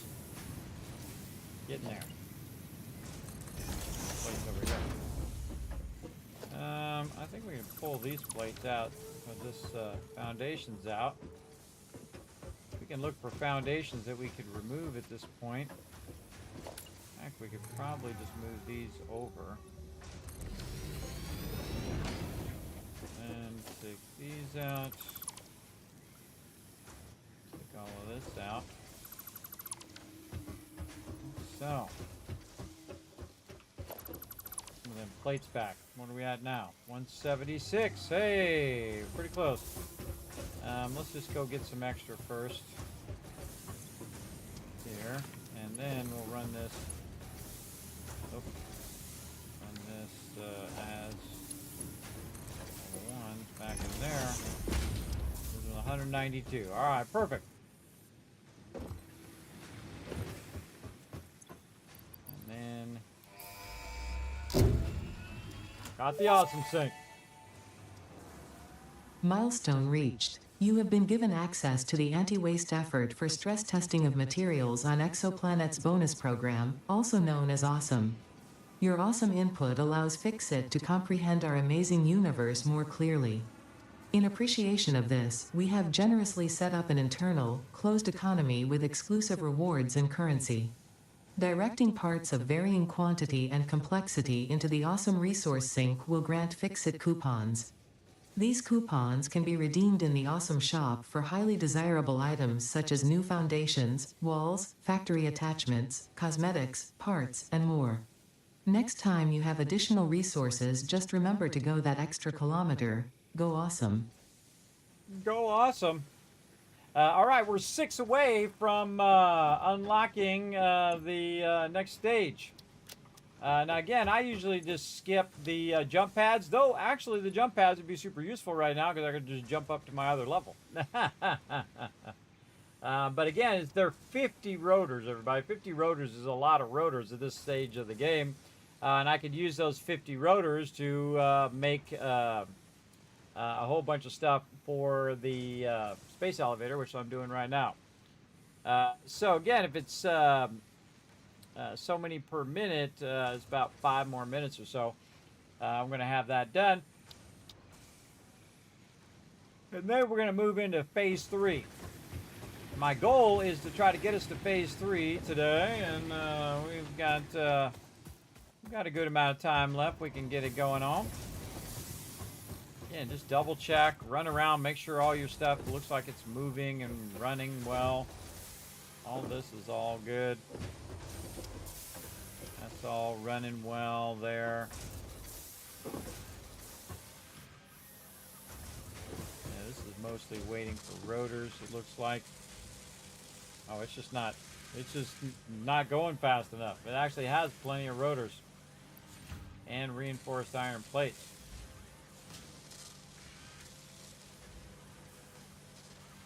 So it takes them at 2 per minute, and this is producing them at 4 per minute. So we could have actually doubled that up, or we could overclock it.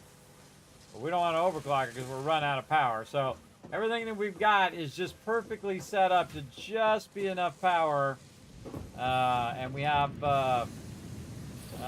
just enough machines where everything's just running at peak efficiency right now. And again, it's going to go up and down based on whether the thing is full or whether it's waiting to go through. But we have this really well balanced right now. And again, the maximum's 208 and we have 210. So we just also made it a whole bunch of stuff that it can make for fuel. This is ready to rock and roll. 2 more to go. Let's get over here where we're ready to pull the switch. 1 more to go.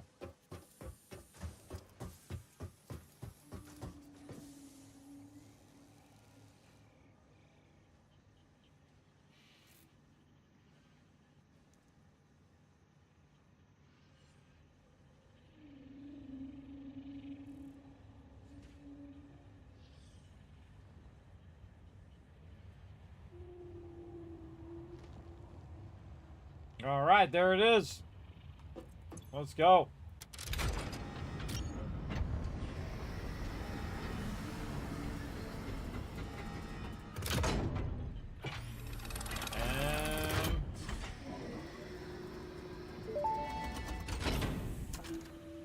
Welcome to the Project Assembly Pioneer Progress presentation. Congratulations, the Phase 1 project part shipment is now ready for delivery.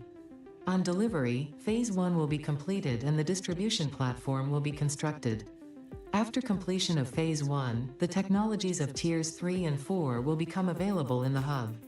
Highlights are automated power, steel production, personnel transportation, and many more. Completing Phase 2 of project assembly is your next main objective. New project parts will need to be produced and delivered to the space elevator as you have done previously. Continue to construct, automate, explore and exploit for a better fix-it future. Okay, let's do it.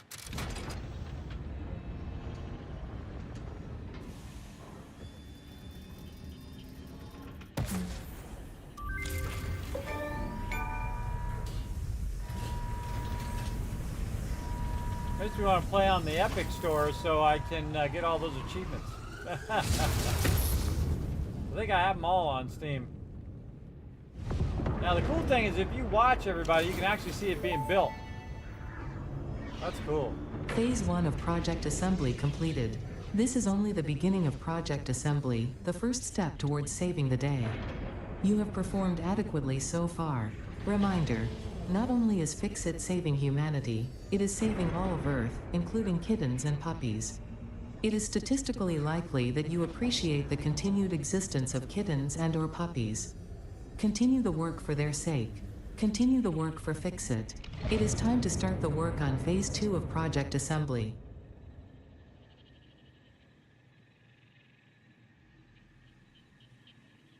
Pretty cool. Okay. Let's get Phase 2 started up.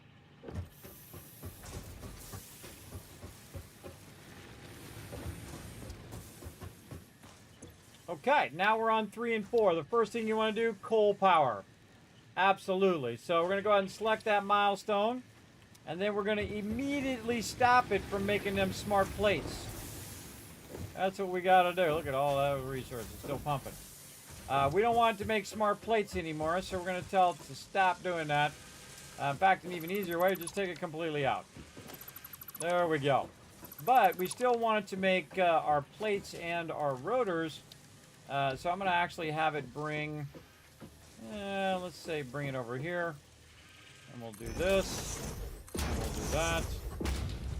I'll bring this down into that one. We'll take these rotors and we'll run it into there. What that does allows me to go ahead and backlog those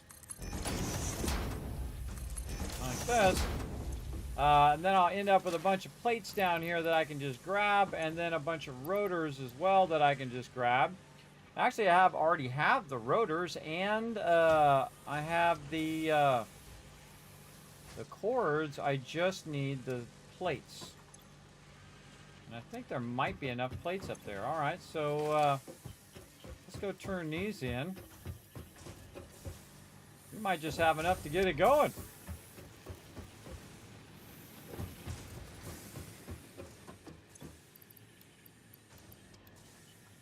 Oh, we're off by 9.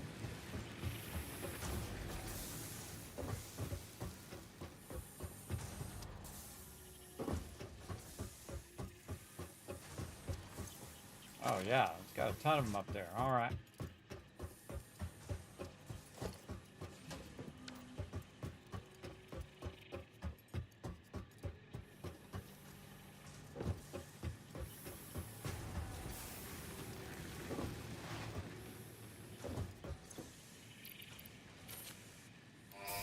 There's our coal power. Look at how good we're doing.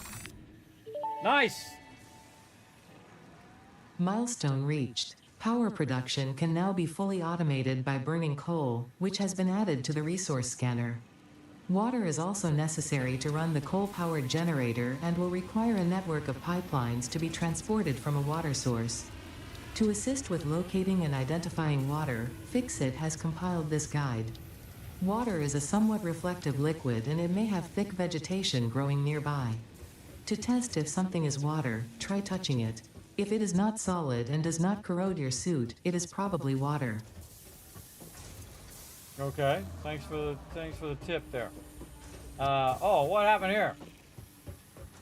Our power over here is disconnected.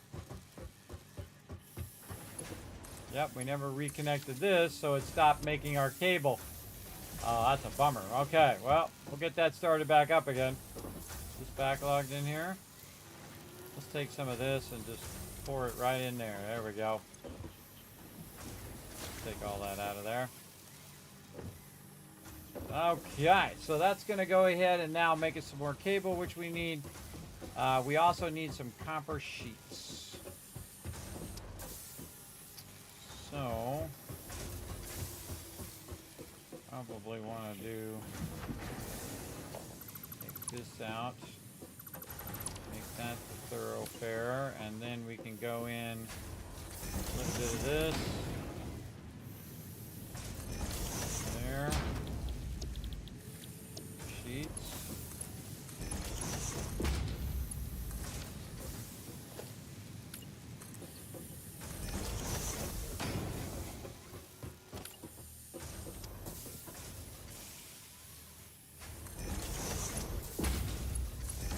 There. Okay, we probably have a good backlog of this because it stopped, see? We have a backlog of that we can go ahead and run through there. Kind of feel like I should have upgraded the thing first. Hold on, let's take this out. Let's upgrade the belt first. And then we'll run that into there. So that's now a 120 belt on both sides, and then running in here, we're going to make a ton of copper sheets. Because we need some of those for our coal power. Now, we also are going to need, again, cable, reinforced iron plates, all the stuff. So that's why you want to get all that stuff running so that when you get to this stage and you need a bunch of it, you've got it at the ready. We're going to do this. We're going to let our rotors keep running. Very nice. And pick up our copper sheets. I just put a few of them in there so I can get a general idea of how many I need. And let's go ahead and head this way. I'll probably take this out too, just to open that up a little bit. All right, let's go.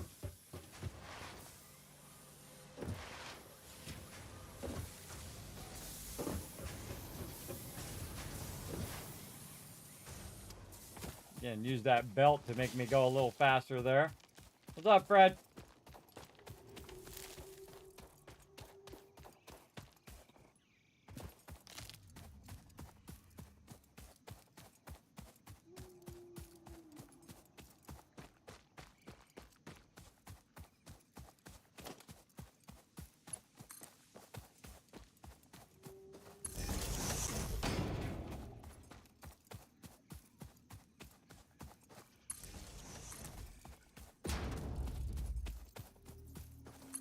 Running that power line.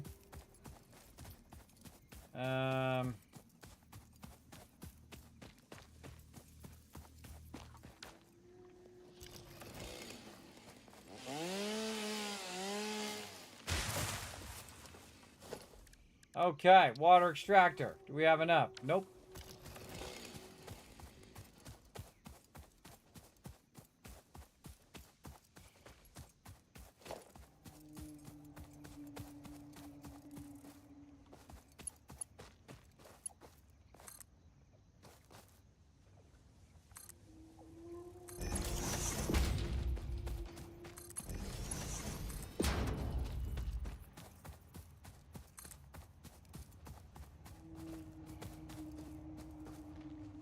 Oh, we're doing level 2s. Hold on, we don't need level 2s.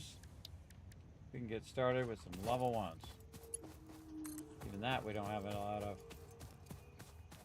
We need more plates.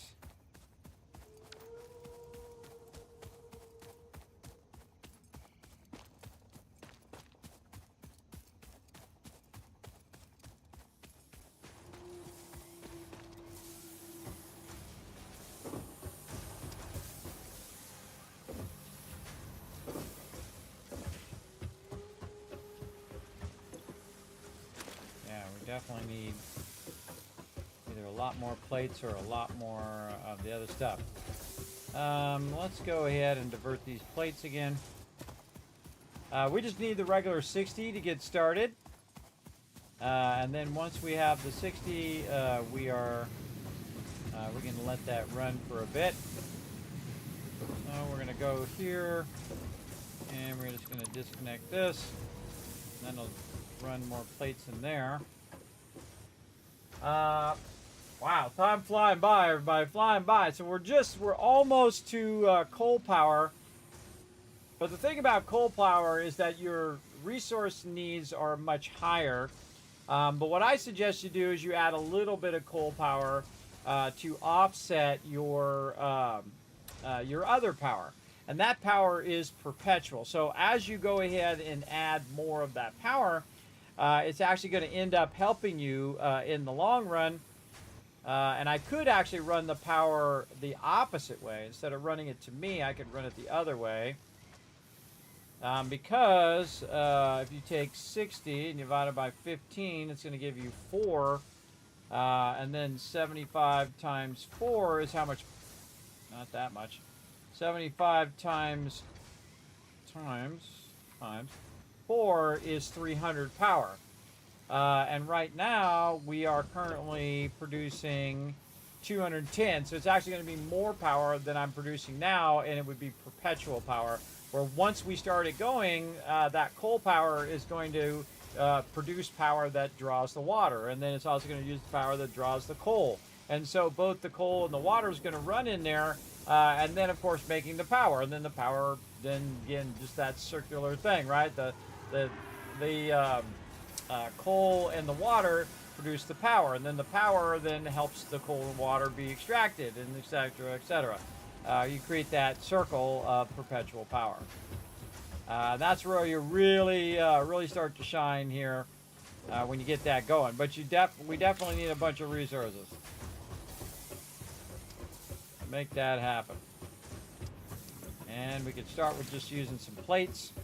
And then once we have enough plates, we can then just keep scaling up our power, keep scaling up our production. So we're producing a lot of all of that stuff.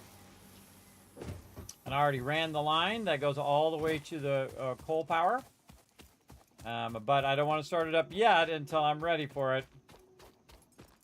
So we're going to bring the coal way over here somewhere.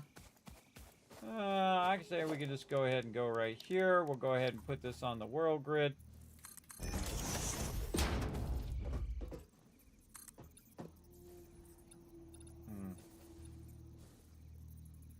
I feel like I want this to be up a little bit higher.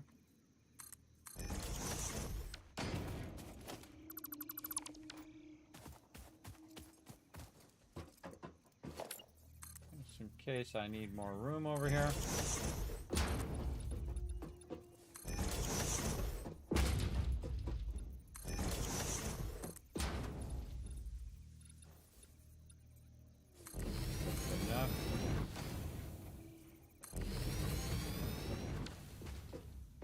Okay, so we can get our very first coal power plant going.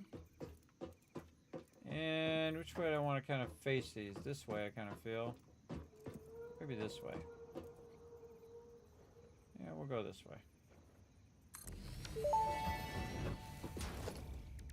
Interesting, most pioneers already had coal power set up by this point because they understood their responsibility to humanity. Adjusting pioneer attitude metrics. Reminder, coal-powered generators require coal. You think?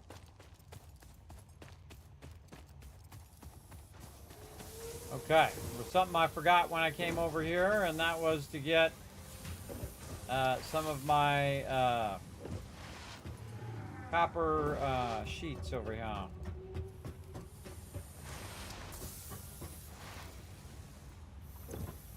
Wow, 73. All right, that ought to get us going.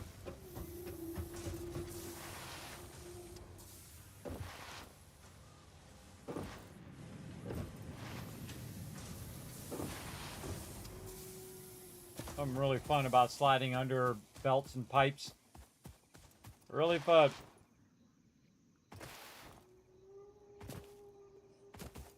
Okay. Now we need some water. Extraction over here. So we're going to just line that up. That may indeed be water. Try submerging your arm. If it does not dissolve, that will narrow down the range of possibilities. Or you could just pipe it to a coal-powered generator and see what happens. No, I'm going to do that second one. All right, then we'll get these back. And we'll divert this.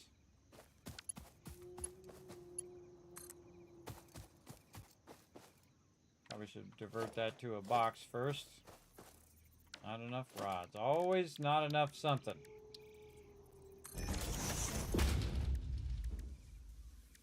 No resources to make stuff from, too. Bummer. Alright, well, we'll go without it for now. That's what we're going to do. Okay, now here's the problem. We don't have enough power. We don't have enough power right now to start this up. If we start this up, it's just going to kick everything else off. So we need just enough power to where we can get that water going. And then once we have that going, then we'll have a lot of power that we can do all the other stuff. But it's going to need to run for a little bit before it gets going. So we're going to go ahead and head over here and have a little bit of fun doing this. We'll take this last one and we'll go ahead and split it both ways and put another one over here. Oh, not enough rods. Need to go grab some more rods from up here. Now, in my future playthrough, I would put all this stuff separate, everybody. Again, you want to have a backlog of each of these things running separately from the whole rest of your process. Over here. Oh, I think I actually grabbed them. Come on. There we go. You want this all to be separate for sure.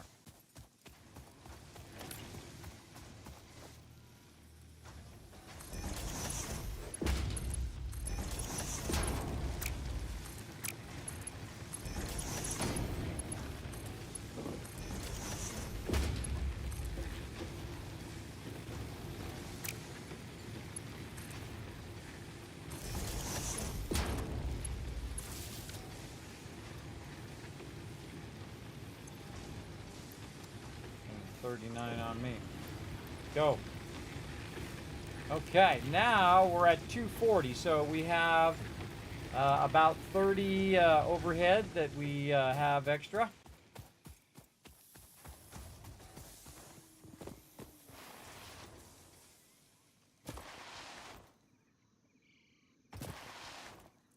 Showing you all my tricks.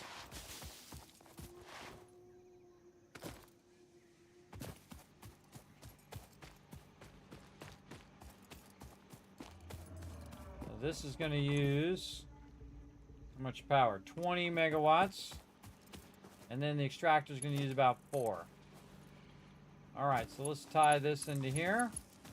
Let's tie this back into the power grid. Probably better that way.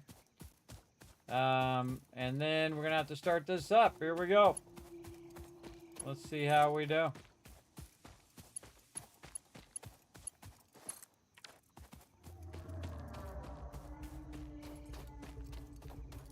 Now our coal is really, really far away. So what's going to do is start up the water, and the water is going to be fine. It's going to start to backlog, which you want it to do anyway. You want to backlog that water before you get too far into it. Because you want those to be completely, you want the pipe to be completely filled. And the pipe, of course, by the way, you don't have to just click on that thing there. You can just click anywhere on the pipe. And you can see that starting to fill. And then eventually this will fill down here. We should probably put ourselves a nice little pump on here if we have enough resources. Yes, we do. And again, burning more power. That one will run over there. That's doing a good job of pumping that all the way up into there. And then this should start to fill. It is, yes, okay. And then we're waiting for our coal to make the mighty journey from way over on that side to way over here.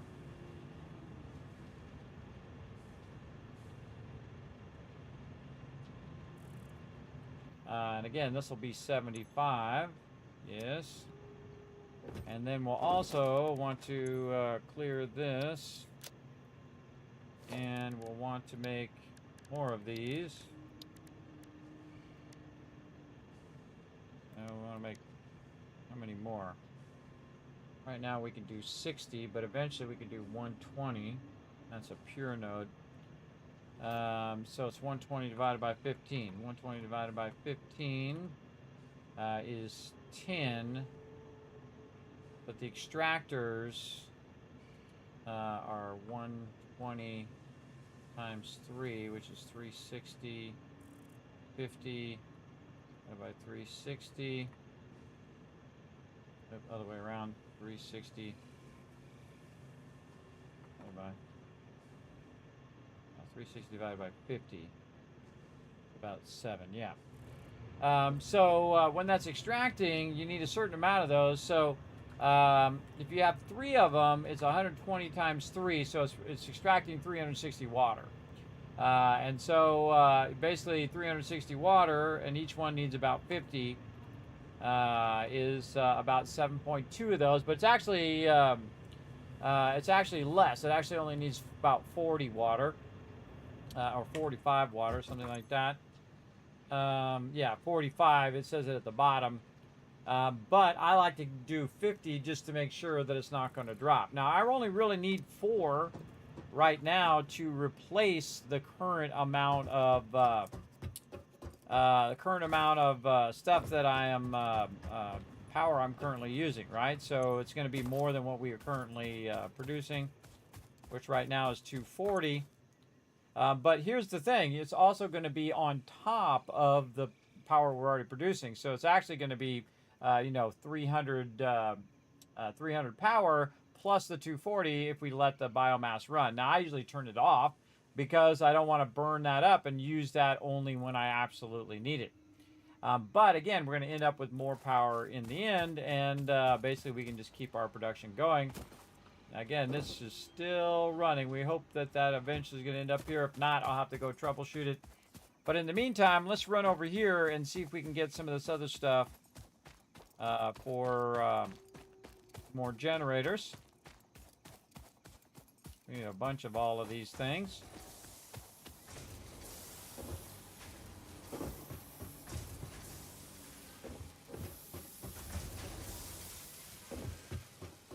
Rotors. Oh, plenty of those. Plates. Not really. And we'll go get our cable. Whoa, we got to reattach our plates up there. That's why it's not doing that. Or this. A whole bunch more of that. Very nice. Yeah, we got to reattach our plates.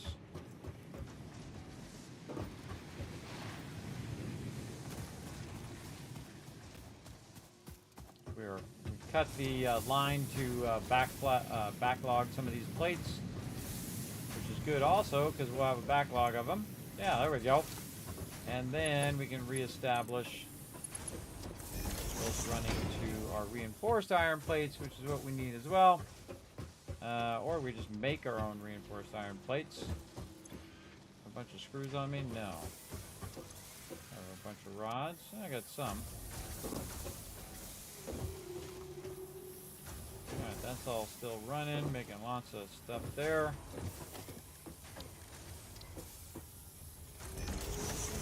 We'll see if we can just make them. We need 40 more. That's a lot.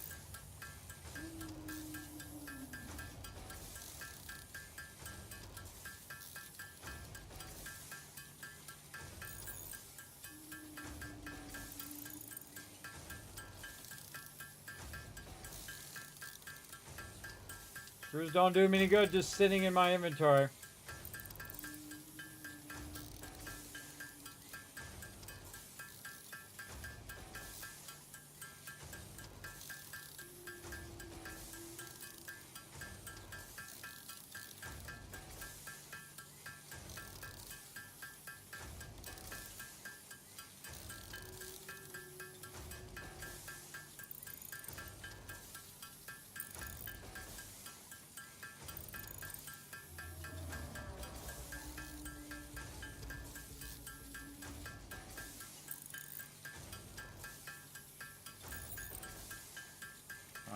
do about 30.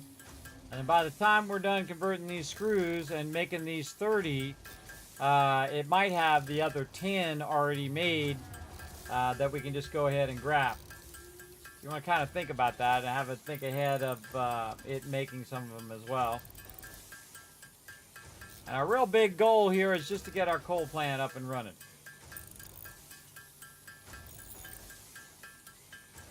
I always feel like that's always my first big goal, is to get that rocking and rolling.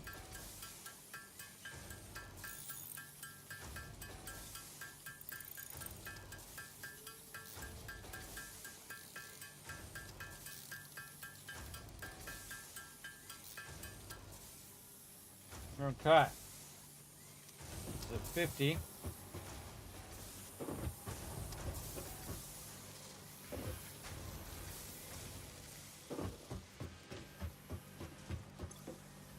Yeah, very close. 3 more. We'll just wait it out.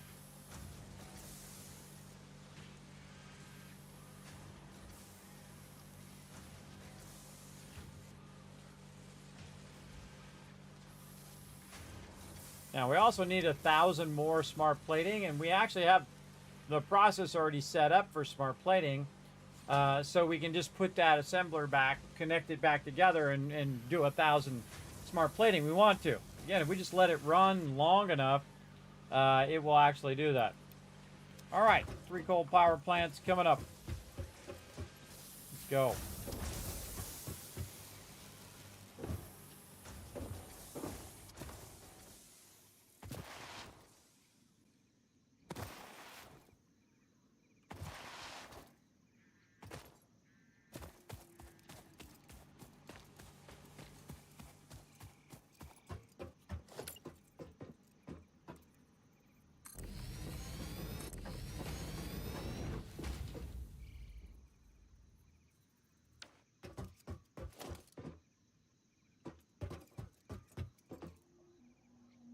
Yeah, those are kind of up off the ground. Did our coal make it here yet? No, kind of feel like there's something going on with our coal over there. Huh.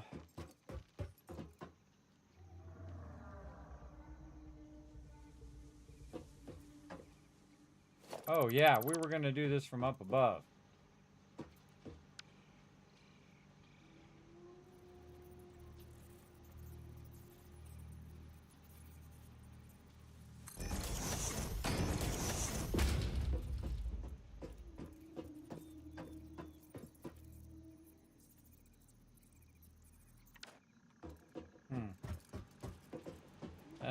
Let's go here.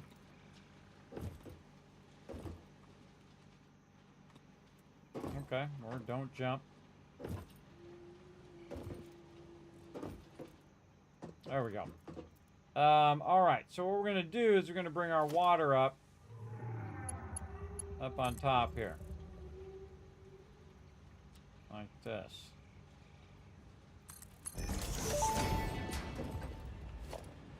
Fix-it pipelines can contain any fluid, including the water necessary for coal-powered generators.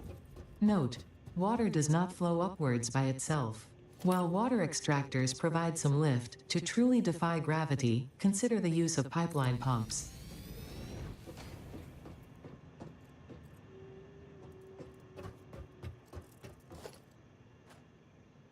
We don't have our things yet, though that would be useful right now. We're going to do some tricky stuff. Tricky to make this work.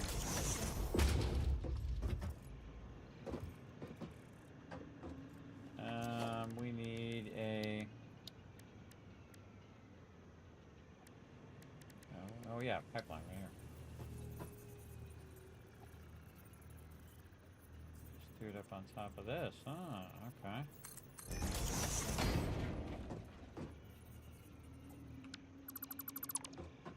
It's pretty centered, but I think it needs to go over.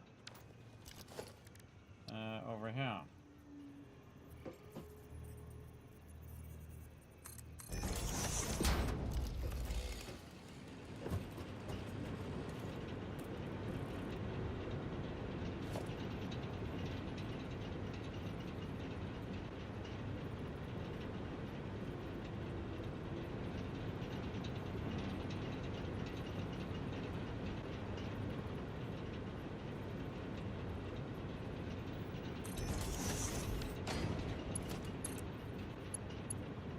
going to be pretty, but it's going to be functional. All right.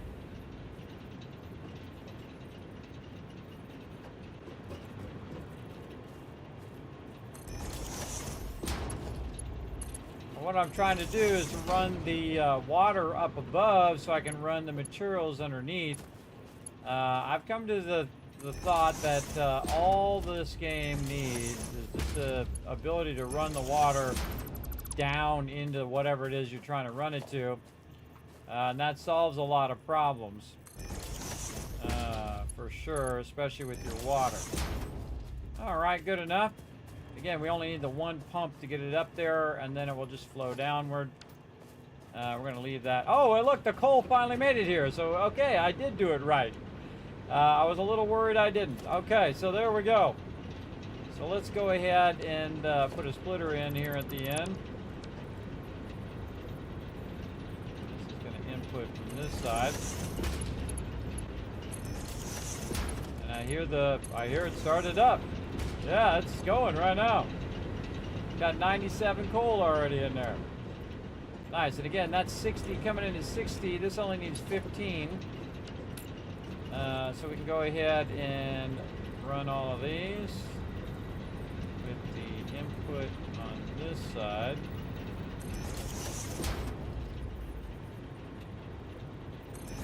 Nice. Oh man, we're gonna get all of these to start up. Okay, the problem is the water right now. We don't have enough water, but we'll get these to start up. Like so.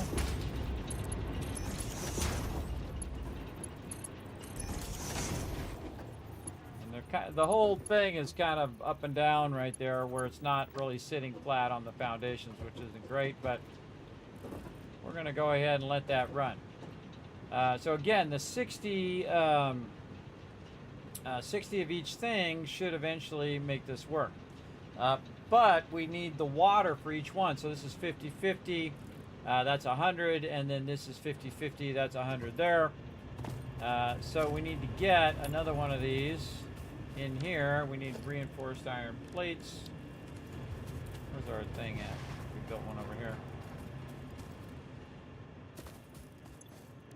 And again, we don't have enough screws, but we can make more. And we should just go in and say, I'm gonna make another extractor. Now normally I do 3 extractors, but and then do 6 of these, but we're just going to start with 4 to replace our current power. And I think then we're good. We did what we set out to do, which is to check a little bit on 1.1, try a few things out, talk a bit about that.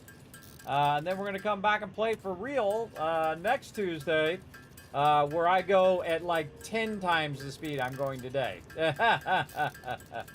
I'll be going really fast on that one, everybody.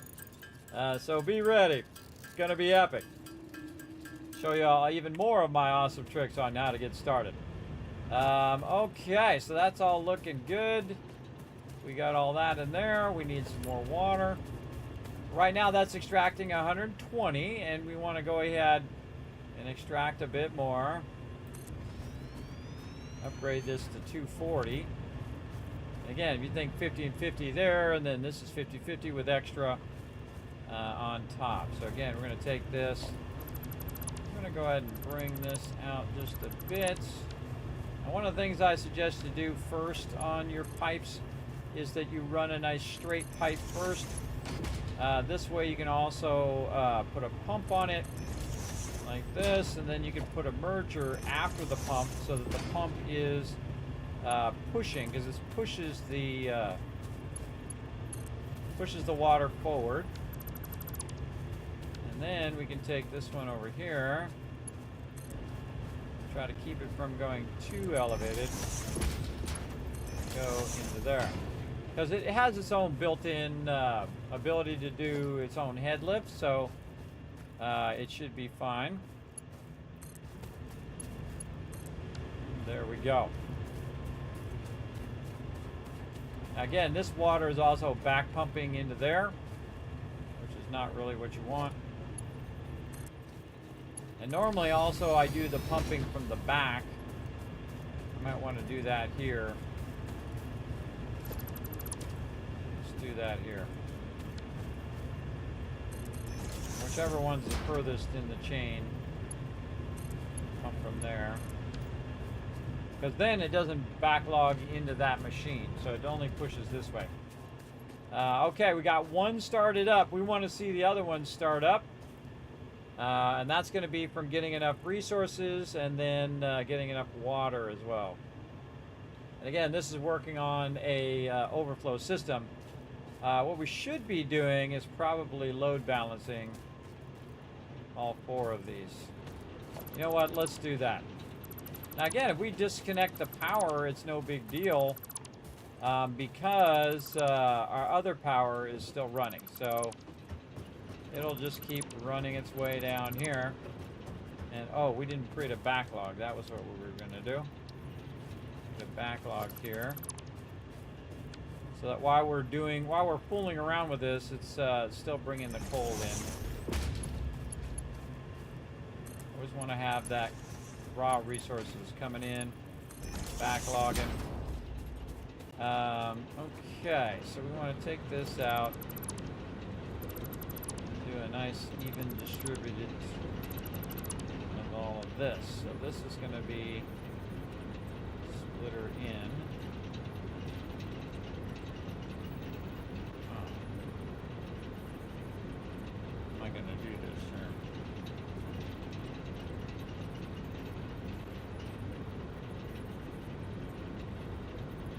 I need to split and then split in half.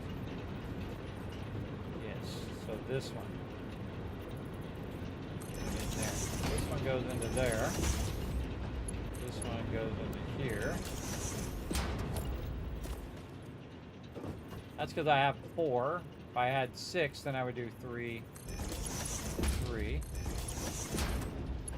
We're going to do like that. Okay, so that's going to split it in half and run it to the 2.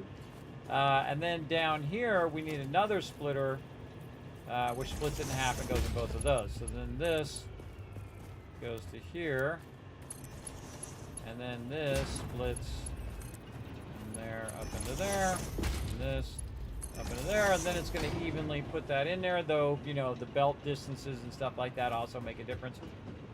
But it's going to distribute that coal more evenly, so all of them are going to start up much quicker than without. And man, I feel like I should really be cranking those. Sadly, don't have enough things on me right now. So again, we'll backlog all of that. We'll start to evenly distribute those. And we should eventually see some startup here. It's all got the water that it needs. Yes. Oh yeah, this is going to start up. Okay, cool. Also doesn't have any connection, meaning that the actual power itself is not in there. It actually might have coal in it. It does. Okay, so those are actually ready. We just need to get all of these connected into the same deal here. This off. And there. This into our primary power system. And then there we go. All 4 of them started right up. Nice.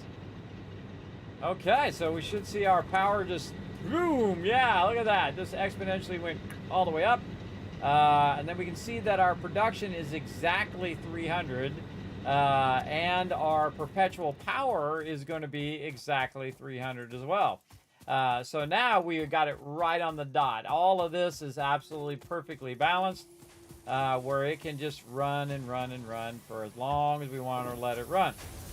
Now, one of the things that I do at this stage is I continue to let it make the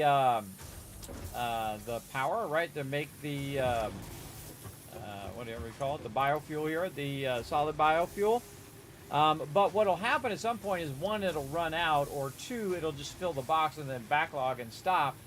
So it's actually going to use less power because all of this stuff over here that's producing that biomass fuel will stop. And so I like to go manually to these. Now it should go off when I flip the switch But that doesn't seem to work on this server, but I'm going to try it with all of these where I can just, you know, flip a priority power switch and all of that would just go off. That would be nice. I'm just going to manually pause all of those for right now and basically bring my power down to the point where it is perfectly balanced at 300. And there we go. So our production is 300.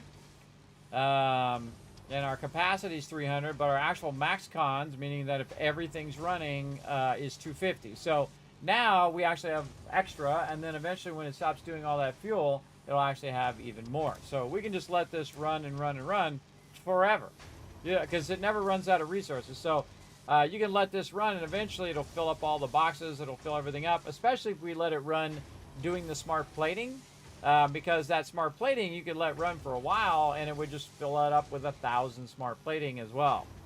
But this was just a kind of a test of 1.1. Seems pretty stable to me. Worked really well. We didn't have any crashes or anything like that. And we made some good progress, that's for sure. But we didn't get anything like the vertical splitters or any of that kind of fun stuff yet. But we'll save a lot of that stuff also for next week.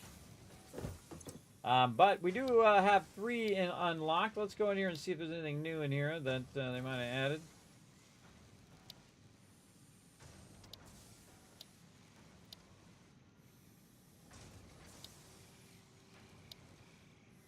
I wonder if it's in the... Oh, there it is. Yeah, hypertube junction. So they added different branching hypertubes and hypertube junctions.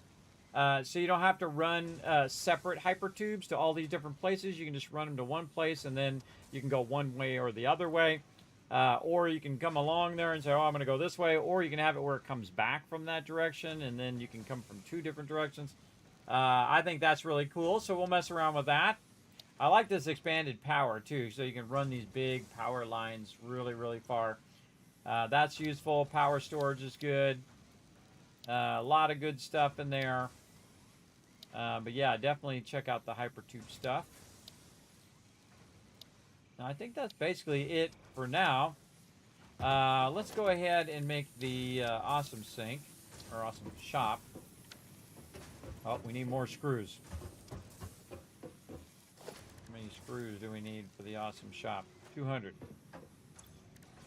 Oh, we got enough. We can make them.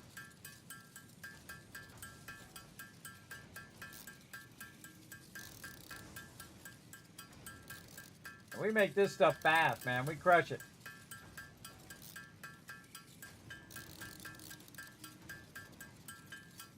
Outliving the warranty? Yes, absolutely.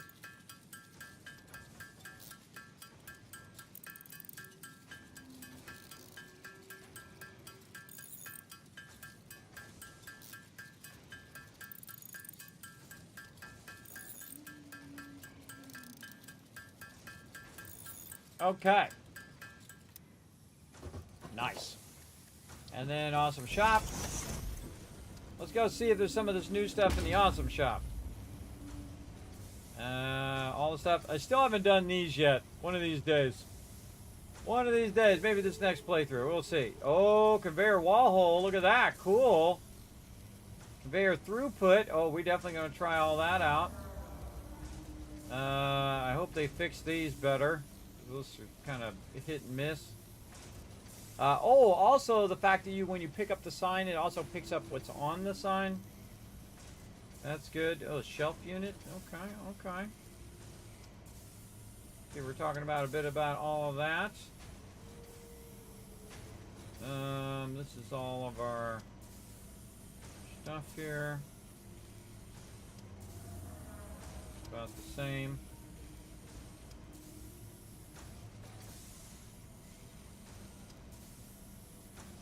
Ventilation bundle. Huh. Haven't used that one yet. And of course, we got to get the coffee cup. And I have a feeling that you unlock a bunch of stuff that's not in there currently as well as you're playing along. All right, I think that's cool. I think we're good. We are good. We got our perpetual power. We did that all in one sitting. Very awesome. I think next time we're going to do it even more efficiently. And we're going to end up with a lot more plates and all of that stuff. And we're going to massively scale that power up in the beginning so we can run more nodes so we can run that stuff faster. And that's really what you want to do is you want to use a lot of your biofuel in the beginning to maximize the speed of your production if you're playing on a local game. On the server, since this is perpetual now, I could start this going and come back and I'll have thousands and thousands, depending on how many boxes I made. So I could make, say, 25 boxes, let it run for a week or 2 weeks and come back, and bam, I've got, you know, tens of thousands of resources that I don't have to wait for. If you're doing it in a local game, you got to wait for it because, again, it's only going to go so fast while you're playing. So that's awesome, everybody. So we crushed that. Also, we were fooling around with the curved. They added this as well. The curved function here, which is really cool. So it makes a nice curved belt like that. Really want that to be for foundations. Because if you can do that with train tracks, which you can make the train tracks curved. Why not make the foundations curved? So I can just click this and then click on another foundation and it automatically figures out the arc between the two. That would be amazing, everybody. That'd be incredibly great in the base game. So awesome. All right, very fun. I don't think we saved at all. I think it might have auto-saved. Did it auto-save some of that? Yes, it did. All right, a little auto-save. At least that got going. So again, we'll go ahead and go with that. Time for the Kismet Love Train. Let's roll on out of here.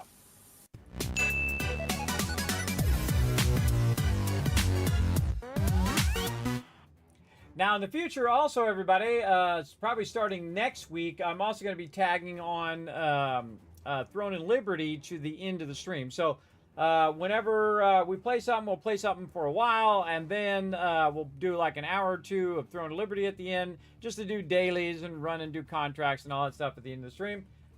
This way, I don't have to do it during the day, which is normally what I do now. Because my IRL is so crazy, I got to be up during the day and up all night too. Hopefully we can get that all squared away by the time we're ready for next week and everything. We get that all done and then I'll be good. It'll be awesome.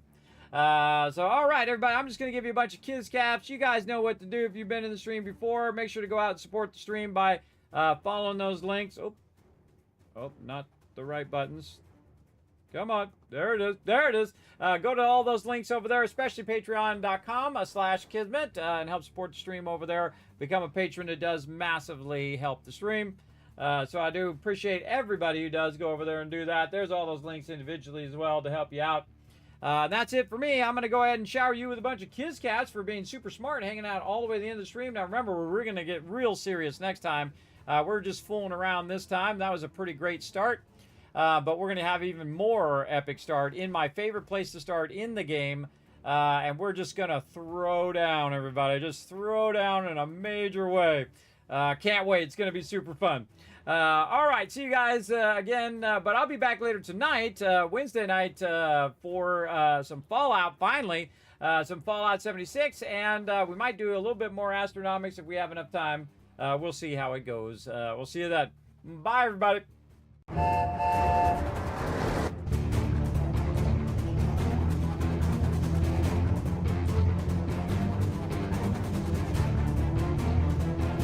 Hi, this is Noru. Thanks for watching.